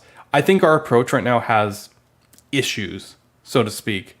But I also know that like depending on the cache, for example, is could be a smell as well. So I mean, we have more work to do. It's not production ready, but I did not realize. Oh man, that note demo makes me pretty happy that we actually have. Okay, fine. To do this, did you use create server action? Like, did you actually use our? Oh man, that's beautiful. I think, yeah. So I made it work for like all environments. So I think it does the loop and all in the background. Oh, man, this is awesome. Sorry, I sometimes miss some of the minor details of like the demos you show. I'm like, Yeah. I was like, that's really cool. But like, I think I did know that. I think when I saw it, I was excited, but I like, it was so Yeah, long yeah. ago. Like, you made this demo back in like October. Right. Yeah, yeah. I think it's been a I, while, yeah. I just can't keep up. I have like too much stuff to keep up on that I like miss. Like when you like break things open Uh, and it's like 6 months later, it's like, oh yeah, we've been doing this for like a year now. Like, sorry guys. yeah, I think this one was it was a crazy time, and I was like, I have to make the same demo, all using SolidStart stuff. And this was all in user land. Like this didn't require any change from you in Solid, Yeah. and all of this was implemented in like SolidStart land. Yeah. So the whole server components thing was implemented in user land. I think that's kind of an awesome thing in its own. Like, when Yeah. If you can simplify the model, I feel like because there's a tension right now to match React's implementation, and I feel like if we don't and we do a couple things differently, we can unlock a whole different zone. Like I actually didn't even check this one. I mean, this one has the giant client component. Let's go back to the. We're not editing edit, right just now. click on edit. Yeah, Just we're not click on editing. edit. We're not editing right now. I'm just And this one curious. might be big. Like, I don't even know if like this is Yeah, well, optimized, but let's that's see. that. Well, actually, I need to go into an incognito window to see this Yeah. new incognito window because I have like plugins and stuff. Just, just, I just want to remember how big this demo is. Yeah, yeah, you're right. This one is big. It's 20 kilobytes. No, This, because I have like dark mode and I don't know what all I have in this. yeah, yeah, yeah. Like, I have some This dark is mode absolutely stuff. huge at 20 kilobytes. Sorry, I'm being a little bit facetious. And actually, I went into the error boundary component and Yeah. I made it Trimmed it down. way smaller Nice. because you were doing all these like object like style tags for static styles, and it was like it was causing it to like go in and basically go, okay, element.style equals this, element.style set property Ah, this, okay. and I changed them to strings, and they all Okay. inlined in the template, and then the temp, Nice. yeah, it just like, It's very small. Yeah, makes sense. Makes sense. I added This is what we need you for, like. it inspired me to add template minification of styles in CSS, a feature that was in Svelte, and that I forgot to even announce it to people. We actually if you put a bunch of styles and multi-line in and use like stuff, we actually minify Minimize it. CSS and style in the JSX That's now. awesome. That's awesome. Yeah. So Every yes, byte matters. but see what happens here is we go to edit, and then you load the 15 kilobyte editor Editor. right in the code. So like that's Yeah. the trick to it. But yeah, no, So I love the editor loads the client side markdown renderer also. So if you go to right. edit, Yeah, exactly. uh, so I've it's got to part of like refresh to probably show it the again. bundle or Yeah, something. yeah, So yeah, it's probably exactly. part of the bundle. It's part of like probably the just go edit. Yeah, like this It's is gonna probably part have. of the node editor. Yeah, it's probably has Yeah. that because now if you write here, it's live as it like updates the preview. Like so if you change the stuff here, it's Oh yeah, yeah, because you need like it's like this yeah. So is now you need a a node. client side. So now Yeah. you need a client side markdown renderer, but on the previous page, the markdown renderer was never called on the client because everything was rendered on the server. Right. Right. So. Oh right. Right. So. So Yeah. Yeah. if you go Yeah. done, Yeah. Yeah. yeah, Yeah. Yeah. Exactly. So exactly. this is markdown. This is a proper markdown renderer. Right. And so And it's that's using Markdown 8 or something. And when you go done, yeah. uh, right now it still has it on the page. But if you refresh this, Yeah. Yeah. that Markdown The editor kind of thing that isn't never comes here. Not exactly. even the Yeah. editor, but even the renderer doesn't show up here because it's renders on the server and sends it, like just HTML. Yeah. Yeah. This is This is like typical kind of yeah. No. component benefits. This is great work, Nikhil. I mean I didn't really we're just optimization away. I forgot about this. This actually bugs me that I forgot about this, but very, very, very cool. Yeah, I mean, yeah, yeah, 20 kilobytes for this, which is cool. I don't want to guess what the React next version is.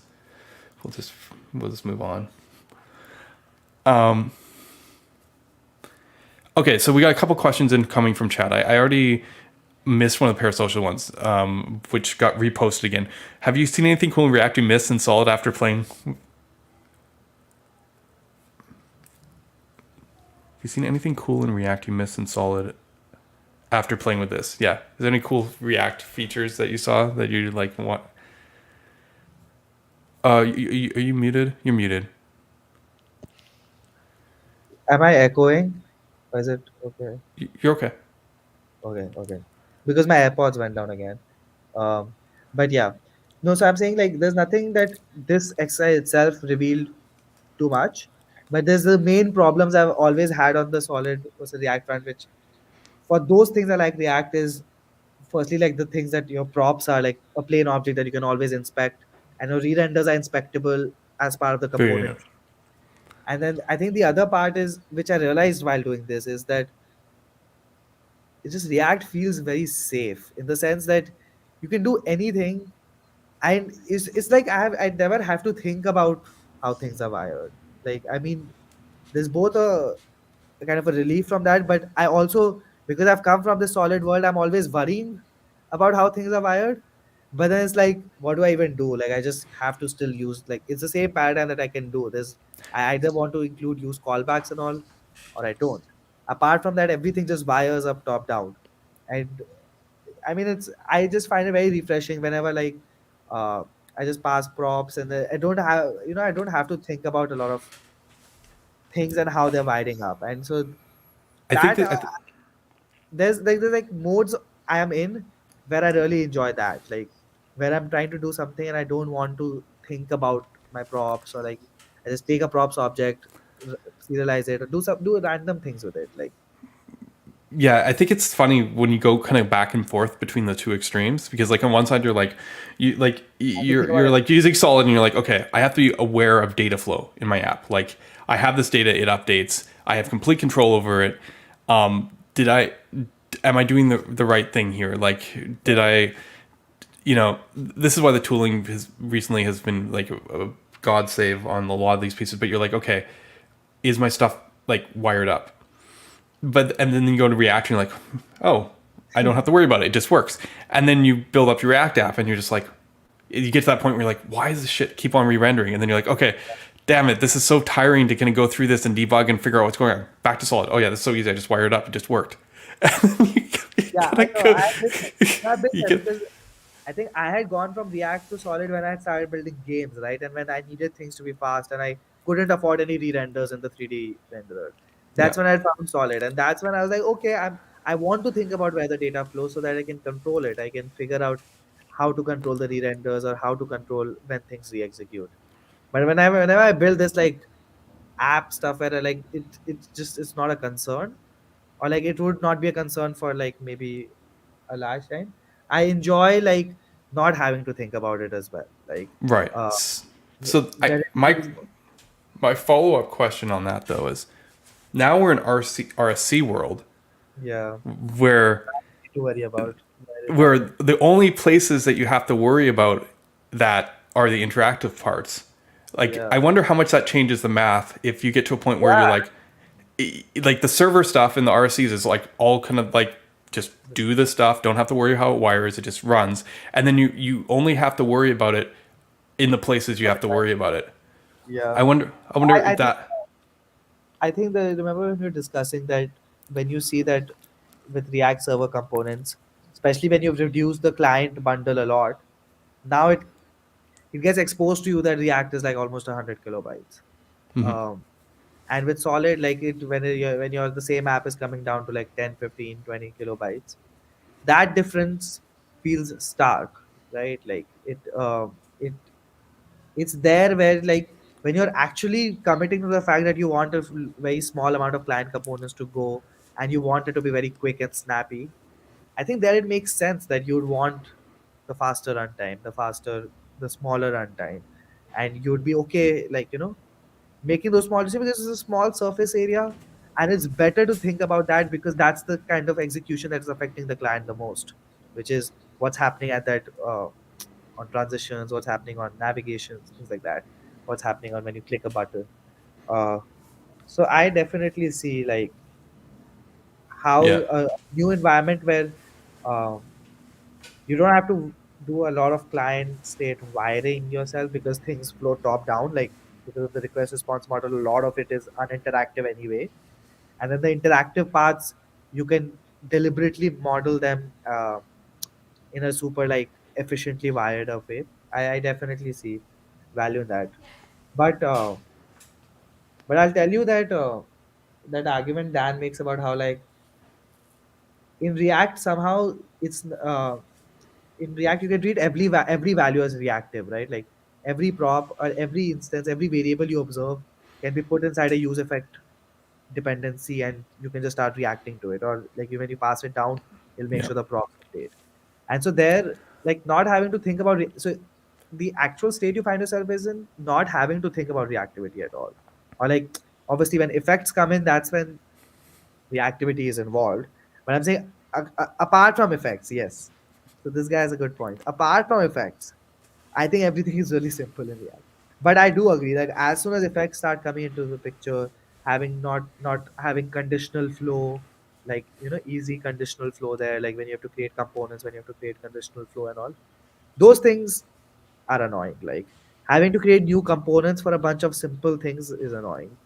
Um, Having to create a component to wrap a suspense boundary or an error boundary, that's annoying. Like so I do realize when when you said like too much componentization, but I guess that's what they're choosing as their unit, right? Like their unit of execution, right? And so once you choose that as the unit of execution, I think those kind of implications come along with it.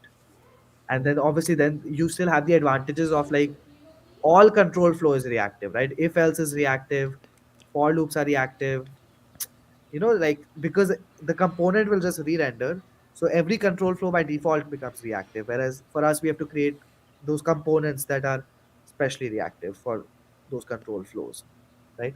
So there Or are at least put it in the JSX, a place that's analyzable. It's about the scope of the compiler, I guess, because even yeah, no. So I mean, I have like my heart is almost in both camps, like because I've been a React user for 4 or 5 years before like it was a solid team. So I see the value in both. I mean my love for Solid is actually a lot of it comes from my love for React, because I could see it as like an improvement on a lot of things that troubled me about React when I used to use it for performance related things. And so I saw the value in it. But yeah, I mean I always feel like all of us are trying to put the pressure on the Solid side to improve the DX continuously and continuously, so that uh, you can get to the same kind of like the feeling you have when you're using React of that safety net. I feel like it's not a lot of developers want that. So it's not that every developers wants to go like guns blazing to their app and be like I'm gonna figure out exactly what's gonna happen.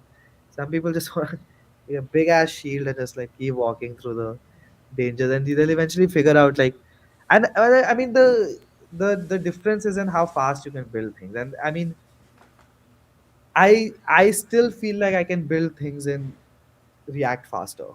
And I see the I'm I mean because the honest part is that I have much more experience in React. Even though being on the Salt team for a year, I've used React for 5 years before that. So it still comes naturally to me, right? So like if this that's not a thing. But I think, do you do you think think this simplified execution model applies primarily to React or all of VDOM frameworks? I haven't used any other VDOM framework, but um, I mean, the things I love about React is actually the fact that it all lives in JavaScript. I don't have like so the other VDOM frameworks I guess are Vue. Maybe I don't know if Svelte is a VDOM. No, Svelte No, will not. Salt is not. It's Right? gonna be. I mean, like it's probably like what are the other VDOM frameworks? Inferno, Preact, which are React clones, Vue. The other ones have faded away. Mithril. Like I mean, there's smaller ones, right? Like more recent ones, like give Buddy Yeah, Aiden a shout out with Million and like But even then, like there's this React thing. Yeah, it's interesting. Uh, yeah, what are the other VDOM frameworks? Am I missing one I mean, that's the simplified execution model, if you talk about the safety net, I think the safety net is a feature of the VDOM, right? Because the yes. VDOM is the virtualization of the DOM. So it is a safety net. You can like bash it as much as you want, and it controls how much it bashes like the underlying actual platform. And so if you're talking about the safety net, yeah, that would probably be all VDOM frameworks. The I mean, I don't know, the new stuff with suspense and error boundary, these kind of innovations that obviously we love at at Solid.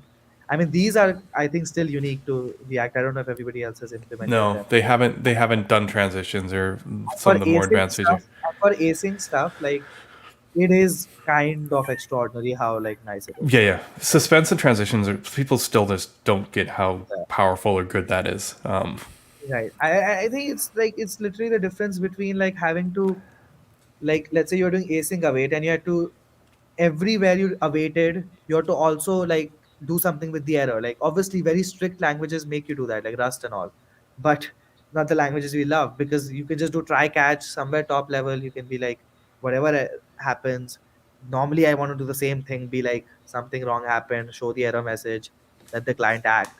That's the model they brought to UI, right? Like where you can have a bunch of components, any of them could render, any of them could throw an error, any of them could be problematic, but you normally know that there's a whole scope inside which you expect things to work, and if they don't work you need to treat them all kind of the same, like just show a box there. And so those kind of, I mean, that's the thing I commend React about. Like, it's actually building these new patterns in UI, which, uh, which we need to model, right? Like, these are things we need to model all the time, and we build abstractions around them. And so, like, I think that's the job of the framework, right? Like, things that are modeled very frequently can be like need to be taken away and like just made part of how it should work naturally. And like I think this is I've heard kind of talks from Sebastian, and where he talks about how like they always prefer hacks before like they have to like leverage, like make APIs for things, because it's like things which happen frequent enough deserve APIs, but everything else you need to be able to just like hack together. And so you have to have this both kind of mentality where frequent things you bring into the API and make them super easy to do, super convenient to do, and then border cases, edge cases, like let your API not get too expansive because of that. Like let it just let people have like easy ways to just do those things. yeah, Why did we name mutations to mutations? I think because of GraphQL. So that goes to GraphQL, I think. yeah, yeah. That makes a lot of sense. What do I got here? There's another question that I mean, I imagine there's a few of these right now. I think it's a little rough, right? If you could change Yeah. the RC API, were there any places that you're like, hey, can I? I mean, I will say it's incredibly well thought of. Like, Okay, doesn't feel as edgy as you'd like, or kind of as rough as you'd assume. Like, um, I think they almost have the end-to-end story there. Like, it feels like you're writing one app. It feels like you're not even using a framework when you're writing the app, because like the framework provides almost nothing, like except a link tag, a form tag, and a use router hook. The framework is kind of non-existent. Like yeah, like the file system routing, I'll not call that the framework. Like that's just how you think of your app anyway.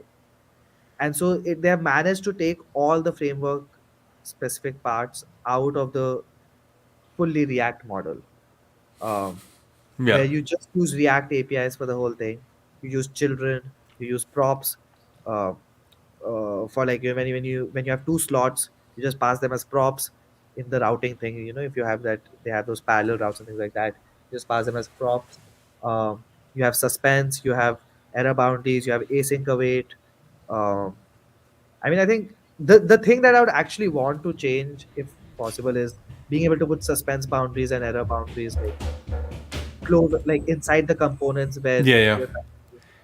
That's the one part I think it would enhance this experience a lot, because right now there is this like mismatch between when you think you need to add a suspense boundary, and now you need to figure out where to add it. So yeah, you yeah. either figure out where all this component is used or things like that.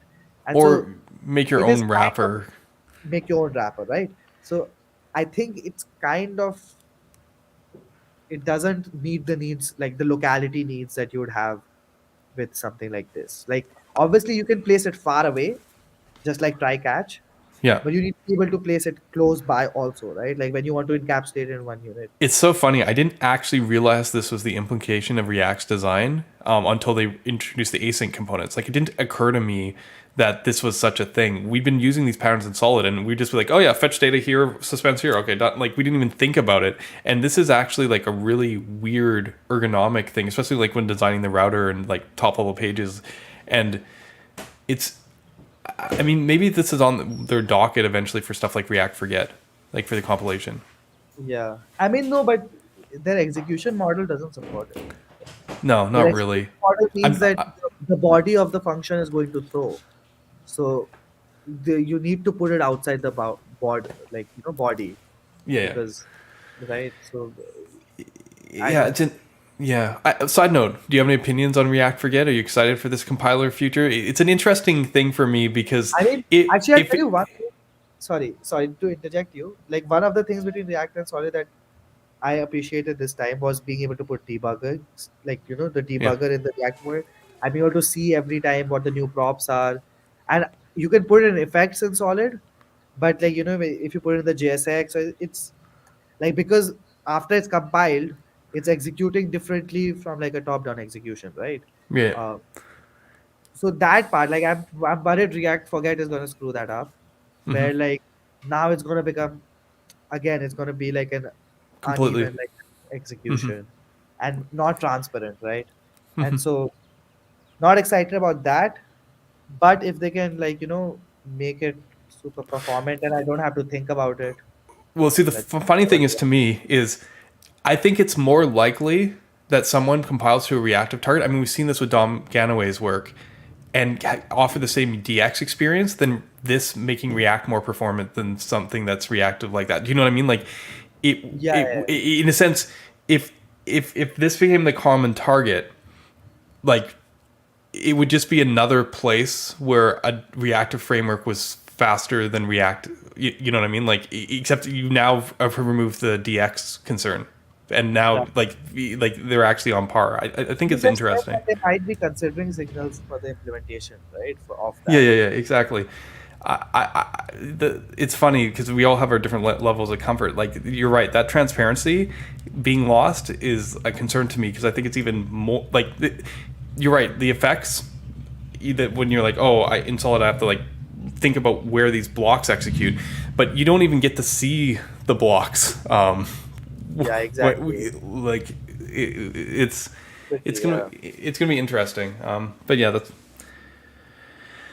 all right. Any more questions for Nikhil? Otherwise, we can let him go to sleep. It's like 2 a.m. or something, and I can just jump onto This Week in JavaScript. Kind of wrap Yeah, up I here. would I would have stuck around, but I think I'll enjoy relaxing and listening to it more, Yeah, just like lying down on my bed.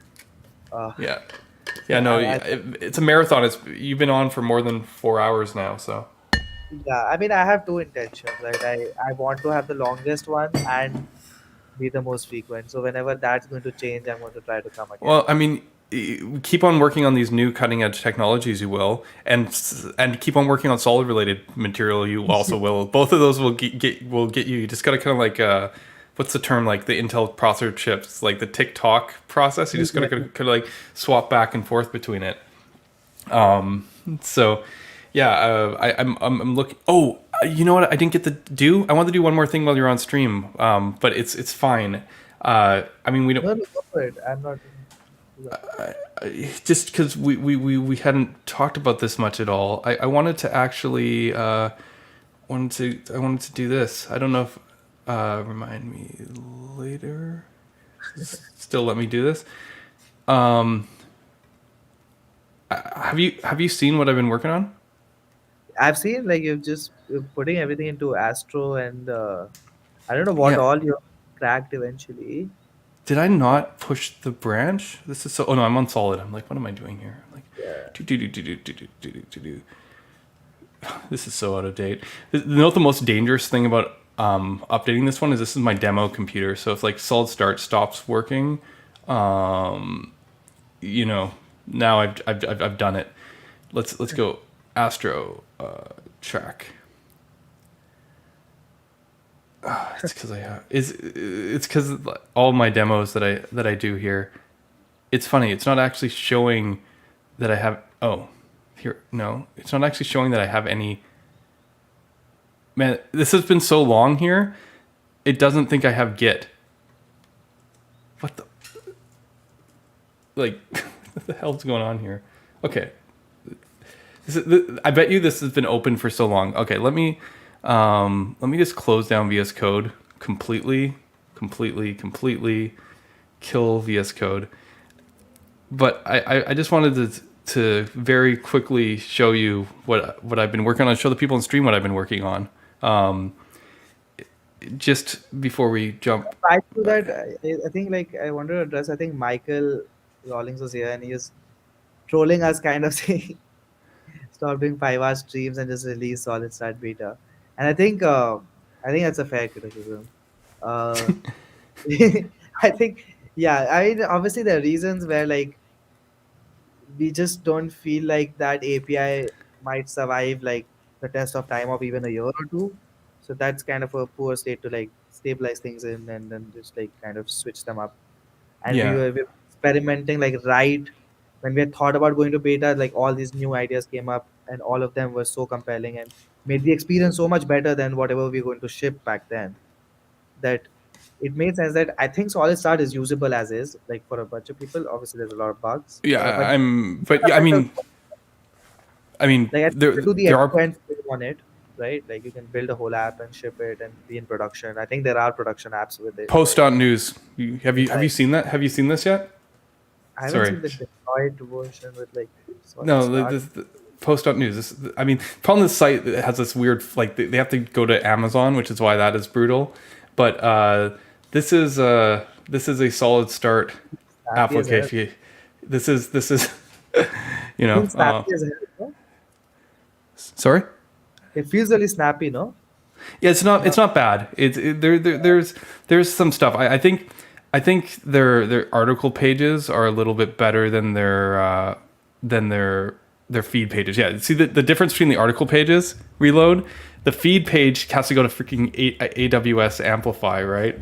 And Yeah. it's a little bit this, but yeah, I don't know. It's maybe some preloading stuff, but yeah, this site is like it's kind of like a Twitter essentially. But, They have something like I think a million signed up users, built on SolidStart. yeah. So wait, 1 million? Yeah. The last time I checked, they had 800,000. And Wow. Wow, I had no idea. yeah. So yeah. That's Anyways, yeah. Just a side note, the work we've been doing has had some, I don't know if it's how live it is. They need to kind of push it, but like this is just signed up users. I don't know what their active users are, but you can Right. explore the news feed. It's like Twitter. There's no tech community on here yet, but Yeah. Yeah, I mean, so the point being like, okay, so as long as you're okay using like the now old school SSR SPA apps, Solid Yeah. Start is It's funny. perfect, not ideal for that. Yeah, I mean, when you say old school, that's Svelte kit. That's next 12 outside the app, like next outside the apps directory. That's Remix. They're all old school, right? I'm just taking a dig, yeah. Yeah. Old school by a month. But yeah, what I wanted to show here, I don't even know why I pulled up the repo here. We could like, you know what? Let's just live wing it here. I'm gonna make a new window here.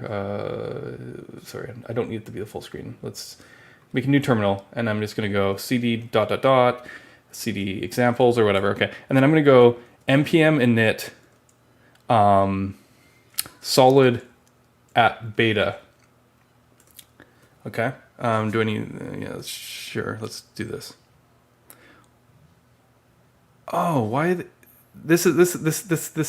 Oh, right. Because I always forget to rebuild it. Although this, okay, whatever. It doesn't matter. Watch this not work because it should be alpha 3, not alpha 1. But whatever. What do we want to call our app? That's fine. Let's call it my app. What should we do? Bear, Hacker News, to do? Do we care? Doesn't Let's really do matter. Yeah, let's do the to do one. I mean, that's interesting. I don't know if Prisma works. There is no Prisma in this one. It's cheating. Oh, okay, yeah, yeah. Server-side rendering, yes. TypeScript, yes. Hopefully, this did what we wanted it to. And then if I go File, New Window, Open, and what did I call it? My App. Yeah. Examples, My App. Yeah, I hopefully trust the authors.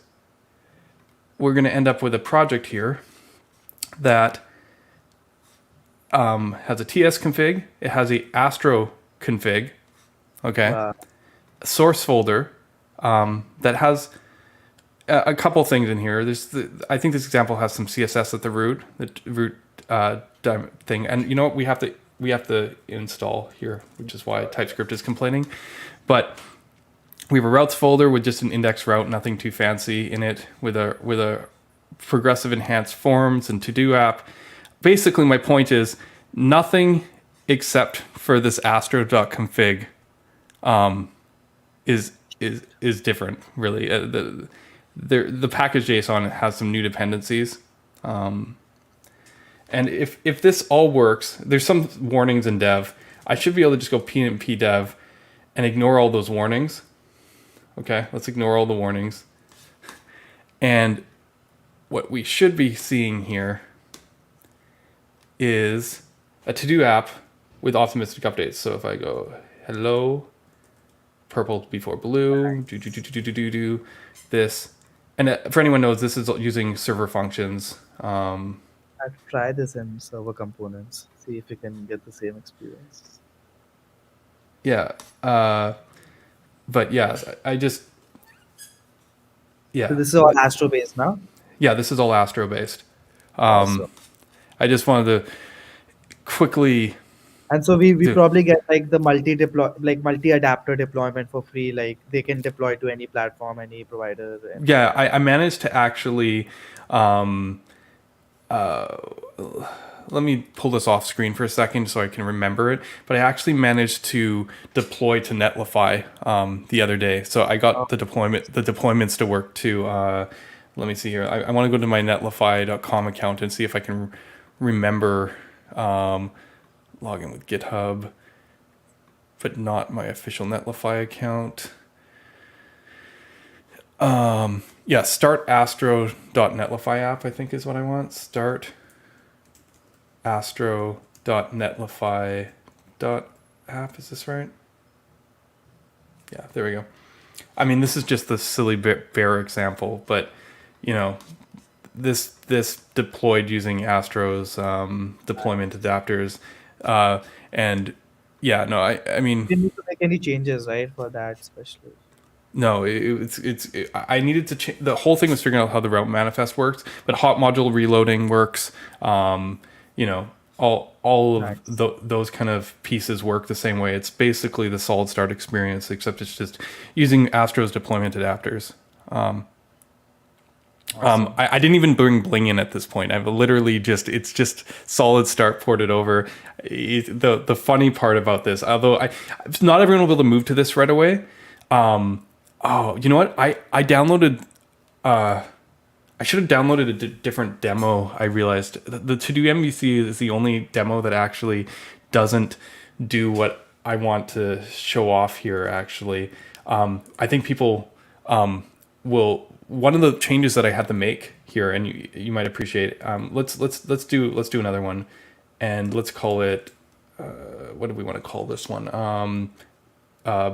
Bear Astro. Let's just call it Bear Astro. I'm going to call it Bear. Yes, TypeScript, of course. Is that... No, not X reactivity. We don't need to look at that yet. Let's do it again. File open is... oh, I didn't put in examples. That's my...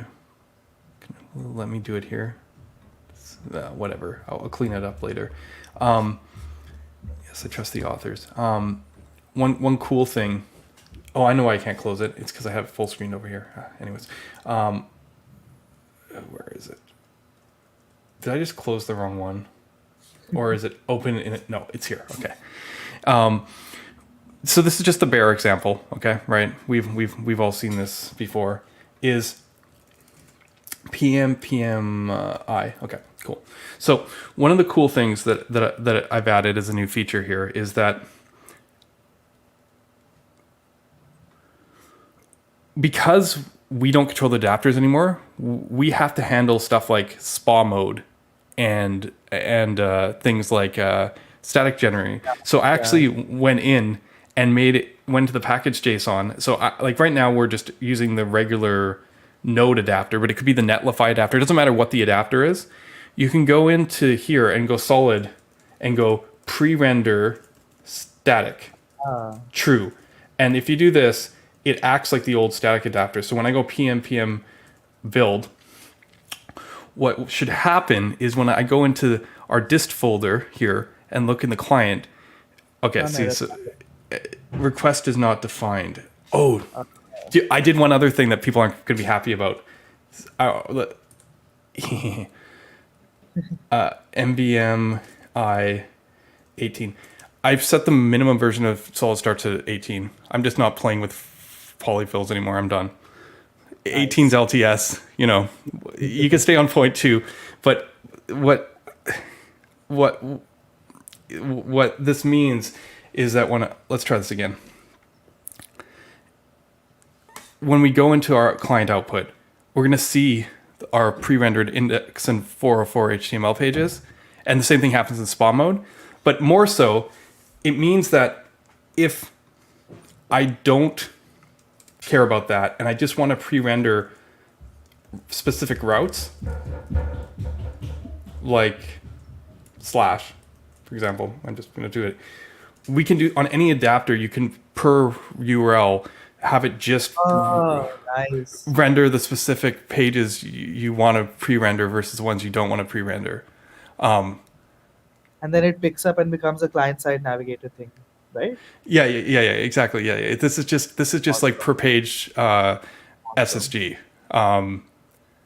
So there's new features. Yeah, this is SolidStart. Yeah, the fully React thing, we've been doing React all for the last 4 hours. I just wanted to kind of show off some of the cool stuff. No, this one's really cool. Like I think this one we've been wanting to do for a while. Yeah, so yeah, and the coolest thing about this is, I mean, not the coolest thing, but when you go into this repo, you know, you just gotta love what Nikhil. I don't know if you wouldn't mind what happened here. The examples look kind of the same. I haven't quite got the test working. Like this looks the same, but let's look in the packages repo. Oh, do you know what the problem is? It's just node modules. Yeah, sorry. Yeah, exactly. It looks a little bit more like this. So that's perfect. I mean, the less stuff you have to maintain, the better it is. Yeah. So, yeah. I mean, I got to go patch a couple things. Start still has like some like polyfill stuff that like should go into Astro. But yeah, you know what we can do right now? Last demo on this for you, just to kind of put this over the top, is let's go into our example in Bear and go. And to prove that we're honest, I'm going to turn off this for a second. Forget about the pre-render routes for a minute. And we're just going to go build, standard build, right? And then we're going to do start. Okay. And then I'm going to go over to our localhost window, which is not this one. I think it's not that one. It's this one. And what's going on here? Listening on localhost. It's like opening it in a different window. It's fine. Yeah, it always does that. Okay. Localhost coming in. All right. So here is our just bare SolidStart issue implementation. Yeah, okay. So we've seen this. Just standard. Actually, you know what? We're gonna open this in a new incognito window. And see our typical solid start. Am I not minified right now? What's going on? I must not be minified right now. Oh no, this is minified. Something weird. I guess I gotta look. That's That's just solid. huge. That's huge. Yeah, That's like, this is something. not, I think something weird is going on because this is not. Ah, damn, that's annoying when that happens because like it was perfectly fine when I was testing this earlier, but something is not getting, something extra is getting pulled in right here because that is absolutely huge. Well, let's just that let's was just do not minified, right? But that's not minified because it's islands. oh, it's supportive. Of course, islands true, and let's go into our route and make the counter component. An Let's island. go const counter equals unstable island. What's the API for this again? Is it Dynamic import? I don't have. What do you call it? Copilot on this machine. Okay. yeah. Right. So let's build islands mode. It actually, let's do more than building islands mode. Let's add islands router as well. So we got the full server component experience. It's probably in the config, right? Yeah. Sorry. Islands router, true. Yeah, I don't know why the bundle is so big. I've literally been like, you can actually see the output sides. Yeah. All right. So hopefully this example. Why is it? Started. It's so funny that like it was when I open it from. Okay, I didn't start it. Thank you. Silly me. I'm like getting ahead of myself. And this will open it on the wrong window. But yeah, I mean, let's pull this in. JS loading on the page. Oh, right. Not in an incognito window. So you're seeing my 15. No, this one's fine, I think.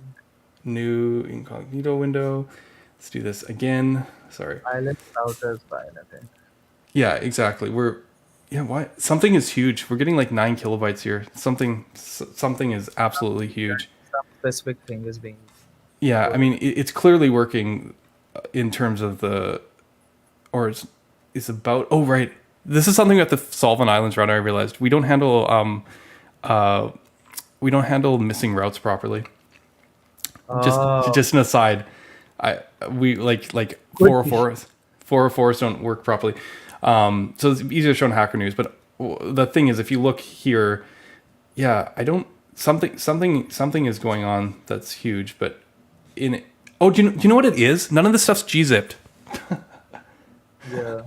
This is why I keep on getting choked up. The sizes are right; they're just not gzipped.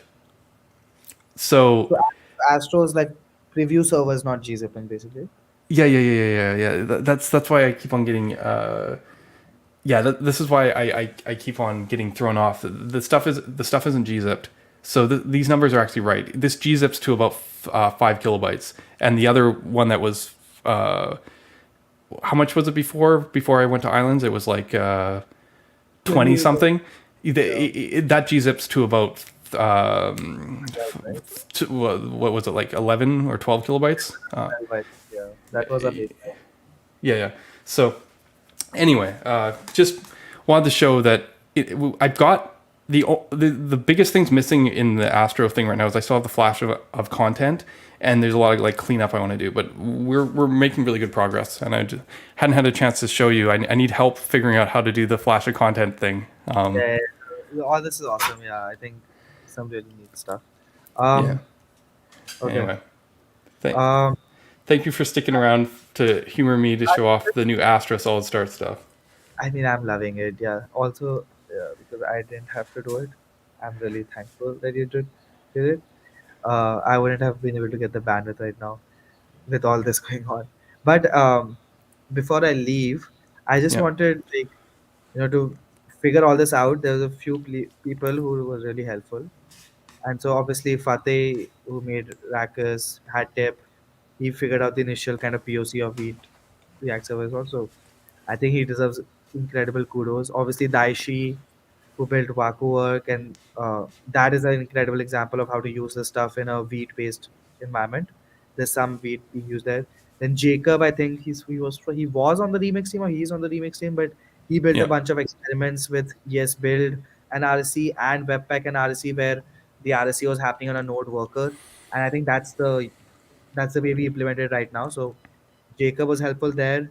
Ben Holmes' stream with Dan Abramov. There, that's where I learned how to do the routing because there was no other examples of routing except Next.js and that stream, which kind of unlocked everything for me. Obviously, Dan Abramov has been answering my questions on Twitter I've seen. Yeah. and everybody else's, and so that's been so helpful to like understand what their mentality behind every feature is. um, Kind of the Next.js team, obviously, because I've read so much Next.js code in the last 2 weeks to like figure out how they do. Like whenever I have a problem, I go see how they've done it, kind of try to copy it in a simpler way because I don't. Their stuff is obviously way more complicated. And Sebastian, obviously, to like bringing up these ideas into the wild, like kind of fighting for them, implementing them in like this big behemoth of a framework that is very difficult to move. Um, so that's awesome. And then obviously Astro, I copied the Vercel. Like I think my thing deploys on Vercel because that's the only place where we have async local storage. But I used Astro's kind of Vercel adapter to like copied some code from there to figure out how to bundle things. Obviously Ryan Florence and Michael Jackson, like I mean, the license is included in the source code, but yeah, I used a bunch of React router and Remix code to like, my route matching happens is like, it's the React routers kind of match path function. And like the file system routing is from Remix. So, and then Tanner's like type safe routing. So shout out to Tanner for like exposing that to me. And so that I could just use his types directly. I couldn't even use the runtime and the types were enough to like give me all the safety. And then the Vite team, obviously, like the Vite as a platform for like building tools, building frameworks, building like new experiences and experimenting with stuff is just like surprises me every time. The way we're able to like push it around, stretch it in every direction, and it holds together. Still fast, builds things quickly, and simple to understand for me at least. Yeah. So I Nice. mean, just a bunch of shout outs for like everybody because what I do is I just like look at what everybody has done and I figure out like cherry pick what all I like and then I just like I'm just like a mashup person. Like I very few of the code I've probably even written by hand. Like it's just getting it from here, getting it from there, figuring out what all fits together. And it's these guys who have figured out the more difficult challenges in almost all of these problems. Like mutations was already figured out by Daishi. Like he had already figured out how to do the cycle, like where React when it calls the server function, it should know that it's part of a mutation so that it can like kind of put the correct headers and all. So thank you to all these people because of which I was able to do this in like 2 weeks, like barely started like 2 weeks back, and all of this was done in those 2 weeks. So wouldn't have been possible. And I think obviously a lot of people need to get behind this idea to like actually make it successful. Needs to be a lot of buy-in from everyone, from tool developers to framework developers to like people in the ecosystem.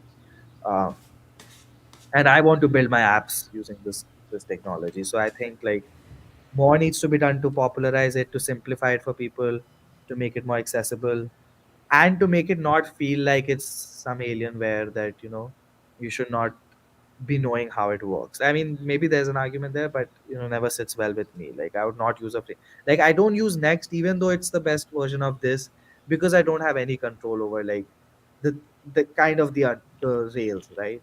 And for most teams should use Next because you don't want to be controlling the rails. You want the world's biggest experts to be like on the field to be controlling the rails and making those decisions for you. It's just not my taste, even though most of their APIs I love and I'll probably kind of replicate those APIs. It's just that the control that Vite gives me is like I just love that. Like this already, like I use Uno CS, like this Anthony Fu's like CSS framework. It gives me like inline icons, which like Vite compiles it out to like something, and so Vite already has this ecosystem of plugins that I'm used to that I don't want to let go of. And so And you shouldn't. Next.js will have some competition. Um, if I'll not probably be building the whole thing, but I'm probably trying to make it so that something gets built on top of Vite that provides the same DX. Yeah. Probably Yeah. dance. Start is going to be. I'm hoping TWiJ is going to be that. Um, I'm not sure if that's the route Tana wants to take, but yeah, I would hope that it's using all the good foundations that I would want it to use. You want to get on the fully React list on the beta docs, eh? Yeah, that'd be cool. Yeah, no, I hope so. I know there's a lot of people, especially on the Vite community side, who want to see this happen. Obviously, Rakis, obviously the work of Tanner. So this is incredible work that's going to really enable a lot of people to do stuff that they've desired to. So I'm pretty stoked on this work here, and I'm very impressed with the results so far. Where are you taking this next? Just curiosity. What's the next I mean, steps so for you? the main thing is that I'm trying to see what all is needed to build like a cohesive experience. So I think already like the app I built with it, I can deploy it to Vercel, all the features work. But I need to figure out like all this like what needs to be statically cached, what needs to be preloaded. A lot of the optimizations have yet to happen. Yeah. But the point is that I want to build my apps with this technology, like, and the apps at my company are most likely going to be React apps because like that's the baseline of the talent we are able to get. uh, so the challenge for me is both to like make this technology accessible enough to somebody who's a noob at React. I mean, they don't want to know how frameworks work. They just want to write React, and so this stuff needs to be accessible to them so that if I hire somebody, I don't have to like give them a month-long seminar on how React works before they can do anything. And it needs to work for my app, and I need to enjoy using it. I need to feel like I'm in control of it. Um, so I probably will be giving it some time to see like what how I can mature it. I don't know, like doing the whole open source kind of wheel is its own commitment, and like I don't know if I'm able to like live up to that commitment most of the time. So I don't know if I want to do that yet. But obviously all of it will be open source, but like kind of spreading it out as something people should use. I don't know if Mm. I want to be the steward of that yet, because I'm not a great steward of things like that. I move on from things very quickly. So yeah, I'm gonna see where it lies. I'm hoping like we can put some parts out and we plug in SSR and Rakus, and like these solutions can Tanstack start. These solutions can use the underlyings so that we don't need one Vite kind of React RSC framework. I hope we have 4 or 5, all of them kind of do their maintenance so that I can use one of them eventually. There you go. Sounds great. Thank you so much for joining us today. I'm going to let you go. We're going to switch over to This Week in JavaScript. Great guest as always. Thank you so much. Catch you later. Thank you everybody for listening. I don't even know how many were watching. I'll go have a look later. Okay. Bye. Yeah. Okay. Stream is not over. We're going to do This Week in JavaScript. We're at 4 hours and 45 minutes. Nikhil has definitely been going for the length record. Tanner I think Tanner might actually have it though. Although no, I think our stream was only 4.5 hours, so Nikhil might still hold the title. Because he was some of our earlier streams. The first 4+ hour stream I ever did, he was on. Yeah. So how are we doing? I actually was able to do a little prep work while at the end there when Nikhil was giving his thank you list. So I can get started here a little quicker than I usually do. And we can get going. What's the 21st? So yeah, okay. Yeah, let's get this going. There and then there. Okay. Perfect. Okay.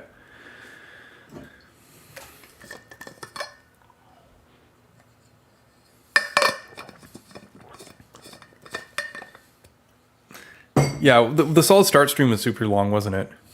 Yeah. Oh, okay. So let's get ourselves positioned here. We got a few things that have happened. As usual, I'm gonna probably start this with some solid updates, but then we'll kind of get going. So let's just get right into it and talk about This Week in JavaScript.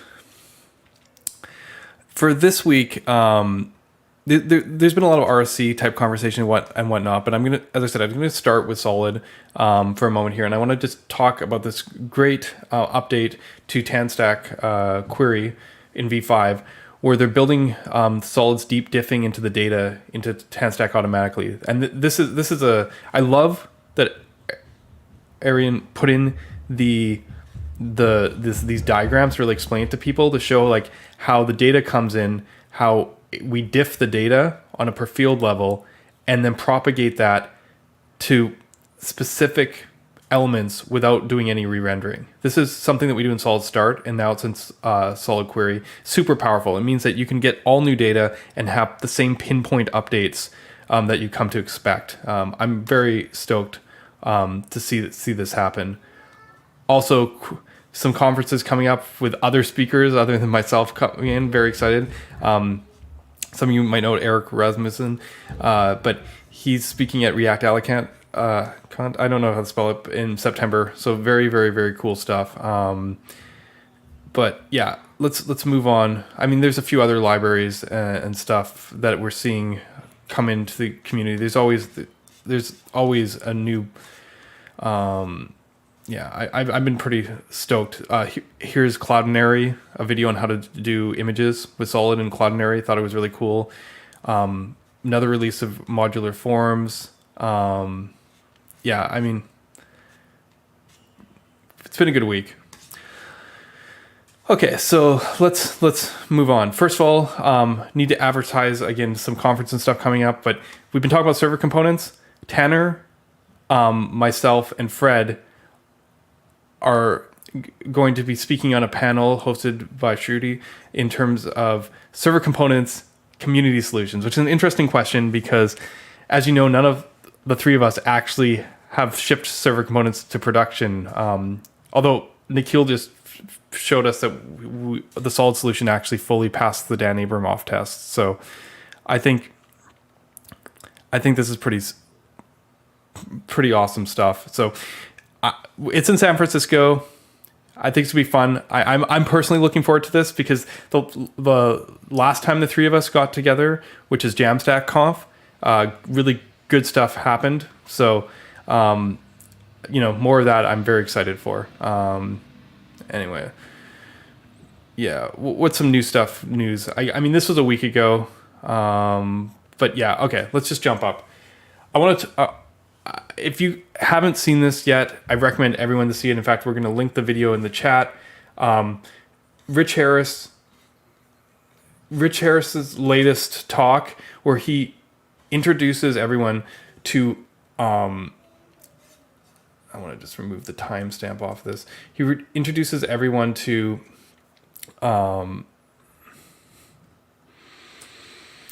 Some of the new trends that are happening right now in JavaScript frameworks. And he's not terribly stoked about them all, to be fair. He spends a lot of time talking about Remix, a lot of time talking about Solid and RPCs, and talking about, the dangers and why Svelte didn't go in these APIs and stuff. But I actually quite enjoyed it because he managed to talk about all the frameworks. He wasn't, he didn't just pick on one, right? He talked about MPAs. He talked about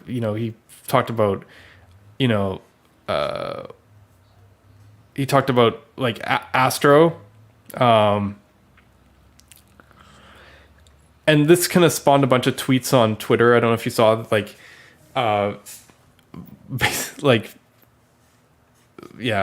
I'll see if I've got them anywhere, but essentially, I think there was a lot of really good discussion off this talk. One of his spicy takes that a lot of people kind of got in behind was this has a ton of quote tweets. Was that the web doesn't suck because of frameworks. The web sucks because of capitalism, because we pay for everything with data, and because we're all slaves to the algorithm.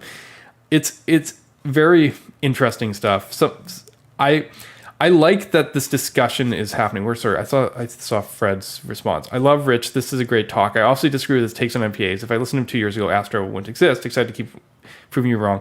I think everyone who got scrutinized by Rich in this talk actually really enjoyed it, because, I mean, this is obviously like my sort of perspective on this. It's like most of the opinions he had about this stuff is hard to talk about because the technology is unproven, right? Like, so it's like, yeah, of course it's maybe we haven't learned everything about this stuff, but he really put a focus on all the innovation happening in the ecosystem. Like, if you were included in this talk, you're probably doing good things. And I like seeing that discussion because, like, as I put, it's a topical reflection on JavaScript frameworks, especially the should versus could discussion, which is always should accompany, at a time of innovation. I think the positioning of this talk is more important than the content, which may or may not age well. Like, I don't know if Rich is right. He doesn't know if he's right.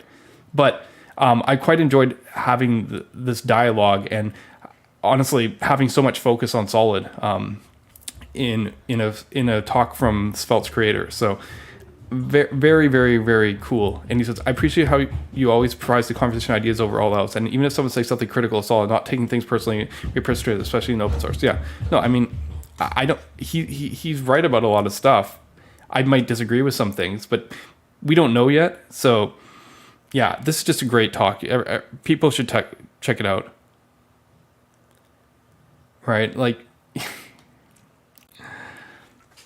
so now it needs Rich Harris approval. Dan approved. Yeah, I don't know. Maybe one day I'll get a stamp too. But yeah, I don't know what else to say about it. There's a lot of really good information in this talk. Take it as you will, but I enjoyed it. Another great thread kind of related to this whole server component thing was this whole co-location. And again, this is a response probably to Rich's talk because they kind of he was critical of the co-location stuff, React server components. He says, after the mess of PHP code, much of the world has moved on to separating view and controller. View templates in separate files view templates in separate files, logic separately. But this is not what happened at Facebook. Their XHP fixed it. XHP is like JSX plus React component model, but for PHP/hack. What he's saying is, like, sometimes there's a problem and you're just like, oh, we have to drop what we're doing and we change paradigms. Other times you can just like realize some characteristic and change, like, you just change the perspective and then suddenly you can actually solve it. So I thought this was a really great tweet. And if you follow Dan's thread, he just goes on about their whole experiences and whatnot. And obviously, this is something I can relate to because, like, I think it's interesting what happens when the general community moves away from a technology for some, specific shortcoming, but then a few stay and find a different way to address it. When things inevitably come back around again, which they always do, there's a lot of valuable insights to be had. And obviously, I'm talking about signals here, but I think this obviously applies to data fetching and stuff as well. But like just even the server component stuff is very much like Marco, back in 2014, and like the way, signals and reactivity are coming back again. Like, these things do have their time when they come back around.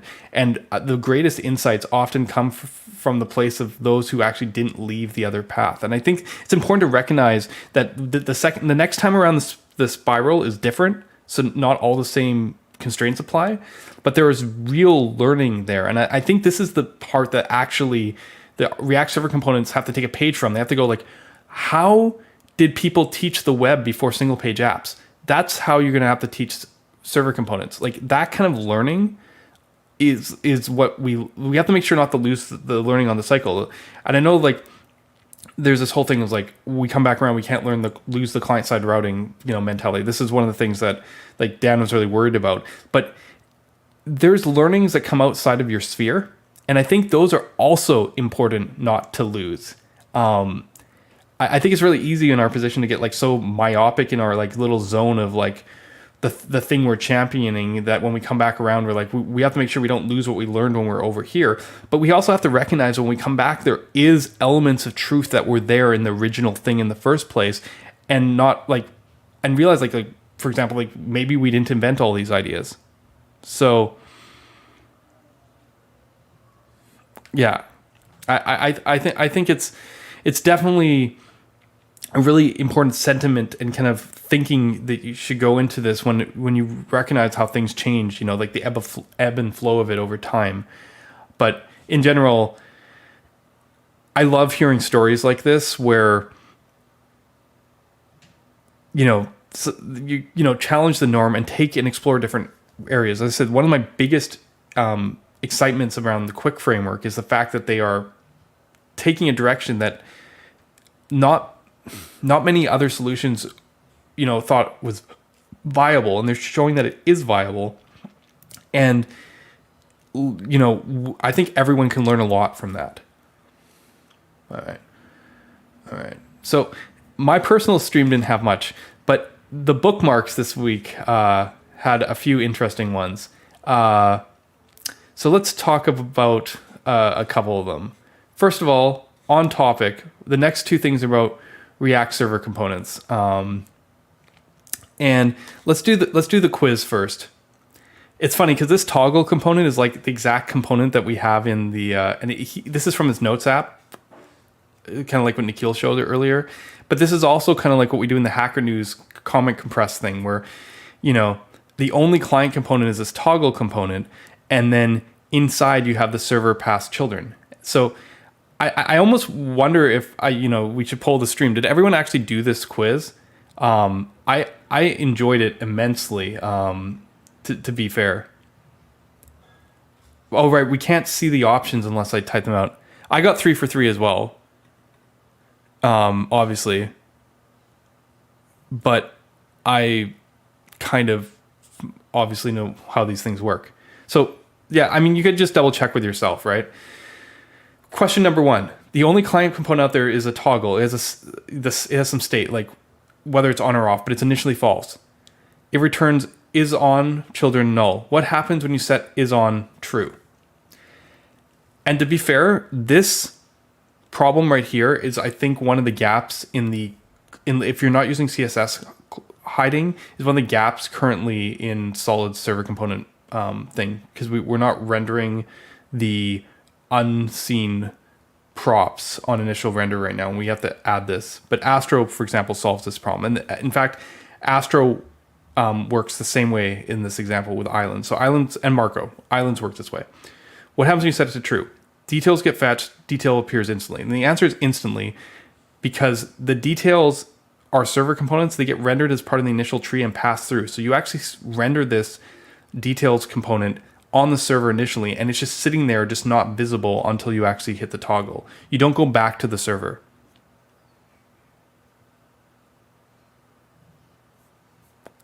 And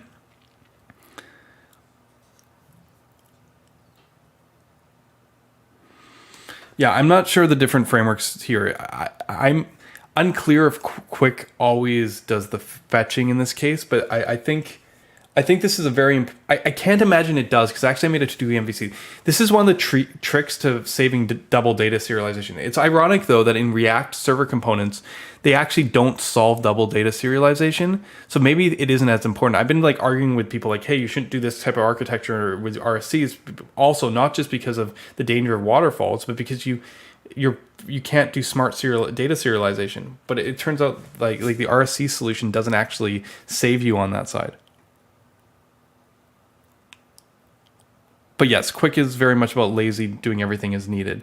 So, but there's a difference between lazily rendering the JavaScript code to do the work here, but there is no work here, presumably. This is on the server. Yeah, I actually think this is a tricky question. I think Quick is smart enough that this kind of transclusion works, and it'll recognize that this is server rendered and it never needs any code here. There's no state. Next one. Say is on true. You've edited the node and told the router to refresh the route. This refetches the RC tree for this route, and the server creates a note prop with the latest DB content. Does the toggle set state get reset? Does the details show fresh content? And this is something that we actually do solve properly in SolidStart. And the answer is yeah. The toggle state get reset? No. If you've opened or closed it, it still stays the same. Does the details show the fresh content? Yes, because you're replacing the server content. But yes, I feel like this might have been the most obvious. If it didn't work this way, it would be kind of pointless. I can understand why people might be confused here. They'd be oh, now you're showing it, I have to go to the server. There could be confusion there. But this one, at least, and I think from the percentage, this one has a clearer win. This was actually 50-50. People weren't actually sure. And I think this is a good question because it shows where a lot of the misconceptions around server components are. You know, people think about stuff like other patterns like HTMX and whatnot, and server components are kind of like their own thing. Finally, okay, twist.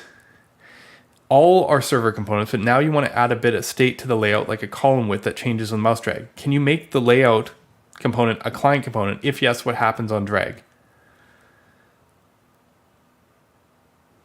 It's so funny. His wording really confuses people because this is no, and these two are yes. But he started this one with no, so I don't know if that confused people. It confused me. But yeah, the refresh he means, well, it's their version of refresh. That's why he put it in quotes. I understand now, like, yeah. You know what I mean? Like, the routes refresh like an MPA. I think this is the thing, you know, you with server components, you are in this MPA type mindset, where you're like, even if the page doesn't reload, you like pretend like it reloads. But it's not the same. So I guess that's the thing. How can something reload and yet persist state? You know, it's like the mystery with React hooks. Like, how can the function rerun over and over again and yet somehow persist state? I see a parallel there. That might not be intuitive. So that's a good question. But the layout one is, yes, if you make this a client component, again, you don't have to refetch. This is the first question again. He's saying like, these things are server rendered. These things are server rendered. They don't have to be children. They can be any prop. They're server rendered. So adjusting this doesn't need to go back to the server. This is part of the reason why the architecture is like this, because you want to be able to have like, all of these things are actually safe from a don't make it refetch point of view. And he probably actually says this here. These aren't just random questions. They reveal and motivate some key design decisions for each of these. What do you want the answer to be and why? What's the price of your chosen answer? Okay, details appear instantly. Spoiler answer, okay. All RCs run in a single pass on the server, no back and forth unless you're explicitly doing a router refresh. So the toggle client is perspective.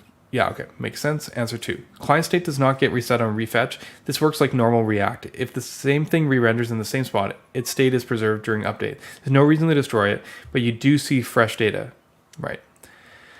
There's no refetches on drag. In general, RC tree doesn't refetch unless you ask the router to do it, from the layout client component's perspective. Its left and right props are render props of sidebar and content, so it keeps displaying those. You might be wondering, how does it know to render sidebar and content? Is JSX eagerly calling them? Not quite. It's just that when we try to render layout, which runs on the client, we serialize its props.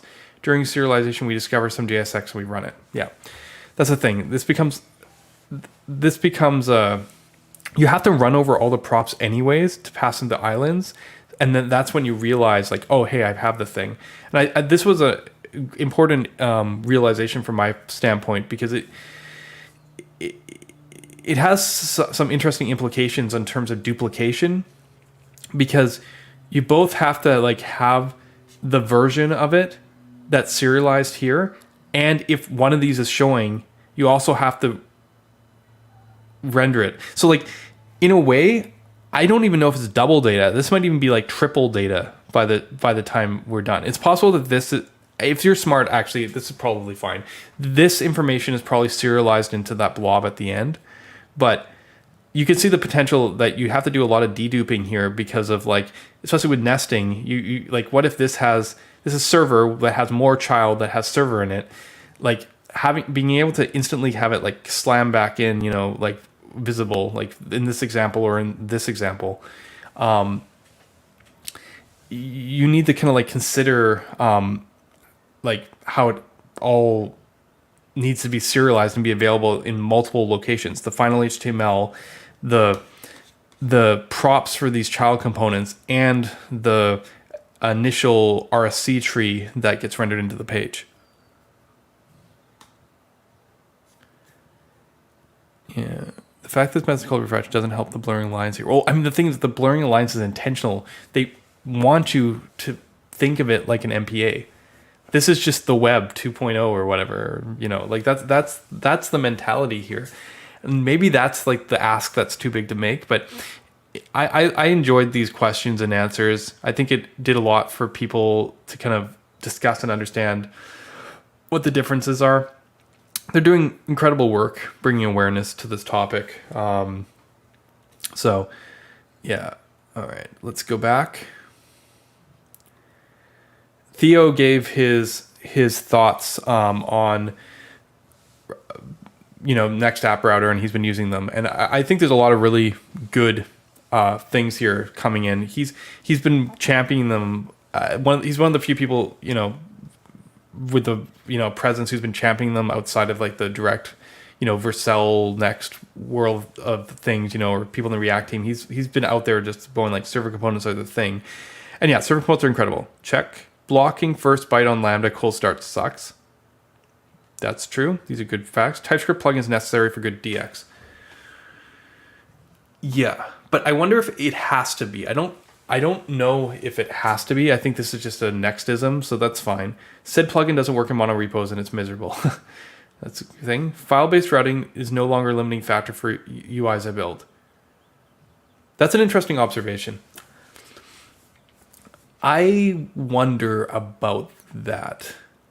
I guess the TypeScript thing was the biggest benefit, but I think one of the considering factors here is like if you care about stuff like query params and whatnot. Yeah, I don't know. I'm gonna have to ask him about what suddenly changed here. I still don't love file-based routing. Well, there you go. Fair enough. Layout is dope, but probably my favorite part of the new router. It's funny. Nikhil agrees with you. That's like the one thing he pulled over. Route TS and route handlers are hella underrated. Okay. Not having access to the URL in the server components is really annoying sometimes.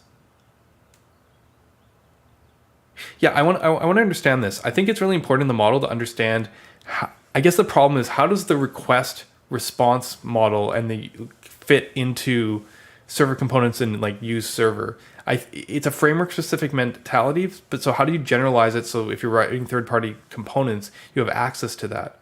This is a very interesting question. I think it's an important one because I think you need to have access to it, just essentially, like, especially the request response, because like authorization usually hangs on this kind of thing. And I know because I built like the really simple like RPC stuff with SolidStart, and everybody immediately wanted auth for everything. Like it was just like the very first thing that you hit. So you almost like have to, and you can see like, okay, you can use middleware higher up, but that's fine. That's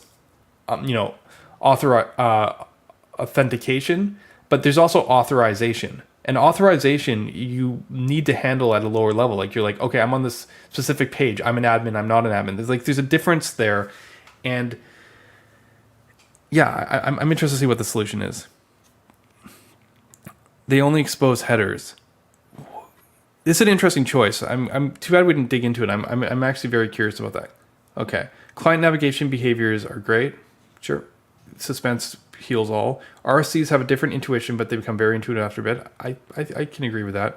Libraries need to start adding use client to shit like yesterday. This is definitely a pain point with the syntax chosen and how it goes, but you can always work around it by wrapping it yourself, but it is definitely a pain. So the funny thing is, and I'm glad Nikhil's work on Vite is going to help here, is just a bunch of bundlers hit this and just go like, what the hell are you doing? And like choke up on it. So there's been, I think someone in the responses was saying like they were using it in some bundler and it was like dying on them. So they like essentially tooling catching up is actually making this pretty challenging. Error reporting still has a long way to go. Looks good. Cache is very underrated. Yeah, I think this is a cool API. I don't know if you haven't seen it, but essentially during the lifetime of the request, you can just like call cache and then key value, and you can literally just like, it will know, like it'll just, you can use this to dedupe almost anything.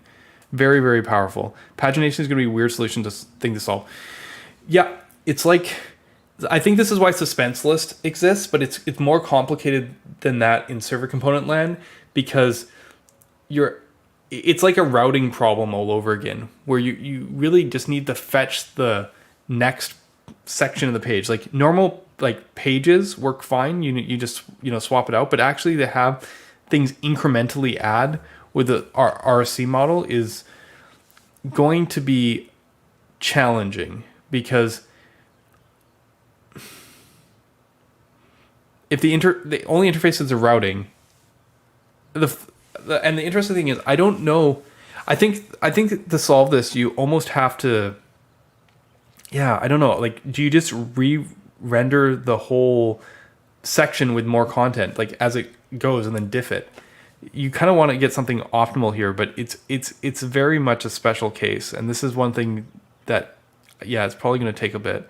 Suspense is great, yeah, obviously. Errors happen often, but they surface early, much better. Yeah, I mean, when you build with a toolset that relies on compilation, this is one of the benefits. People talk about, I'm a big fan of CoffeeScript, and it's just like free form. You just kind of put ideas down. But the funny thing is, you did find out if you made big enough errors, like the compiler would actually complain at you.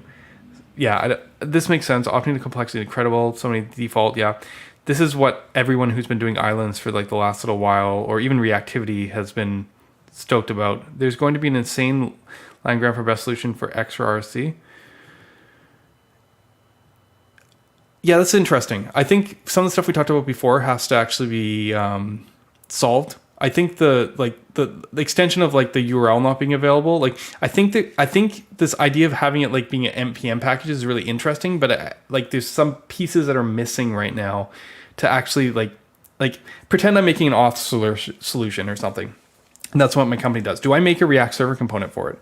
Like at first you're like, oh, I can set up the endpoint with it, and then people can just include the auth component, and then it can just work. But like, how do I handle the fact that the requests are different in every JavaScript, in every framework? Like that there's runtime differences. The server presents an interesting challenge in terms of standardization. Is React responsible for that standardization? I don't know. I think it'd actually be very hard for an auth solution to come up with a general React server component solution. And at that point, you're like, okay, do I want to do just React, or do I want to do other things as well?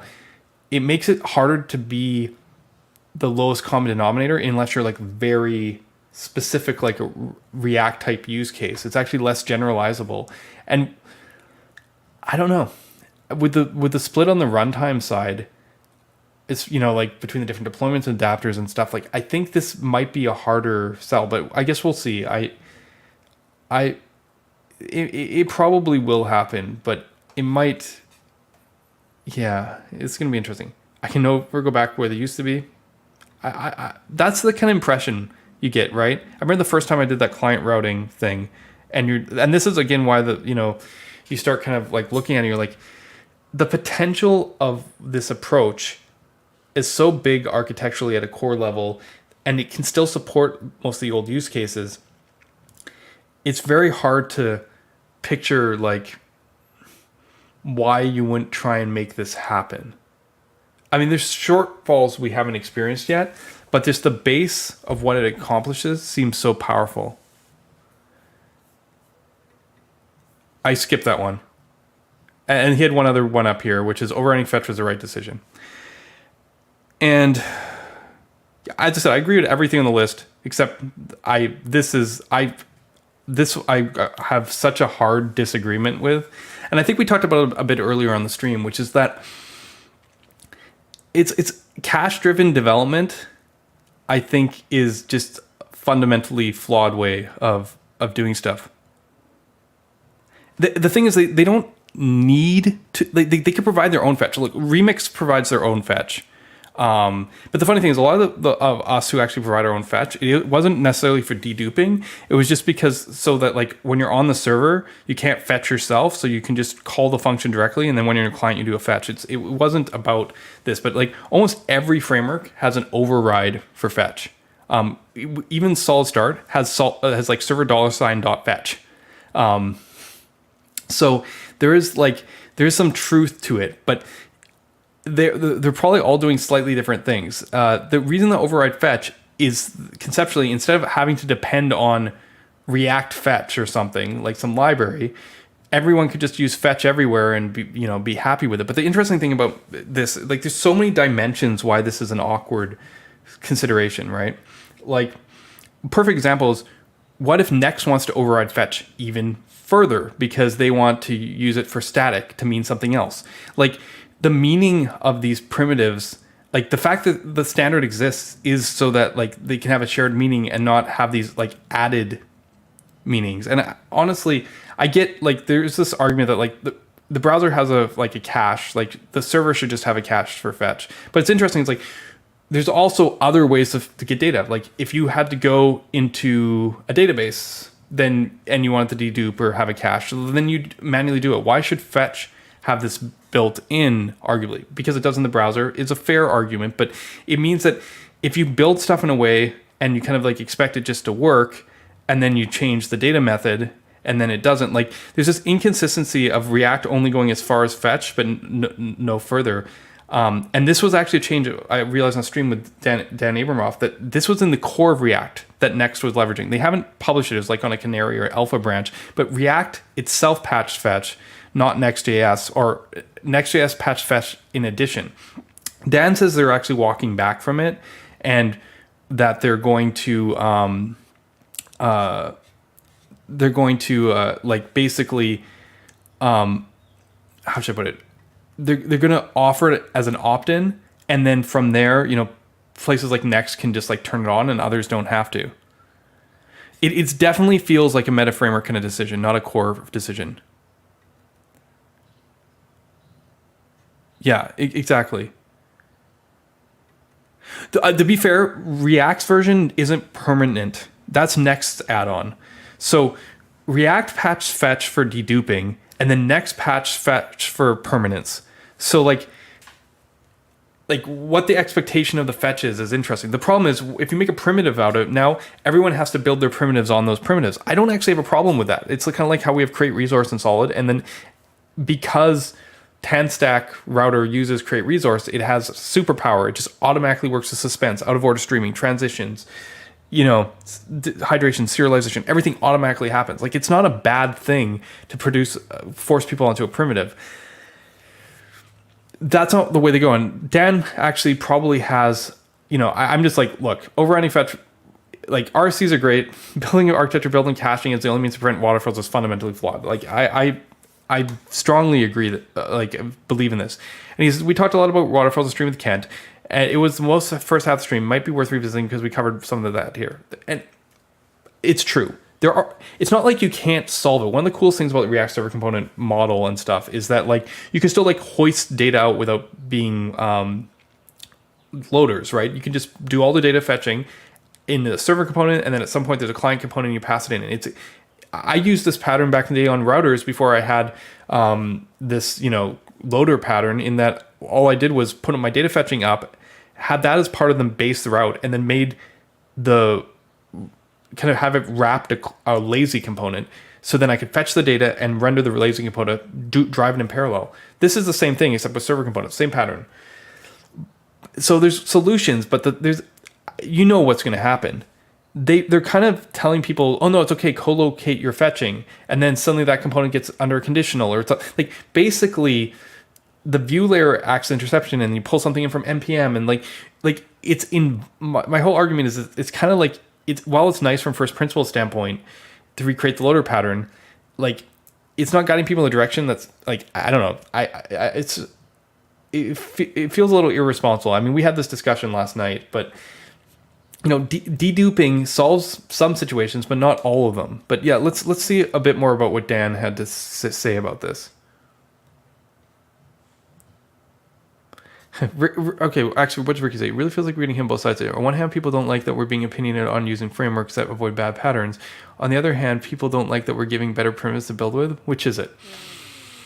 If I'd be okay with a better primitive if it didn't involve literally patching fetch. If it was React fetch and you're saying like this is an example of primitive, that's fine. But like, I think the problem is you also get hit both ways if you try and provide something as natively. And I said there's an incentive here a bit on that, because like async components, like you're using language features instead of like provided primitives. And I think using fetch makes it feel like you're part of the platform. You're not adding this bulk. You can keep the bulk in client place where you're like use. And then here you can be like, okay, it's just like JavaScript, but it's just JavaScript in the same way that Svelte's just JavaScript. It's like, it's kind of a lie. And it's fine if you know that, but the concern is like, it's the pattern. It's not about it's the pattern that's awkward, because it's like you're just like, let's just co-locate it. And I understand that it's the DX goal that is driving this. But it's like, let's continue here. As a strategy, catchy dupe is more powerful than hoisting everything up. Okay, let's keep going. Nobody prevents you from still composing everything in one query. That is true. But to compose in every query, you actually have to hoist it up. Okay. And kicking that off at the top. Right. So just right. I hope streamingly. But you also have the freedom to kick off lower as needed. Okay. I mean, that's fine. You can always do things lower. Some people don't know this, but like because of suspense, you can load anywhere in the tree, right? This is true without React server components. You can do this SolidStart, for example. You can load the data anywhere. I just don't recommend it because of just how, like, you're just giving, like, it's, I don't know if people realize waterfalls have been like the biggest performance, like, oops kind of scenario. It's just so easy. There's a reason why you can't put client components and server components and client components. And I realize that that's the client server divide, but you know, as we show in the diagram, waterfalls are like never a particularly good thing. It's just like, is it an acceptable thing? And at what point does it stop being acceptable? When you block user close to the leaves by waiting, you let everything in the UI flush through. That I agree. Yes. So if it doesn't hold you back the rest of the stream, if different components could kick off close. It's different components could kick off close to the leaves. Default is a good way to add it. Yes. It's free. Well, other than patching globals, not free, but yes, I mean, deduping is a good thing in general, especially when you have like different route sections that depend on the different data. It can allow parallelization easier. But the trickiest part about the leaves is the leaves could be conditional, and this depends on the data flow of the view of your app, not just the not just like, if there's a difference when you're like looking at a series of promises and you're like, why are you doing 5 awaits at all in the same time? Why can't you just, why don't you promise all it or whatever? Or why don't you just not promise all of it, be non-blocking, pass all the stuff and await it where you need it? That's the best way. But okay, then if you want to preload, you can add a hint anywhere upwards. The router already warms up the nested layouts and pages right away, but you can kick off more as you go. Like, this suggests to me almost like pre-pass. I'm wondering about it. Not always best to kick off everything at once. At some points it saturates. This is true, but I guess on the stream, Dan had been like, okay, well, we need like visualization for this. Like, we need tooling to know about these waterfalls, because I think there's this consideration or concern that, like, from my point of view, is that like nothing here lends to you knowing. Like, if you see a bunch of promises in front of you, you can make sense of it and be like, okay, I'm doing something stupid here. I'm chaining this, so I don't need this. Needs a combined query. And even like you could argue like Relay solves this in a way that is co-located. What's beautiful about the Relay approach is it really keeps it out of the component flow. I think the challenge here is because we've chosen components and we're mixing view logic with data logic in such a like way that the potential here of things getting unintentionally out of whack is just so much higher. Again, you could pass to the top and pass the promise down to guarantee. Exactly. That's exactly what you're going to do. But also you don't have to. Well, sometimes you get to make the choice. Well, it's an interesting choice. Nobody ever complained about being able to do fetch from any component on the client. This is the problem, right? Like, okay, where is the most popular React? Like, what's the most popular React router, right? Like, React router is, right?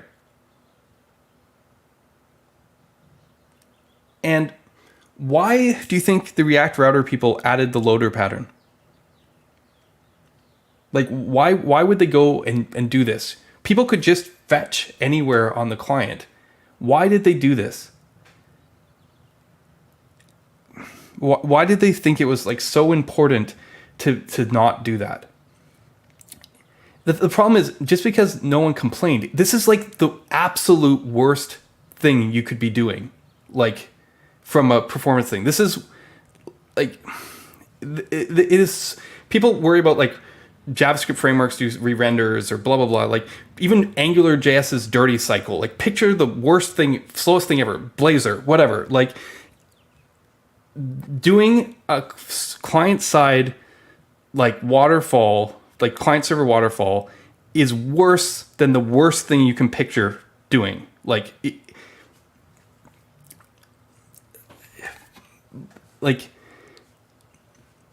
nobody ever complained. Like everybody should have been complaining.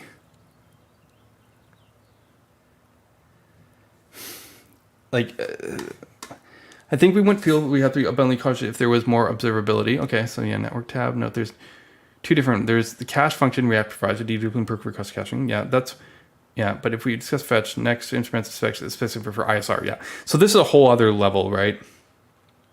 Which is fun because there's a whole other topic about how Next works on different platforms when they're patching globals that aren't agreed upon by any kind of standards. But like putting that aside, like I don't know. It's I feel like I'm channeling Alex Russell right now, but like better. Like why does this feel deceptive? Let's see. Okay, Malte, CTO Vercel, really smart guy, creator, one of the co-creators of what is it? Wiz, Quick's predecessor at Google. Guy knows his stuff. What does he say? I don't think any cache to fetch, which browsers literally do as well, is not new. Has anything to do with preventing waterfalls. Good. It's actually something more different than make waterfalls because JS, I've gone twice the slide. Okay, so basically RCs caching doesn't really do with preventing waterfalls, although RCs are good. Like the way they architected prevent waterfalls in a certain way. So it's mind-blowing since awaiting fetches and sibling functions are called sequentially. Frontal is not mind-blowing. I don't think that's what he means. I think he means that you can go component. I'm actually interesting. I think React server components add this ability, but client-side suspense doesn't work like that. Funnily enough, solid suspense always works like that because it's non-blocking. But I think what he's talking about, if I was to guess, is more of like, I don't what is going on with the playground right now? Doesn't matter. Is more like you could be in a situation where you could be like async component, so something that has an await like in it, and if you do this like this, this one doesn't block this one. That I think that's what he means. Like it can do all three in parallel. I don't think this is true. I don't know if. Yeah, I think actually the way that the VDOM works and the way you do the render, it's probably true in general. I think this is what he's getting at, like this, but the reason is because it's non-blocking. Essentially, like this isn't an async function, right? Like there's a handler in the middle that's handling the asynchronicity for you, so you don't have to worry about it. That's my take.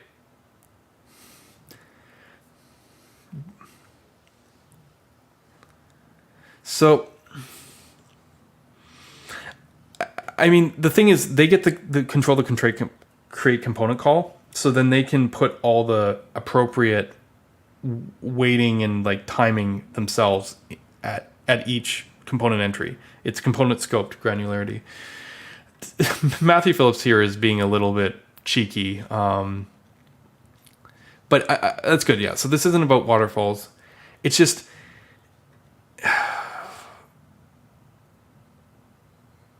It's an interesting balance, for sure. In the sense that like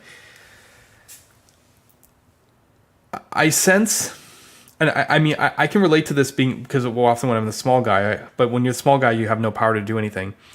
There's like a resentment towards standards because they move too slow, and you're like, I need this like async context, and you're just like, I'm just gonna implement it. Because I don't like being told what I do by some standard body that's going to take years to deliberate on stuff that doesn't cater to my use case. I'm just going to build it now. And it's interesting when you have a project as big as React, kind of being able to kind of like swing its weight around a bit like that, where they can be like, things are missing. We're just gonna like patch them into the platform and be like, hey. And this has so many downstream repercussions, sometimes for good, right? Like, we've been waiting for streaming on AWS Lambda for like a decade now or something. And like, it only took a year, or 6 months after React Server Components and Vercel and all that to like get it finally to move. And like, when they released hooks, like within a week, the Chrome team was optimizing array destructuring. And now, when they forced async context as a global polyfill in Next.js 13.2, which broke it on a bunch of third-party platforms like Dino and Netlify and basically everywhere, guess what? A couple months later, Cloudflare's got it. Dino's working on it. So they patch global fetch. They can just brute force their way into it as well. People can be just like, yeah, okay, let's do this. I don't know. It's cool because it's a power for change, but it's also like really disruptive and makes it hard for others. So I don't know. I'm like, in one hand, I'm like kind of glad that these things are getting optimized because it like unblocks some really awkward things that we've had to deal with that we can just like, okay, that's not an option. We can't do that. But on the other hand, it's kind of like, are we like, is this an abuse of power?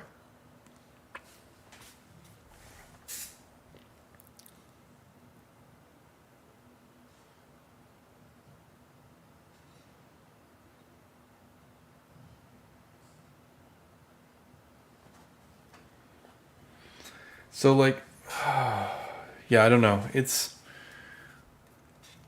is definitely an interesting. It's definitely an interesting consideration to figure out how to kind of evaluate these things. Obviously, there is a sort of like the cost of DX consideration, and it seems particularly poignant because of how like the last decade of React was essentially like fostered this good enough attitude, which accelerated things, progressed ideas in incredible ways. But at the same time, there's a bunch of people now holding the bag on these apps and going like, I thought like, why can't I make this performant? React told me it was okay. And it's like, it was never okay. And we knew that, and here's an opportunity to start from scratch again. Is this the baseline that we're going to start with? Like, maybe it's not as bad as last time, but like, it was never okay, like,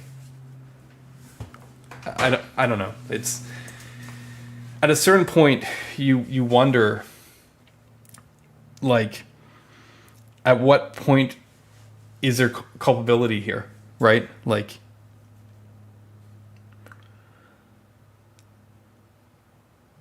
the unfortunate part is if you like speak out against it too much, and depending on the context, like it just sounds like complaining, and then I don't know.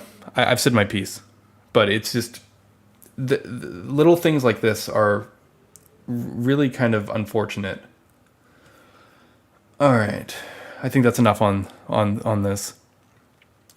Last little one for today, I think, is this funny story, and I think that's something we always have to think about as a community.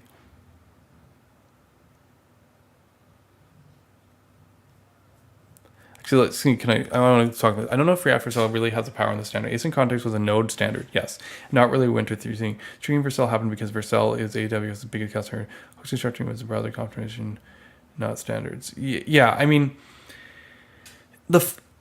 maybe the timing is just coincidental, but when I've been like maybe just the little push it needs. I've been looking at. I've seen framework solutions trying to push the envelope in various ways and getting kind of stopped or by this stuff, and never seems to stop React. Async context is a Node standard, right? But it got jammed into Winter CG, and almost to the point as it's like, I guess we'll see how Winter CG kind of fits into all this, but like it's gonna get forced its way in, right? As I said, it's just the reality of this. When you control the biggest piece and everyone wants you to deploy on them, there's got to be different paths here. But it's interesting that like if the DX win just continues to win, then like you're kind of trapped in this really awkward place. I mean, I don't know if the solution is just to have more options in React other than Next to show like that there are alternatives, but like that doesn't even matter. Like the damage is already done. Yeah, I don't know.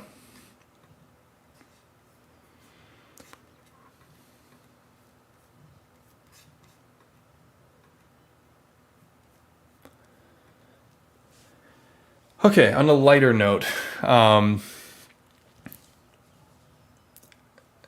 David told this kind of funny story, and honestly, I think I love this is like Twitter in real life. The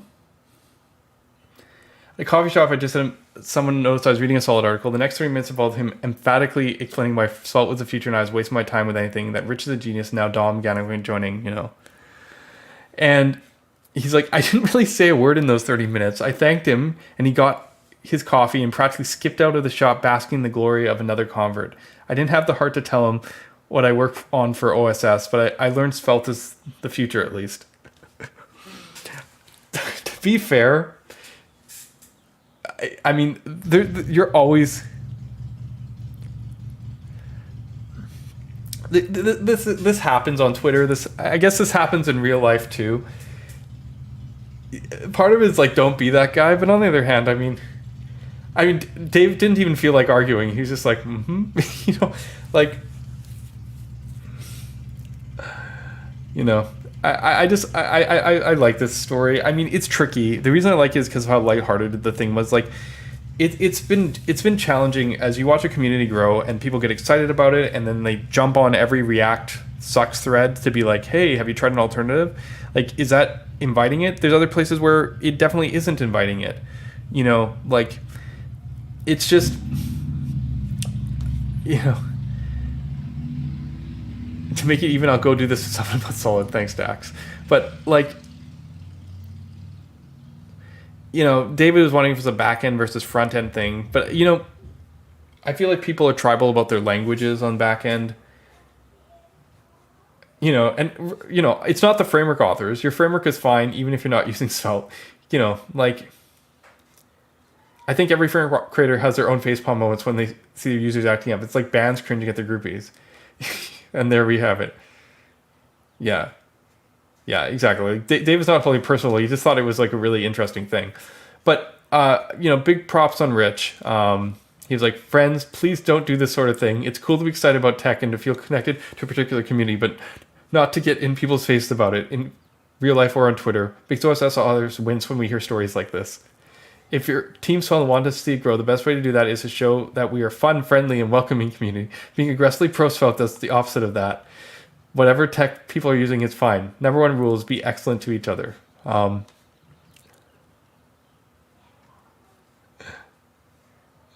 Yeah, that's why this ends up being like a feel good kind of story, because it's like you can picture this happening or relating and being like, oh man,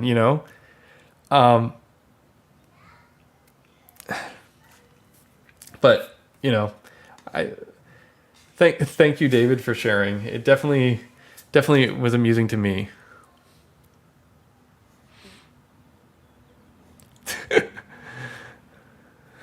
I preach solid where possible, but the coffee shop is a sacred place. There you go. So definitely don't.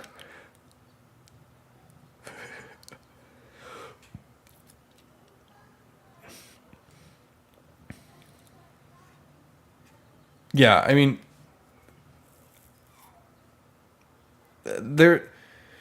there is this like very hyperbolic aspect around the technology, which keeps you on the innovation stuff. And it's, I mean, part of it reacts back in swing now because of server components, you know, and goes back to the story earlier when I was talking about like when people sometimes stay on the same solution, they learn more than if they changed, or they learn different, unique, valuable things.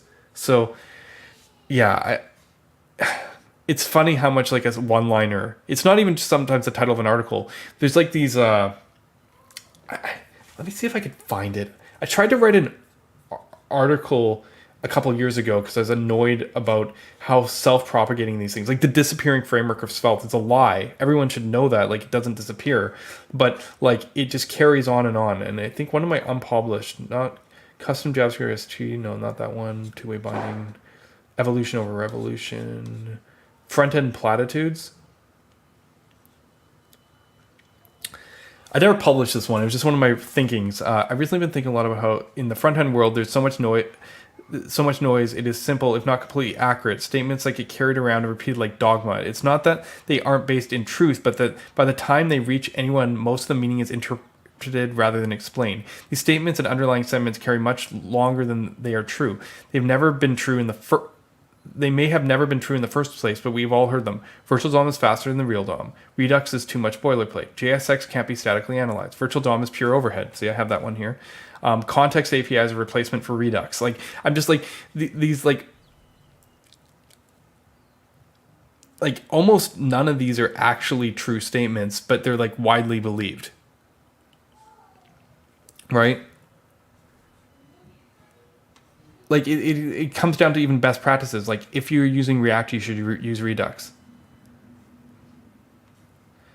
Swix shared an article concept. I can't even remember called Naked Emperor's Tech, and I prematurely took this to mean that we should take this exercise of skepticism and critical thinking, but he corrected me, giving examples of optimistic thinking can also break the cycle. So I wondered, are there some simple true statements I could make that are worth sharing even if I feel like they're followable?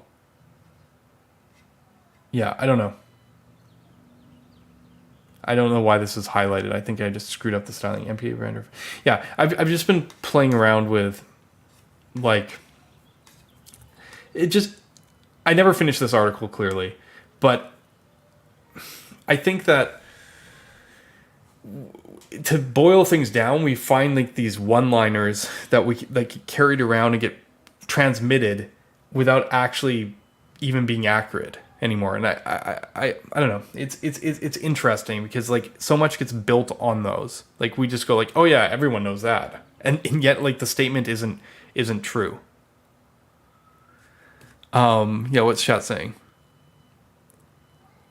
I was previously making less to try it, to be honest. Yeah, I mean, there's always that aspect. Feel like latch on to overgeneralizations or sound bites. Exactly. It just gives it just carries better.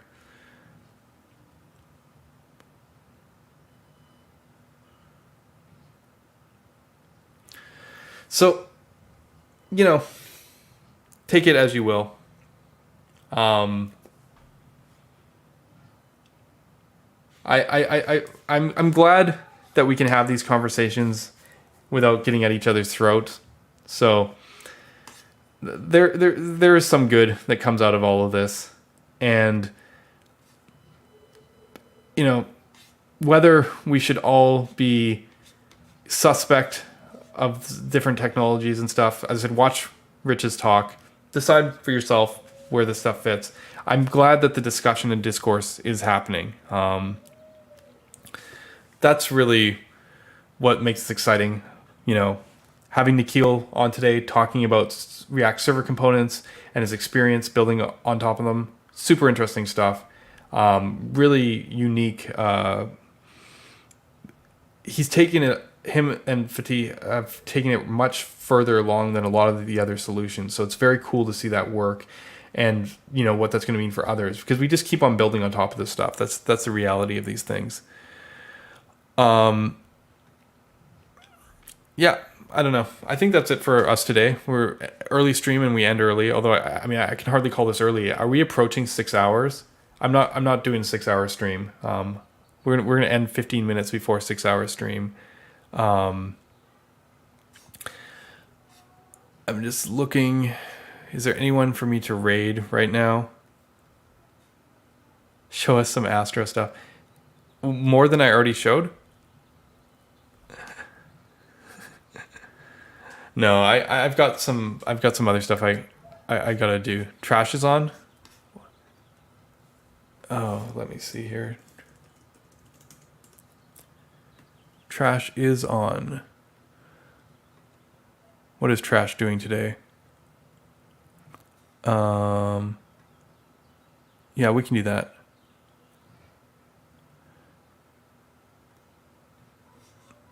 Yeah. Yeah, let's just we'll raid Trash. Give me 2 seconds and I get into here. Thank you all for joining me today, and as always, did that not work? Why is this? What did I do wrong? Why is it? Oh no, it is going. Yeah, okay. We're all good. I'm just like completely blind. Yeah. Yeah, okay, cool. All right. Till next time.